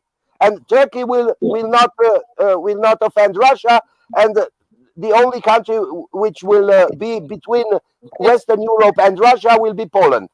And this is a matter of weeks. The American brigades in Europe and the Polish would be the only ones that would give the Russians any trouble. And they're outnumbered, so it wouldn't matter after a certain point. But that's the point. The numbers and the real capacity of the NATO force are limited. You can't hit the B-52 bases in England with cruise missiles, because obviously if that was going down, then all that shit would be legitimate targets. You know, Ramstein, all that places would be gone. So for Ukraine, for Ukraine to be such an opposition for Russia, they needed 8 years of preparations.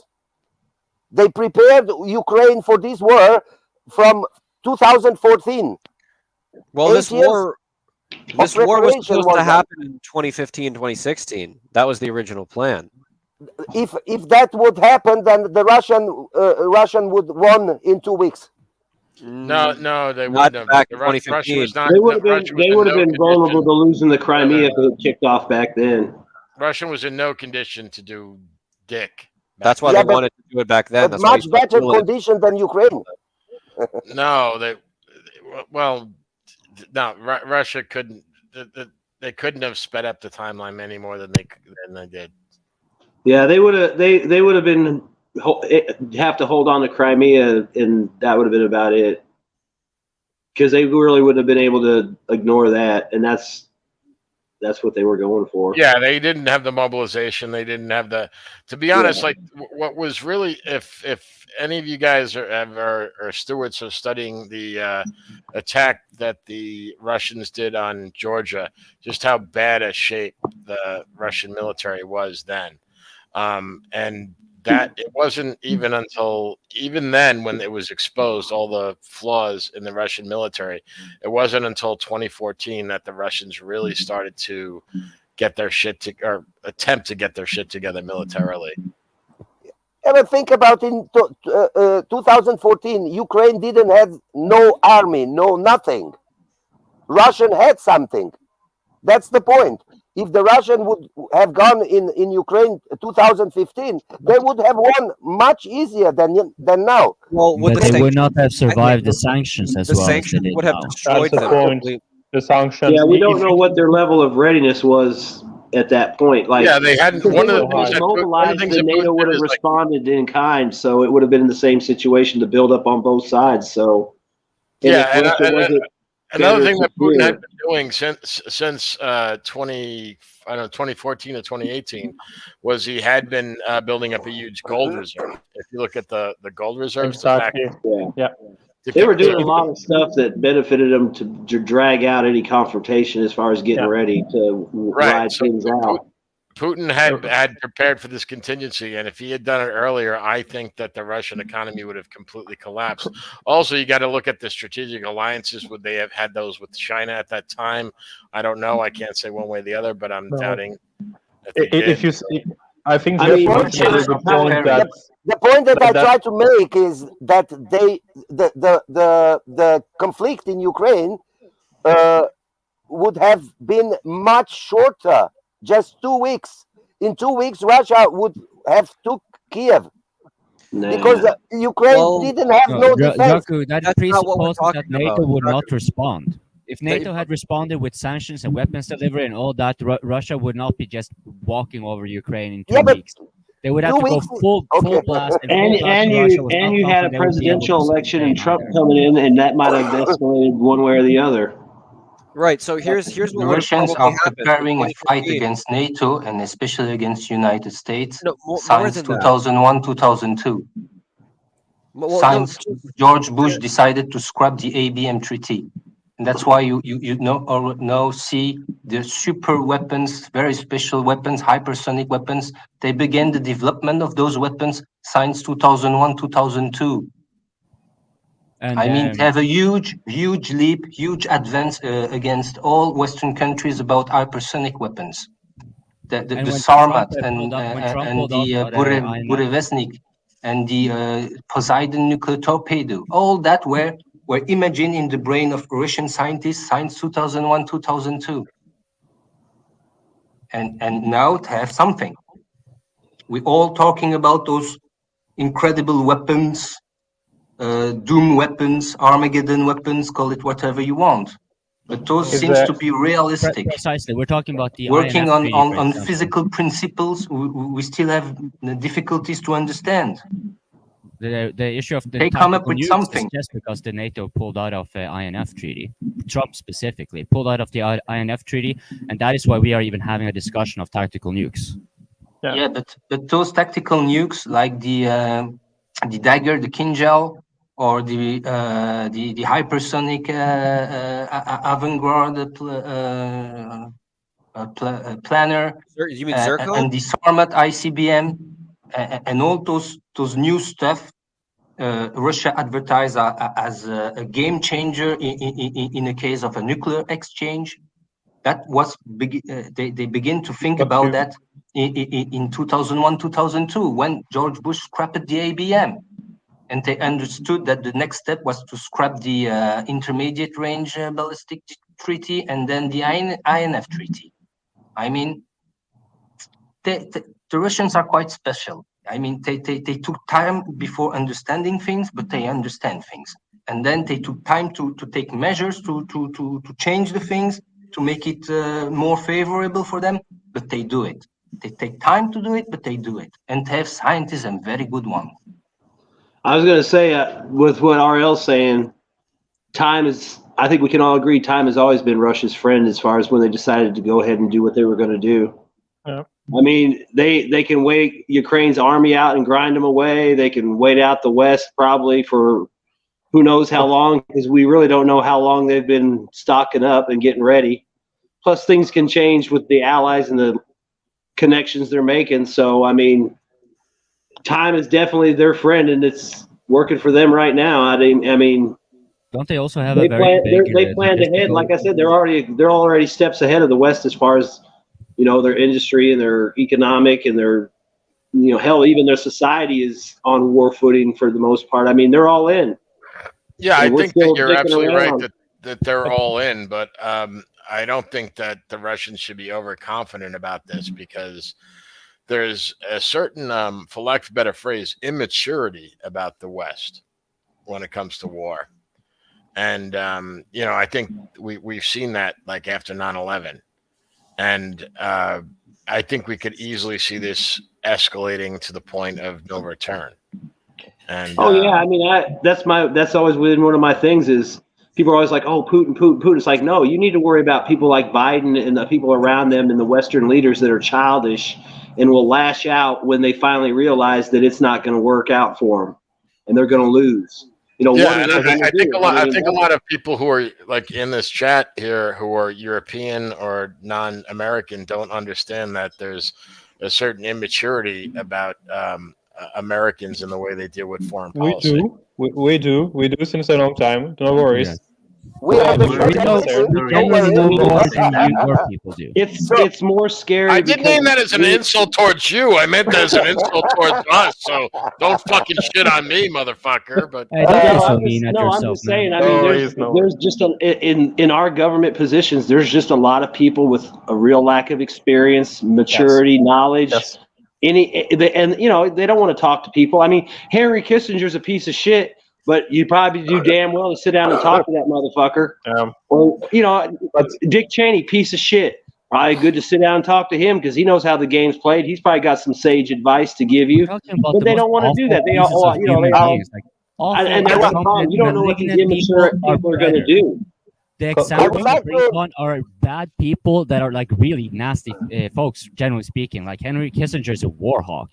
And even he is a better alternative to what we have now, a non-sentient president. I'm not sure if he is sentient at all, right? And he has a whole lot of other crew around him that are like, they don't seem to really know what they're doing because they're generally like nepotism in a sense, party nepotism. They don't have like a long-term picture. Like, you know, like we talked about like China or whatever. They got 25-year plans. These fuckers ain't looking past next week. Yeah, but the problem with China, hold on. Look at the shit they talk. I want to shit they talk. They can't even, you know, they don't even have the tact to be diplomatic when they talk shit. I mean, they actually talk like they're on the street. And John can verify this because like everybody was always like, oh, China has an advantage because they have like an authoritarian government that can just plan things out and do whatever they want. They can say this is the way we're doing it and that's the way they do it. But it doesn't ever work that way because as soon as Z dies, somebody else comes in. I mean, look at Yugoslavia. It was all held together on Joseph Tito alone. That was it. As soon as Tito was gone, the whole fucking thing came apart. Like these countries can do what they want to a certain degree if they've got a good politician or good leader, but that ends really quickly. And next thing you know, you got some fucking weirdo in there, you know? You I need just think to understand the Chinese Communist Party. You need to understand the history of China since the Communist Party came to power in China. I mean, today, the Chinese are living their best standard of living since the beginning of their history 4,000 years ago. Yes.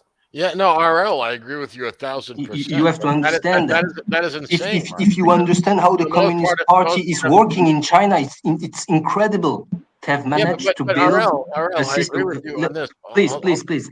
All right, okay, you will talk after me. You let me go after. They build the most further meritocratic system you can find in human history. I mean, in a crazy manner. That means in every university section, in every courses, they take the number one, and they invite him to come into the Communist Party. To number two, to number three, to number four, to number five, which are very potent, very clever brains, they are not chosen into the Communist Party. They go to Europe, they go to United States. They just pick the number one. That means today, inside the Communist Party, you just have autistic people. Yeah, but back to Ukraine, like I think Vaughn has a point. Worrisome for the rest of the world. I think Vaughn has a good point though. Autistic. Like Ukraine's only autistic people can think about COVID, zero COVID policy. Yeah.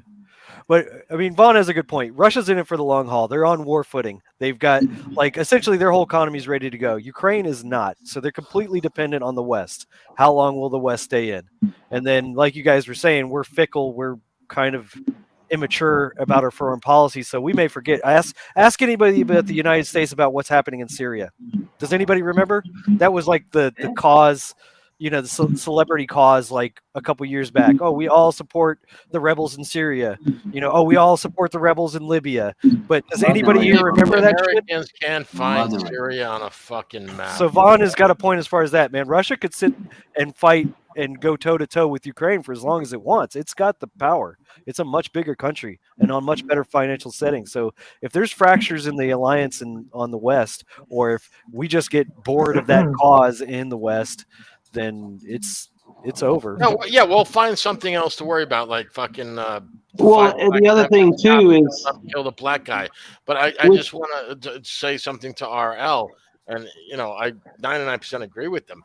But like you were talking about the meritocracy in China, and yes, for the most part, you're right. When you're talking about, you know, who becomes a doctor, who becomes an engineer, who becomes like a physicist, yes, that's all meritocracy. But who becomes a member of the fucking Chinese party and gets to be, you know, rub shoulders? It's whoever is the yes man, and even you will agree with that. It's not necessarily the smartest or the brightest. It's who's the biggest yes man. So that is one of the challenges. No. They need to be both. They need to be the number one and a yes man. That's why I'm saying they only pick autistic people, actually. Because they were the biggest brain, the smartest one in their specific sector. On you guys from the United States, I would like to ask you a question. How are you feeling? Just don't make fun of me. No. How are you feeling? Dallas Cowboys suck. How are you feeling about? Hey, how are you feeling about the hypersonic missile? Because this is the first time America is under threat. All of that is direct threat. All of that is unthinkable. I'll tell you right now. I'll tell you right now. How do you mean that is unthinkable? Please think about in a physical point of view. It is. You have a physical. How are you feeling about the feeling that you could be attacked directly? Alan goes first. He's the youngest and has the smallest balls. Fuck you, bro. He'll tell you the answer. The answer is we don't give a shit because social media tells us not to care. So it's no one is ever going to have a problem with it. No one's going to look into it at all. You have brains, I think. You have brains on your own. Yeah. Look, that's the thing. I like to study this stuff, right? So I know there's not going to be a hypersonic missile landing in downtown Richmond or downtown Washington in the next couple of weeks. That's not going to happen. right? My concern comes from the big picture.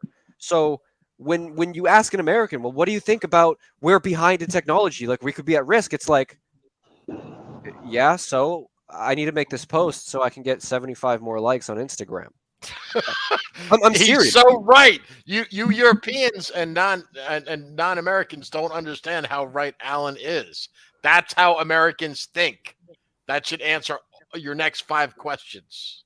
I was going to say, well, it depends on the size of the warhead and what they target. I don't think I live in a target area, so I'm not as worried. But I do have a place I can. Who the fuck thinks like you do? I do have a place I can bug out to, and I do have some. Answer my question. I'm an American. Like you do. Be I honest. think, Don't lie to I me. think Don't like lie he to me, does. motherfucker. Look, I don't give a shit if Washington gets nuked, right? I'm chilling. I can go. Actually, I'd probably throw a parade if Washington got nuked. Sorry, but See, that's the problem too. It's like, don't threaten us with a good time, you know. Yeah. But no, Just I mean, wanna say I don't really worry about it because I mean, I don't think I'm near any place that would be targeted in the first strike, so that'd give me time to get the hell out of here, and hopefully I'd just get to watch it from a cave somewhere and drink some bourbon. Oh, fuck that! I got interesting point of views. Do you have there? No, I just want to say, if you want to understand hypersonic technology in a physical point of view, maybe you should look after MHD, magnetohydrodynamic. RL, we totally respect hypersonic technology. The question was more so, how does us, I think, stupid Americans view it? No, not stupid. No. I am not respectless. I like Americans. I like Americans. No, in America, you have 350 million people about, let's say. Let's say 350 million. Not all of them are like you. Sorry, are disinterested. There are people I'm who are stupid very and interested they're not all like in me. these technologies. Okay, RL, I agree with you. A lot of them are not disinterested, but I'll be the one to say I'm speaking from my contemporaries' perspective, right? The kids and the students I go to school with every day, the people I work with every day. That's just the mindset that I see everywhere, right? Just RL, I love you, brother, but I don't think you appreciate how disengaged, for like Alan, correct me if you've got a better word, that people Alan's age are from this. Because you're in Europe. Same in Europe, you know. It's same in Europe. You take 100 people, among those 100 people, you maybe have 98, 99 of those people who don't care about just themselves. Yeah. I mean, the problem is with European, we European, we are living. We are living. Oh, sorry. Sorry, Draco. I wanted them to actually elaborate further on your question. On a more specific level here, and this is because Alan was basically elaborating what do his contemporaries think, right? His age group and his milieu where he is in the United States. So how is Toby? How do, for example, JS? Let's just start with you. How do people your age in your area view the war in Ukraine and the general can you give a counterpart from to Alan's elaboration, please?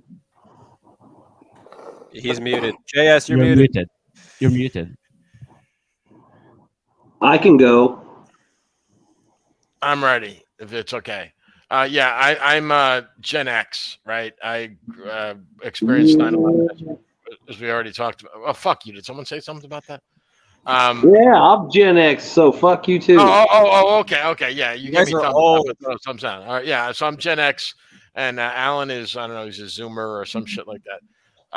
But it's a little bit nuanced. Like Gen X is we're kind of like a modern equivalent of the quote unquote silent generation. That was the generation that became before the boomers. Like no one listens to us anyway, so we don't really count.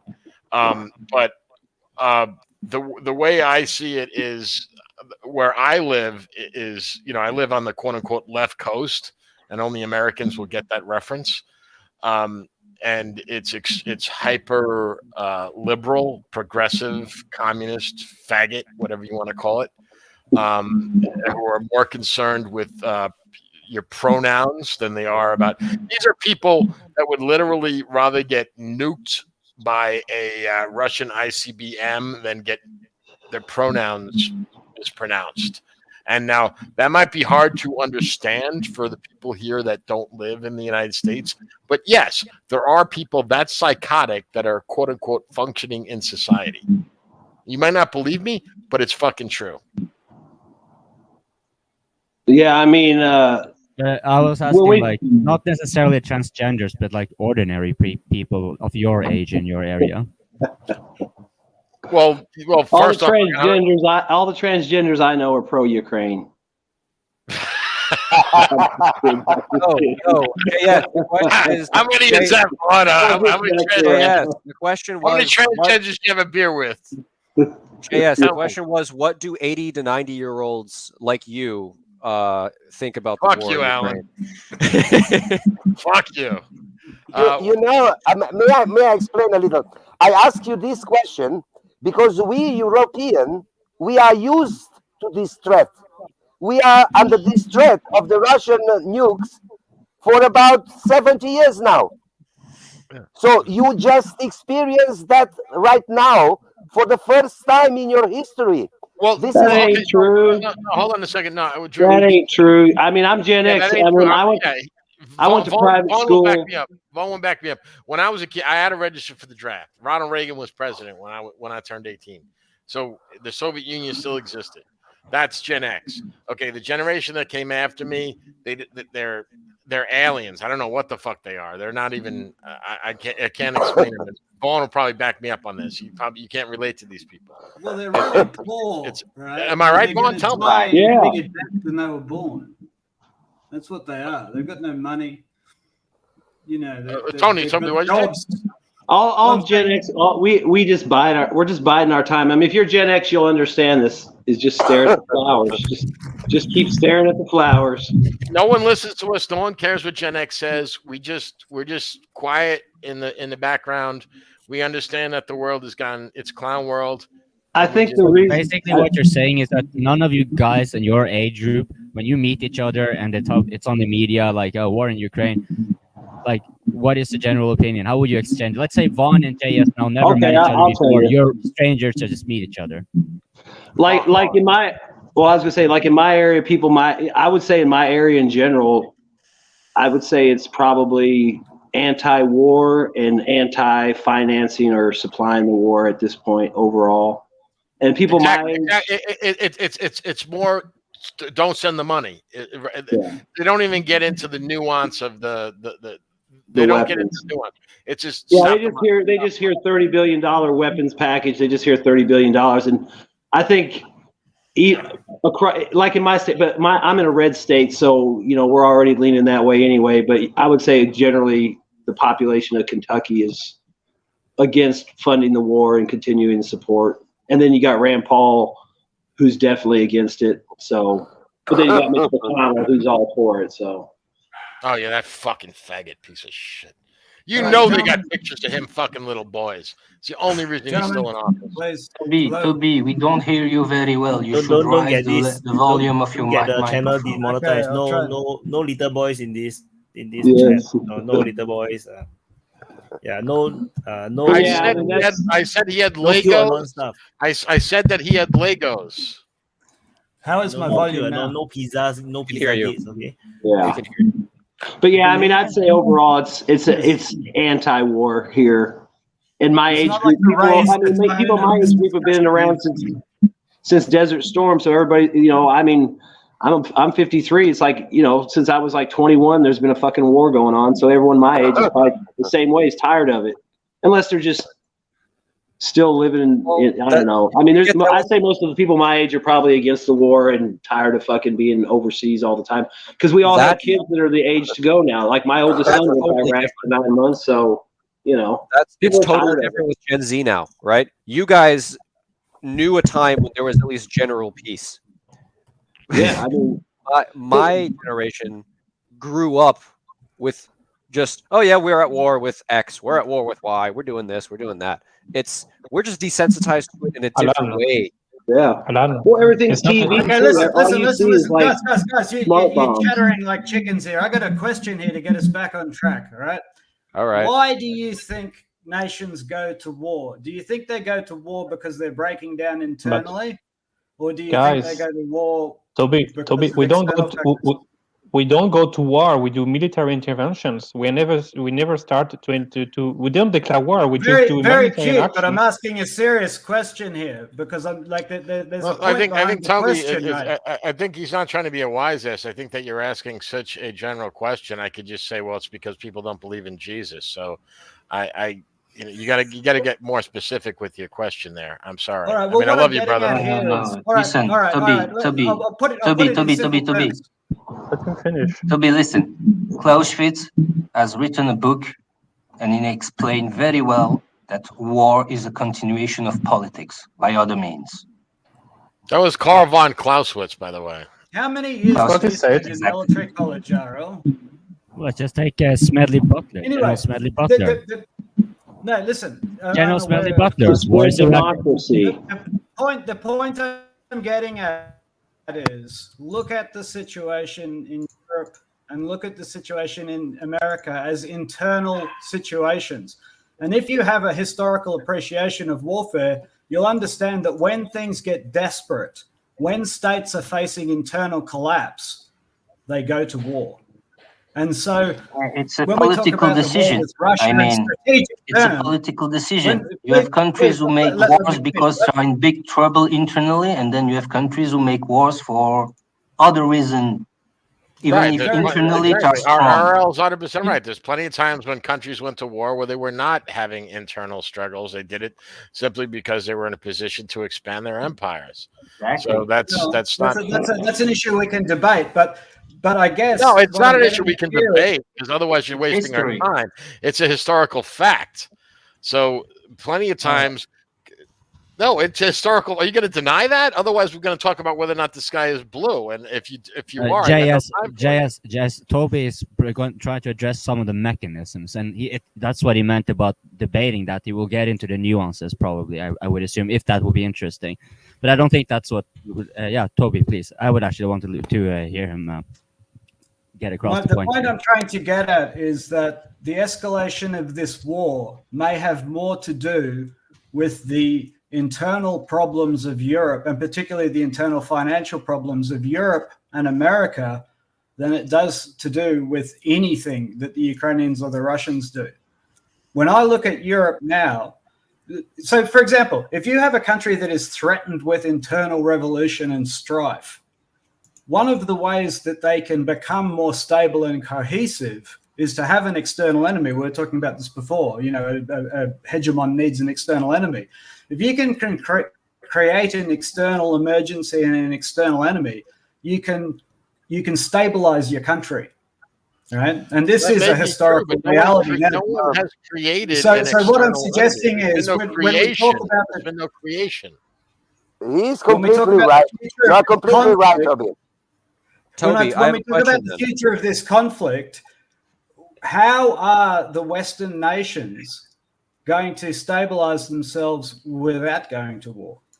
Okay, Toby, I have a question. So if the logic is war could come from nations that are unstable or have internal strife, could that not be turned on Russia for saying Right. Could that not then be turned on Russia and say, well, they escalated this conflict in February, so they must be the ones facing total collapse internally? No, or not necessarily. Let me take. Let me address that point. I think it's a really good question. The US have been doing this for decades. A lot of people talk about the American military-industrial complex. That makes a good point here. I just want to address it. People talk about the American military-industrial complex. No one talks about the Russian military-industrial complex. I think it's absolutely certain that there are political factions in Russia that are benefiting from this war. And it's also certain that Russia is becoming a more stable, cohesive society in the short term from this war. And so and I would agree on the logic on Russia. Right? This war suits everybody. right? In terms of the stability of their nationalism and also in terms of the performance of their industrial economy. The only people this war doesn't suit are the people who are dying in it, right? Toby, This is a Toby, very, I think very the good US war. because the US has been at war since nuclear. Toby, I think you have to take Western countries case by case. If you look at Poland, maybe they will be very cohesive if there is a war that breaks out against Russia directly. But a country like France, a country like Belgium, I don't know. You will certainly have, especially in France, people who say, "Oh, fuck the military, fuck the president, fuck those generals. I need my money. I need to take care of my child. Why sending me into war? Why sending our boys in to make war? Against who? Against Russia. Why? Why not having diplomatic discussion? Bringing peace. It depends on countries. It depends on what the general public is thinking. If they are all behind one man or all divided with their own opinion. Yeah, I mean, you go to Portugal. I don't think that the Portuguese will be all full-fledged to go to war against Russia.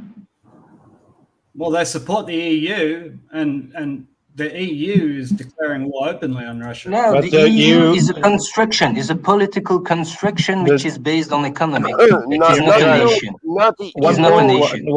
One point here. NATO. Toby, are you trolling us or are you sincere? Guys, I don't mean this to be, I'm not trying to be a dick. I'm sincere. Like, are you a troll or are you? This is real questions you're asking us. Because what you just said about the EU, I think we can troll. No, but guys, the EU doesn't have any legal manner to declare war. This is just a body which has some authorities. They have no capacity to declare war. Even the sanctions is already quite surprising because they have to, when you want to vote something under EU level, you need such amount of negotiations, and they have technically not the capacity to do so. So if we go to war, to NATO, foreign policy. Morty. No, that's why I asked. I don't hear you because everybody is speaking. To cut Russian media in Europe. She has no ability to do it, but she done it. Yeah, but same this is for the not vaccine. Yeah, but she decided to buy to Pfizer for billions for all the Europeans. Nobody gave her that mandate. Yeah, but please. Everybody was okay. Give me a try. The rules are changing. The rules are changing without telling us that the rules have changed. No, but give me a try. The European can vote something, but this is on the level, on the parliamentary level of the country that you need to vote what the EU has decided, and there you give it legitimacy. If not, you don't. So after saying no, it's true. That's on paper. That's on paper. Well, who vote in parliament is your representative in the end. So in the end, look at the censorship of Russia Today and Sputnik in Europe. Did any parliament have decided about it? No. It was von der Leyen, and that's it. No, because von der Leyen is not deciding alone, IRL. This is a council minister which is deciding and every European countries decided to apply that without passing by parliament. Yeah, but that's serious. Same for vaccine. I know. Is there any European parliament, any European country parliamentaries who decided about the vaccine? No. They vote the budget. It was made by Ursula von der Leyen. They did vote. All right, you are wrong here. I stopped this Every because it's going European far. country decided for itself the measures that they take to counter the COVID. And the point is that European Union cannot declare war, Romanian government but decided NATO, to buy a vaccine. Because NATO is the army alliance, not European Union. European Union is a political group, not an army. So I would like to have an army, but in the how to say, in the European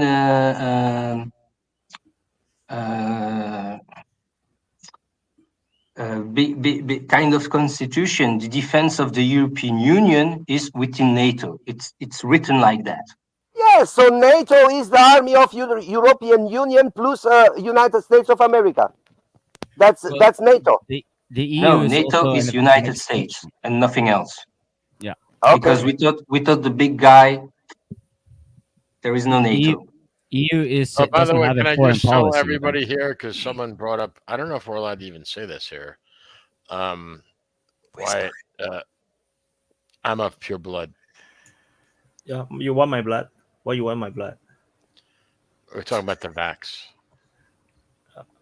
You want to talk about the Oh, vax? you're talking about the comments in the chat. Well, we can take WHO. It's not an international organization, right? Who was the biggest funder of WHO and the inceptor of it? Well, that was the United States. And this is relevant to, for example, the vaccines that IRL were talking about. So, but who is now one of the biggest funders? It's not the United States. It's Bill Gates. Bill Gates. Also, Bill Gates is the biggest funder, and he has a lot of investment. So, and you can, when you start seeing like where the money interest in the vaccines are, so like Jaco, you are correct. Yes, the individual countries to some extent could do something about how to do the lockdowns or whatever, but not really, because the directives were already sent through on a higher order, and you're muted. JB is muted, or who JS is muted. I'm curious because there's a lot of focus on Americans in all these political discussions, but what are Europeans are thinking? How come Europeans didn't take the leadership in countering Russian aggression? Like, how do you guys feel about that? Because most Europeans are pussies. I can give you, JB. I can actually answer that from a Norwegian perspective, right? So I am unabashedly anti-NATO. I consider NATO to be an impediment to Norwegian interest. Now, in my ideal world, it would be a Nordic defense alliance first, and then we can talk about the pairing up with other nations that are much stronger. Now, that doesn't make me pro-Russian, because Russia, by invading Ukraine, has made it a lot more difficult for my ideals as a person and as a Norwegian to be achieved. Because now we see Sweden and Finland want to join NATO. With them joining NATO, Norway getting out of NATO and into something where we can team up with peers. Because we are not peers with the continental powers. Even if all of Scandinavia is united, we're still a lesser power compared to Germany, for example, or France alone. But we at least have some parity, some negotiation to go on. It will be something that we could, because NATO now, it drags us into war.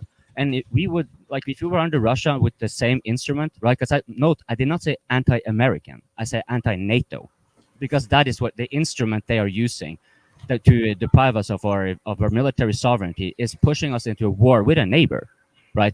Now, if the Russians did the same, I would be anti that instrument that they applied against us. Right, but the Russians haven't done that. Russian. That's my whole point. The Russians haven't done that to you. It's the Americans. Well, they also couldn't, because we were under NATO. We came under NATO very quickly, and but in Russia did actually make a counter. That was the Warsaw Pact. The USSR, they actually erected that. The counter was the Warsaw Pact, right? Right. Yeah. NATO was formed. And Norway was taken very, very quickly. So that was like we had. It was written in the cards for us very, very early. We will be becoming a part of the United States and that military alliance for a variety of reasons that I'm not going to get into. But like you were asking, JB, like how would us Europeans see it regarding the war and coming to Ukraine's aid? Well, if I'm going to see from a geopolitical point of view, pure power play and cynicism, the war is great business. The more the Ukraine, as long as nobody wins and the Ukrainians and Russians keep fighting each other, it's good for our oil and gas industry. It's good for our arms industry. It's good for our retail industry, which can hide its extra profit margins behind inflation and the war, right? They can manipulate our population good. So and that is good for our economy, as we are told, right? So that's right. So, but if I am personally, my opinion, both of them lost as soon as they got to war. And I am just assessing the situation as it goes on. I'm basically just hoping Sweden and Finland doesn't join NATO. I'm grateful to Erdogan, even though I kind of don't like him for a lot of other reasons. But on this, here I can agree, right? I don't perceive the Russians to be as big as a threat as, for example, the U.S.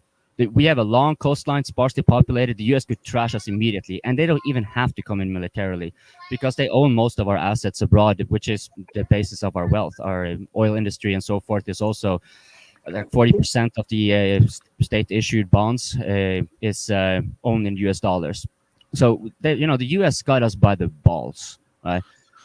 Russia is not necessarily our friend, though. Norway is such a weak country we will be subordinated by a bigger country. So our only chance here is to pair up with our neighboring Scandinavians, because they are at least in parity in terms of size, in terms of resources, and in terms of population. And so I hope that kind of gave you at least Northern European view. And yes, Björn, please. Björn, please. Yeah. I'm also from Norway. I'm also from Norway. And I just want to say one thing. Never underestimate little Norway. I just want to remind everyone that Norway, we have the world champion in chess, Magnus Carlsen. He just destroys the whole planet in chess. And that says something about Norway. Don't underestimate Norway. I'm anti-Norway. But my question is like, without U.S. involvement, would Europe have stood up for Ukraine, or would they just let it get annexed? Norway would never dare doing that, because we will get so hammered by Russia. We would never want to be putting ourselves in that position. The only reason we joined NATO was because we feared we were either going to be subordinated by the USSR, or we're going to get crushed by them. One way or the other. Like, we needed NATO, and that's the same thing here. We would never ever fucking dare threatening Russia because of Ukraine, because we are their neighbors. I am from northern Norway, so I would actually be close enough to be experiencing like what the Russians could be conveying of violence in our direction. So no, we would never ever do that. But our leaders are subordinated to a much bigger structure of power, just like France is, just like Germany is. This is why they are so unreasonable. What the fuck are these leaders doing? Why are they trashing their own countries on such frivolous grounds? Well, I think to answer that, I think the way you frame this is completely, with respect, I think the way you're framing this is completely wrong. The leaders of Norway are not subordinate to the US. The leaders of Norway own shares in exactly the same corporations, multinational corporations, as the leaders of the US do. The people who don't own shares in the corporations are subordinate to the shareholders of the corporations.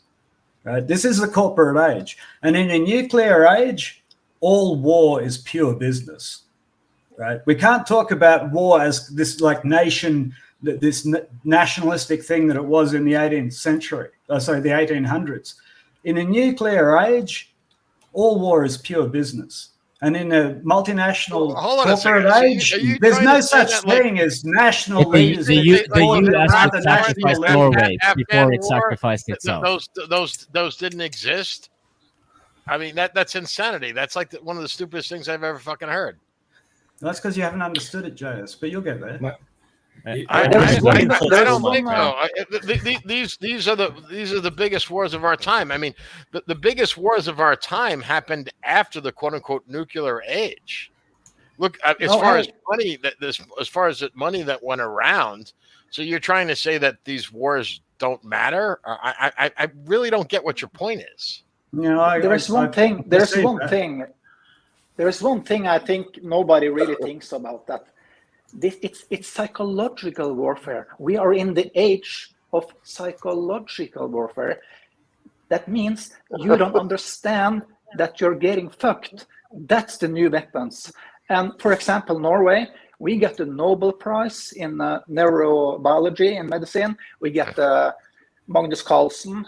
I mean, but it doesn't have anything to do with the fact that you guys have scientists that have higher IQs than people who live in fucking the Congo. Stoltenberg, he is also from Norway. So don't underestimate Norway. And within the field of psychological warfare, I think Norway is maybe one of the major players in that game. But you don't see Norway, because in the age of psychological warfare, where you are getting fucked without you noticing in it. I think Toby's point was that it's not necessarily national interests anymore. It's not like the Prussians trying to create a Prussian buffer zone. It's about economic interests that may have nothing to do with your nationality. So economic interests also correlate with the power. Ethnic interests. Yes, there's a strong argument to be made for that, but that doesn't mean that just because nuclear weapons were developed that everything else goes out the window. That's simply not true. I didn't say it went out the window, JS. What I said was it's just pure business. Nobody's really trying to fight war on nationalistic reasons to try and Bjorn, you should add one thing which is very important, especially with weapons that make huge damage. Can we hear what Wyatt had to say? Demographic statistics is very important. So maybe you have the cleverest chess player in the world, actually, because tomorrow it will be different. And you have very good psychological warfare people who are working there. You are just a very teeny demographically speaking. But if they are noticed, don't underestimate them. If you discover them. But look at Norway. We're handing out the Nobel Peace Prize. Can we hear what Wyatt had to say there? Nobel Peace Prize for me is just a PR stuff. Because it was made by a guy which was for fuck's sake, they gave Barack Obama the Nobel Peace Prize was given to Barack Obama. It's a joke. I understand. Hey, RL, I understand what you're saying. If they are exposed, they are chanceless. Then probably Asia will win. But the thing is, with psychological warfare, is that they are fucking you without you even noticing it. They say we're trying to help you. Actually, we're trying to help you. Right? Norway is actually earning so much money. What your intention is to fuck me? Yes, I know that. I understand that very well. Okay, the Chinese are very strong in that. Yeah, hopefully, and I'm here because of I'm here actually to save your ass. Or I hope you get it. I just hope you get this because I'm watching. So what happened with I'm watching what they say and stuff. In this war, right? Because that's Norway why I'm here. That's why I don't trust my mainstream media because they are telling me bullshit and I'm aware of it. That's why I'm looking for information elsewhere. Hey RL, I really, I want to hear this. Norway is actually an exporter of oil and gas, and they are actually earning a lot of money, like quietly over the past year. And they actually earn so much money that the EU is actually complaining about it. So it's not like they didn't notice, but they're waiting for Norway to do something, like be part of the EU. But no, Norway's like, no, we're not going to sell you cheaper. And so Toby is correct. Bjorn is correct. It is money. It's just business. And Bjorn is correct because Norway is like quietly earning all the money. And it's like, but we're not going to take part in all this shit. We're just going to earn the money. So and for example, about that Pfizer video, for example, that's a small group of, let's assume that Pfizer made that the COVID and are still going to destroy us in 5-10 years with biological weapons. There's a small group of smart people, as long as they are hiding it. Yeah. A small group of smart people can fuck the whole planet, even though they are 7 billion people. So true. Just look at Twitter. Twitter is a good example, right? And that's what I'm saying. Don't underestimate countries like Norway or the Netherlands. Netherlands, I think, have the highest IQ on the planet or something. So don't underestimate these small, innocent countries because they are the smartest persons on the planet. The four highest IQ countries on the planet are all Asian. No, that's but only because they're good at math, except for Wyatt, who can't add 2 + 2. But because he's a fucking moron, because I know I've talked to him. But I mean, as far as when it comes to creativity, Asians suck dick. I mean, come on, you don't have an Asian man. Hey, you never watch Japanese anime, right? Yeah, exactly. Except for the board, you guys are fucking horrible, and you're always imitating Westerners. So that's one of the reasons like Asians always look alike. Have you ever noticed this? Like from an evolutionary psychological point, the reason that Asians all look alike more so than Europeans do is because every time an Asian stands out, the authority just smacks him on the head. It's a whack-a-mole. Yeah, that's interesting. But if I can address Bourne's nationalism here, right? He's singing the song, the praises of Norway. For a start, it's not Norway earning that money; it's all the shareholders of the Norwegian companies, and they come from everywhere, right? And the shareholders that are Norwegian also own shares in the Russian oil companies, right? So it's not Norway. And secondly, the irony of the whole thing is, Norway is perfectly willing to let the EU lead on foreign policy. So this is a very European thing. We wave our flag like crazy, talking about our national spirit and our national culture, but our entire economy is multinational, and even our political structure is multinational, and indeed our defense is multinational through NATO. So I don't know. I see this flag waving. I think it's very vain, and it's totally detached from the multinational reality that we live in. It's right for one. It's right for one thing. I just want to add this point that when it's very mentioning Netherlands, it's a very good point. Like Luxembourg, those countries, like in terms of population, doesn't mean nothing because it's very tiny. But the purpose is not about the population neither. It's also about the quality and quantity of wealth and business you generate through those countries. Because in the end, the power is not only coming through the workforce you have, except China, because they can employ it and use it. But this is an exception because they have resources. But the quality and the exception of Norway, Netherlands, Luxembourg, Curaçao, or all the others, is that those places have a shitload of amount of companies based there, and all the connection that those people get between different companies that have been working through the business school, chambers of commerce, of business, whatsoever. Those people know each other, and they support each other in making business and promoting each other. For example, if you want to work in Netherlands for corporations, you can work there only if you speak Dutch. Why? Because it's promoting Dutch people. And if you want to work for a Dutch company, which is like Shell, for example, you need to speak Dutch to be in a high-ranking company. It's only promoting the people internally. It's the same way you need a graduation from Cambridge, Oxford, whatsoever. It's a social cluster, which is only allowing a limited amount of people to have very strong and exclusive position to decide.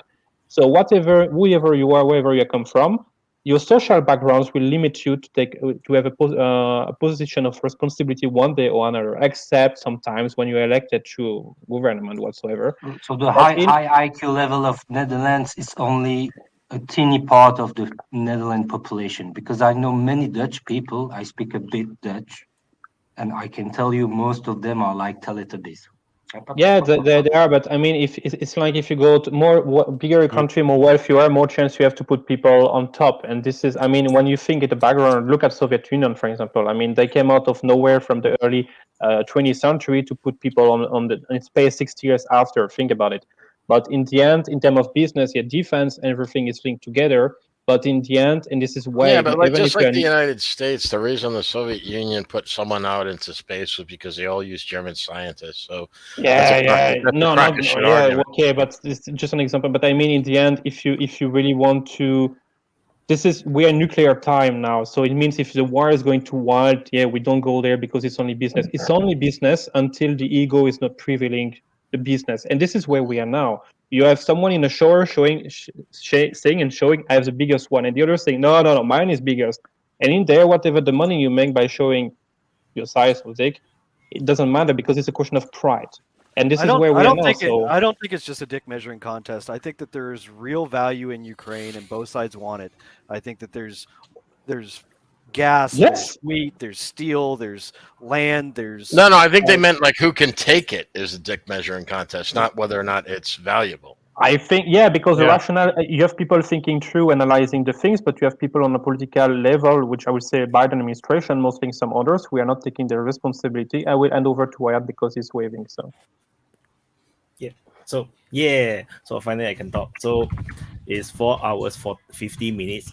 So we need new to record close. Yeah, I don't want to pass 5 hours. That's my aim every open mic is not to pass 5 hours, but I always touch it. So we will go one round for final closing. And there's actually 2 more person in the backstage. Is Vaughn and Alan. They're still around. So later I will swap them in for them to speak their don't say final words, sounds very bad. Like they're gonna die. No, I mean closing statements. So let's start with John. Well, thank you guys. It was a pleasure. It's good to hear different points of view, but still we have all kind of discovering truth here, and I hope we can keep going and having these meetings, and we learn from each other because there's a lot of things that we don't know, and we need to expand our views. And also, I want to say thank you to Mr. Djokovic, who represents our little country that won Australian Open. Toby knows that. Nice to meet you guys. Thank you so much. Very happy to see Novak win. Very deserved. Thank you so much. God bless you all, guys. Thank you. Okay, so next RL, you don't have to jump out. You can stay around and listen. RL. it was a pleasure to meet JS for my second open mic here. And I hope I will have opportunity to discuss more about you with you, not about you, of course. Because Gen X are very interesting people. They just follow the guys who had 20 years in the 60s and who are quite privileged of our society today. Those who encounter the year 68, and you came just after. So you were the first generation to live in the declining society of our time.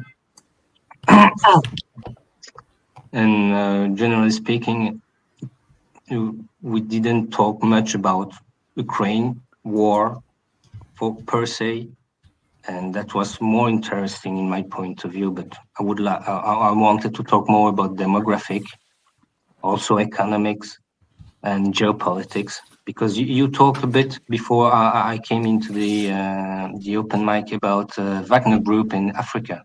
I have so many things to say about it. Very interesting. So maybe next.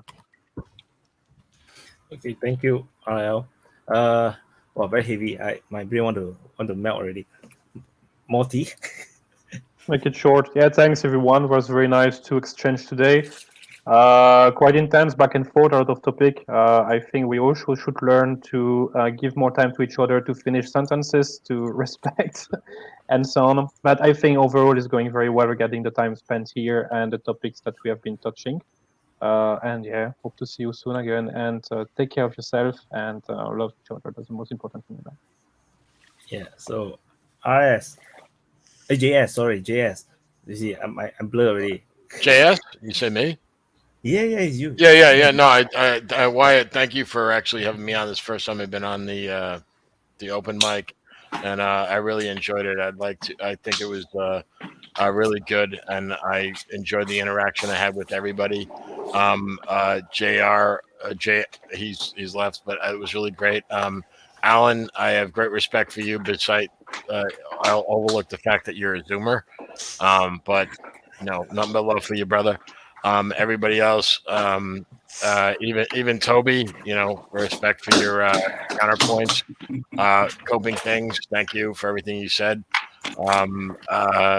Draco, everything is great. Morty, you and I had some good exchanges. Vaughn, you've been in all the open mics I've ever seen, and your knowledge of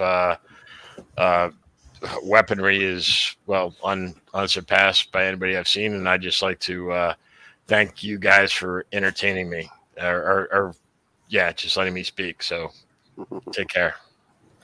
Yeah, so I actually sent the email to all of you guys who gave me the contact. There is an exclusive Telegram chat only for open mic speakers, so you can keep in contact there. So Draco. Yeah, thank you, Guy, for letting me here. Was nice to talk with you. I didn't get an answer to my very question, but yes, through that I didn't get an answer, I got an answer. So that I would say about my question, which it was what the Americans think about the hypersonic threat, is that you are just ignoring. So was nice to talk with you. Hopefully we'll talk again. Yeah, keep in contact in Telegram. So coping. Thank you. Yeah, I have to just express deep appreciation of being in a circle jerk with people who probably won't be too far away from being willing to call their ostensible leaders traitors. Maybe not outright, but if you're going to be in a place where you can have some sort of shall we say a rebel mentality, this is a good place to start. I at least like it. First type of stream I've gone in, I love this. I love everyone. Whenever I see new faces, I love the old people, the old folks like Alan. He's like 150 years old now, by this point in stream life. You know? So it's I'm also appreciative of the Telegram thing that Wyatt said. If more of you who are on this stream, those of you who come on this stream, you know, then you can join us and talk with us, and we can perhaps, you know, we, despite our disagreements, we can find topics that are interesting to have on, for example, closed mics, which we were a massive success when they were talking about the military topics specifically. And I'm just going to foreshadow. I have been yearning to get the one more specifically oriented on economics and international law, which and I'm not going to say too much here, but I'm just going to say, like, there's a lot of good stuff coming on here. And for you people in the chat, in the comments section and so forth, you know, we also sometimes watch, sometimes we are influenced by it, even if it's not a super chat. And if you really want to kind of get your point across, just join us. You know, we sound like a broken record, but really just join us. I am willing to just leave the studio to get another person on. I've been on enough streams that, you know, we need fresh minds, right? So don't feel ashamed. Don't feel ashamed. Like, I'm a reclusive fellow. I hate sticking my neck out. But for the sake of clarity and knowledge, and here you can have unabashed exchange of opinions. Damn, yeah, of course, I want to stick my neck out, and I'm also willing to leave, so you can do so. Don't forget to like, subscribe, and share on the Open Mic. Sounds like Koping's channel. Why has a gun to his head? But I'll be more careful about that. and thank what I you like, you know, this is like, you know, this time around it doesn't feel like, you know, oh, you know, all these pro-Russian guys, it's like we just keep arguing with each other. So it's not like we are like one bubble, you know, thinking the same shit. No, we actually, you know, we are just all very different people. You know, we just have different views. So I think we'll go down to Toby. So okay.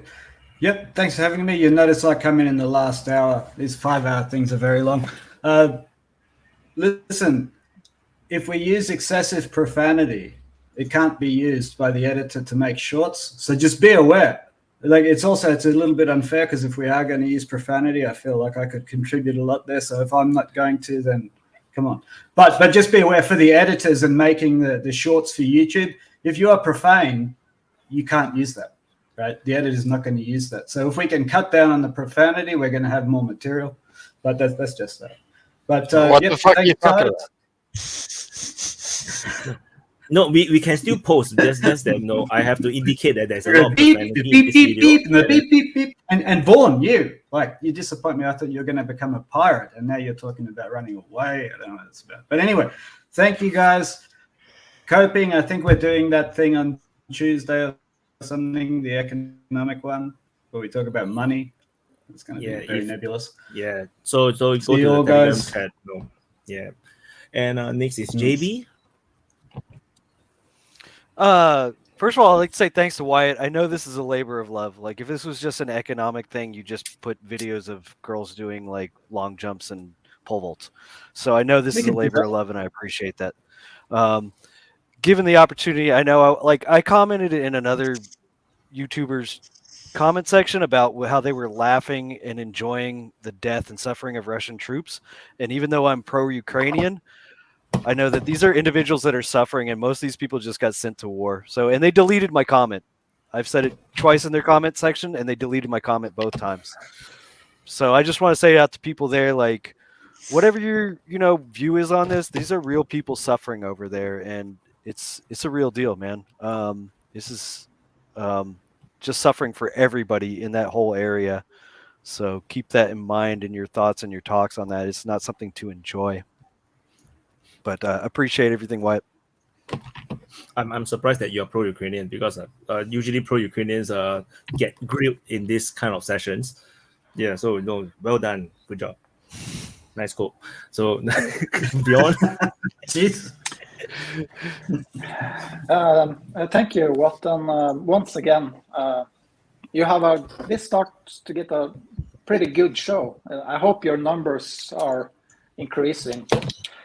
And what I really like, there are people from all over the planet, so it's very interesting to hear what they say, for example, in China and in Russia and in Africa and and then you say, and of course, Juan, with his experience, actually have driven these tanks we are watching at TV. It's very exciting to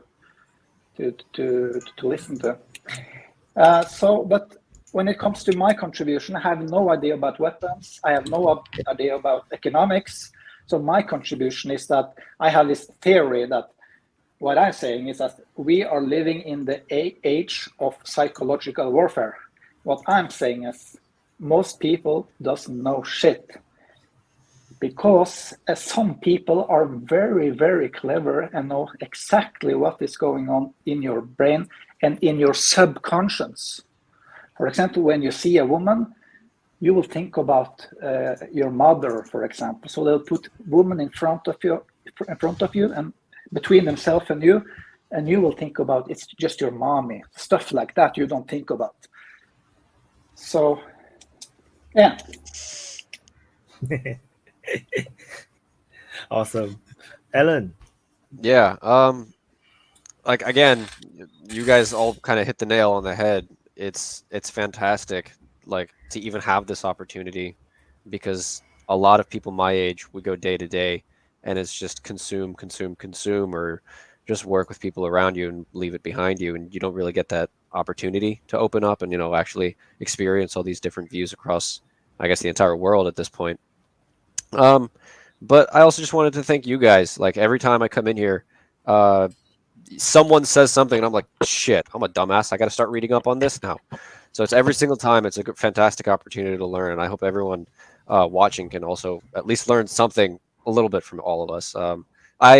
JS, I wanted to ask you, since you're already here, I'm putting together a closed mic for, like, Americans, just for us to cover some, like, American topics, and was hoping maybe you could message me in the Telegram chat. We could have a conversation about that in the future.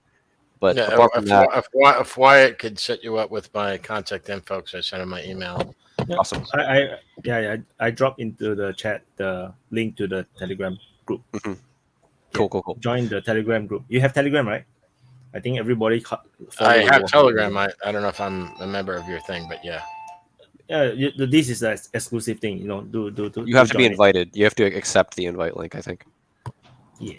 So, but you want to be in the club. Yeah, but that's basically my point, right? Keep doing these. I want. Hopefully, I can keep coming. Hopefully, I can keep learning. Everyone else can keep learning. That's my piece. Okay, Vaughn. Yeah, well, I was going to ask if there was going to be a show about America, because I plan on going the fuck off. So tune into that shit. Dude, it's going to be good, because I got a lot of bitching to do about America. I mean, I got a lot of good stories to tell about my daily interactions with the homeless and the shit I see in the city. You don't know shit. I live in Seattle, motherfucker. You don't know shit about. See, that's what I'm saying, dude. We need to go the fuck off. I mean, look, everyone thinks I'm messaging you guys. I'm going to message you guys. Yeah, I mean, it's going to be good. I mean, there's so much. I mean, I work at this little gas station to make side money, and we had to start locking the beer cabinet because the homeless people just run in and steal beer so much. So, you know, I get to see all the good side of America. But everybody should come in. If you got an opinion, come in, like it, share it out. Everybody's welcome. You know, have a good weekend. Hell yeah. All right. Yeah, you too. You all. Okay, so thank you everyone for thank you all. Bye bye. Thank you. Bye guys. Yay. Bye bye. All right. So I'm gonna remove you. So thank you everyone for watching the episode 15 of the Open Mic. Towards the end, where the part where they suddenly talk about the Pfizer virus thing, I was like, what? I didn't even know when they changed topic, and then before I know it, the topic changed to I don't even know what topic. They just keep changing. Like I cannot even keep up. I don't even know what's happening. So yeah. Hope you guys understand what happened. Hope you guys enjoy it. Thank you for everyone that is watching, and thank you for the super chats. There's so many super chats. Like I think 30 super chats. So I want to exclusively thank NGS, Melchior Borgil, Chan Pasado Posca, and who else? Kalu 19991, Mummy, Acting Sane, and Utis 4321. Who else? Yeah, just no JB Logizen A and Mummy, and yeah, thank you guys for all the super chat. The super chat helps to fund my future house, and also actually fund the work so that I can it makes the time worth it, and eventually we will be able to do more. Hopefully, as the channel grows. So do help to share the words. Do invite your friends who you think will enjoy watching all this chaos and interesting discussions, so that this channel can grow. And particularly, do subscribe to DPA IRL channel. I know there's 100 of you guys watching on the main channel, so do subscribe over at the DPA IRL channel, because this DPA IRL is the home of the open mic. So do subscribe to support all the channels of DPA. Thank you for watching, and good morning to you guys. It's 7 a.m. for me, 7:30 a.m. Time to go and eat breakfast. and then that's all. Thank you for watching, and I'll see you in the next update.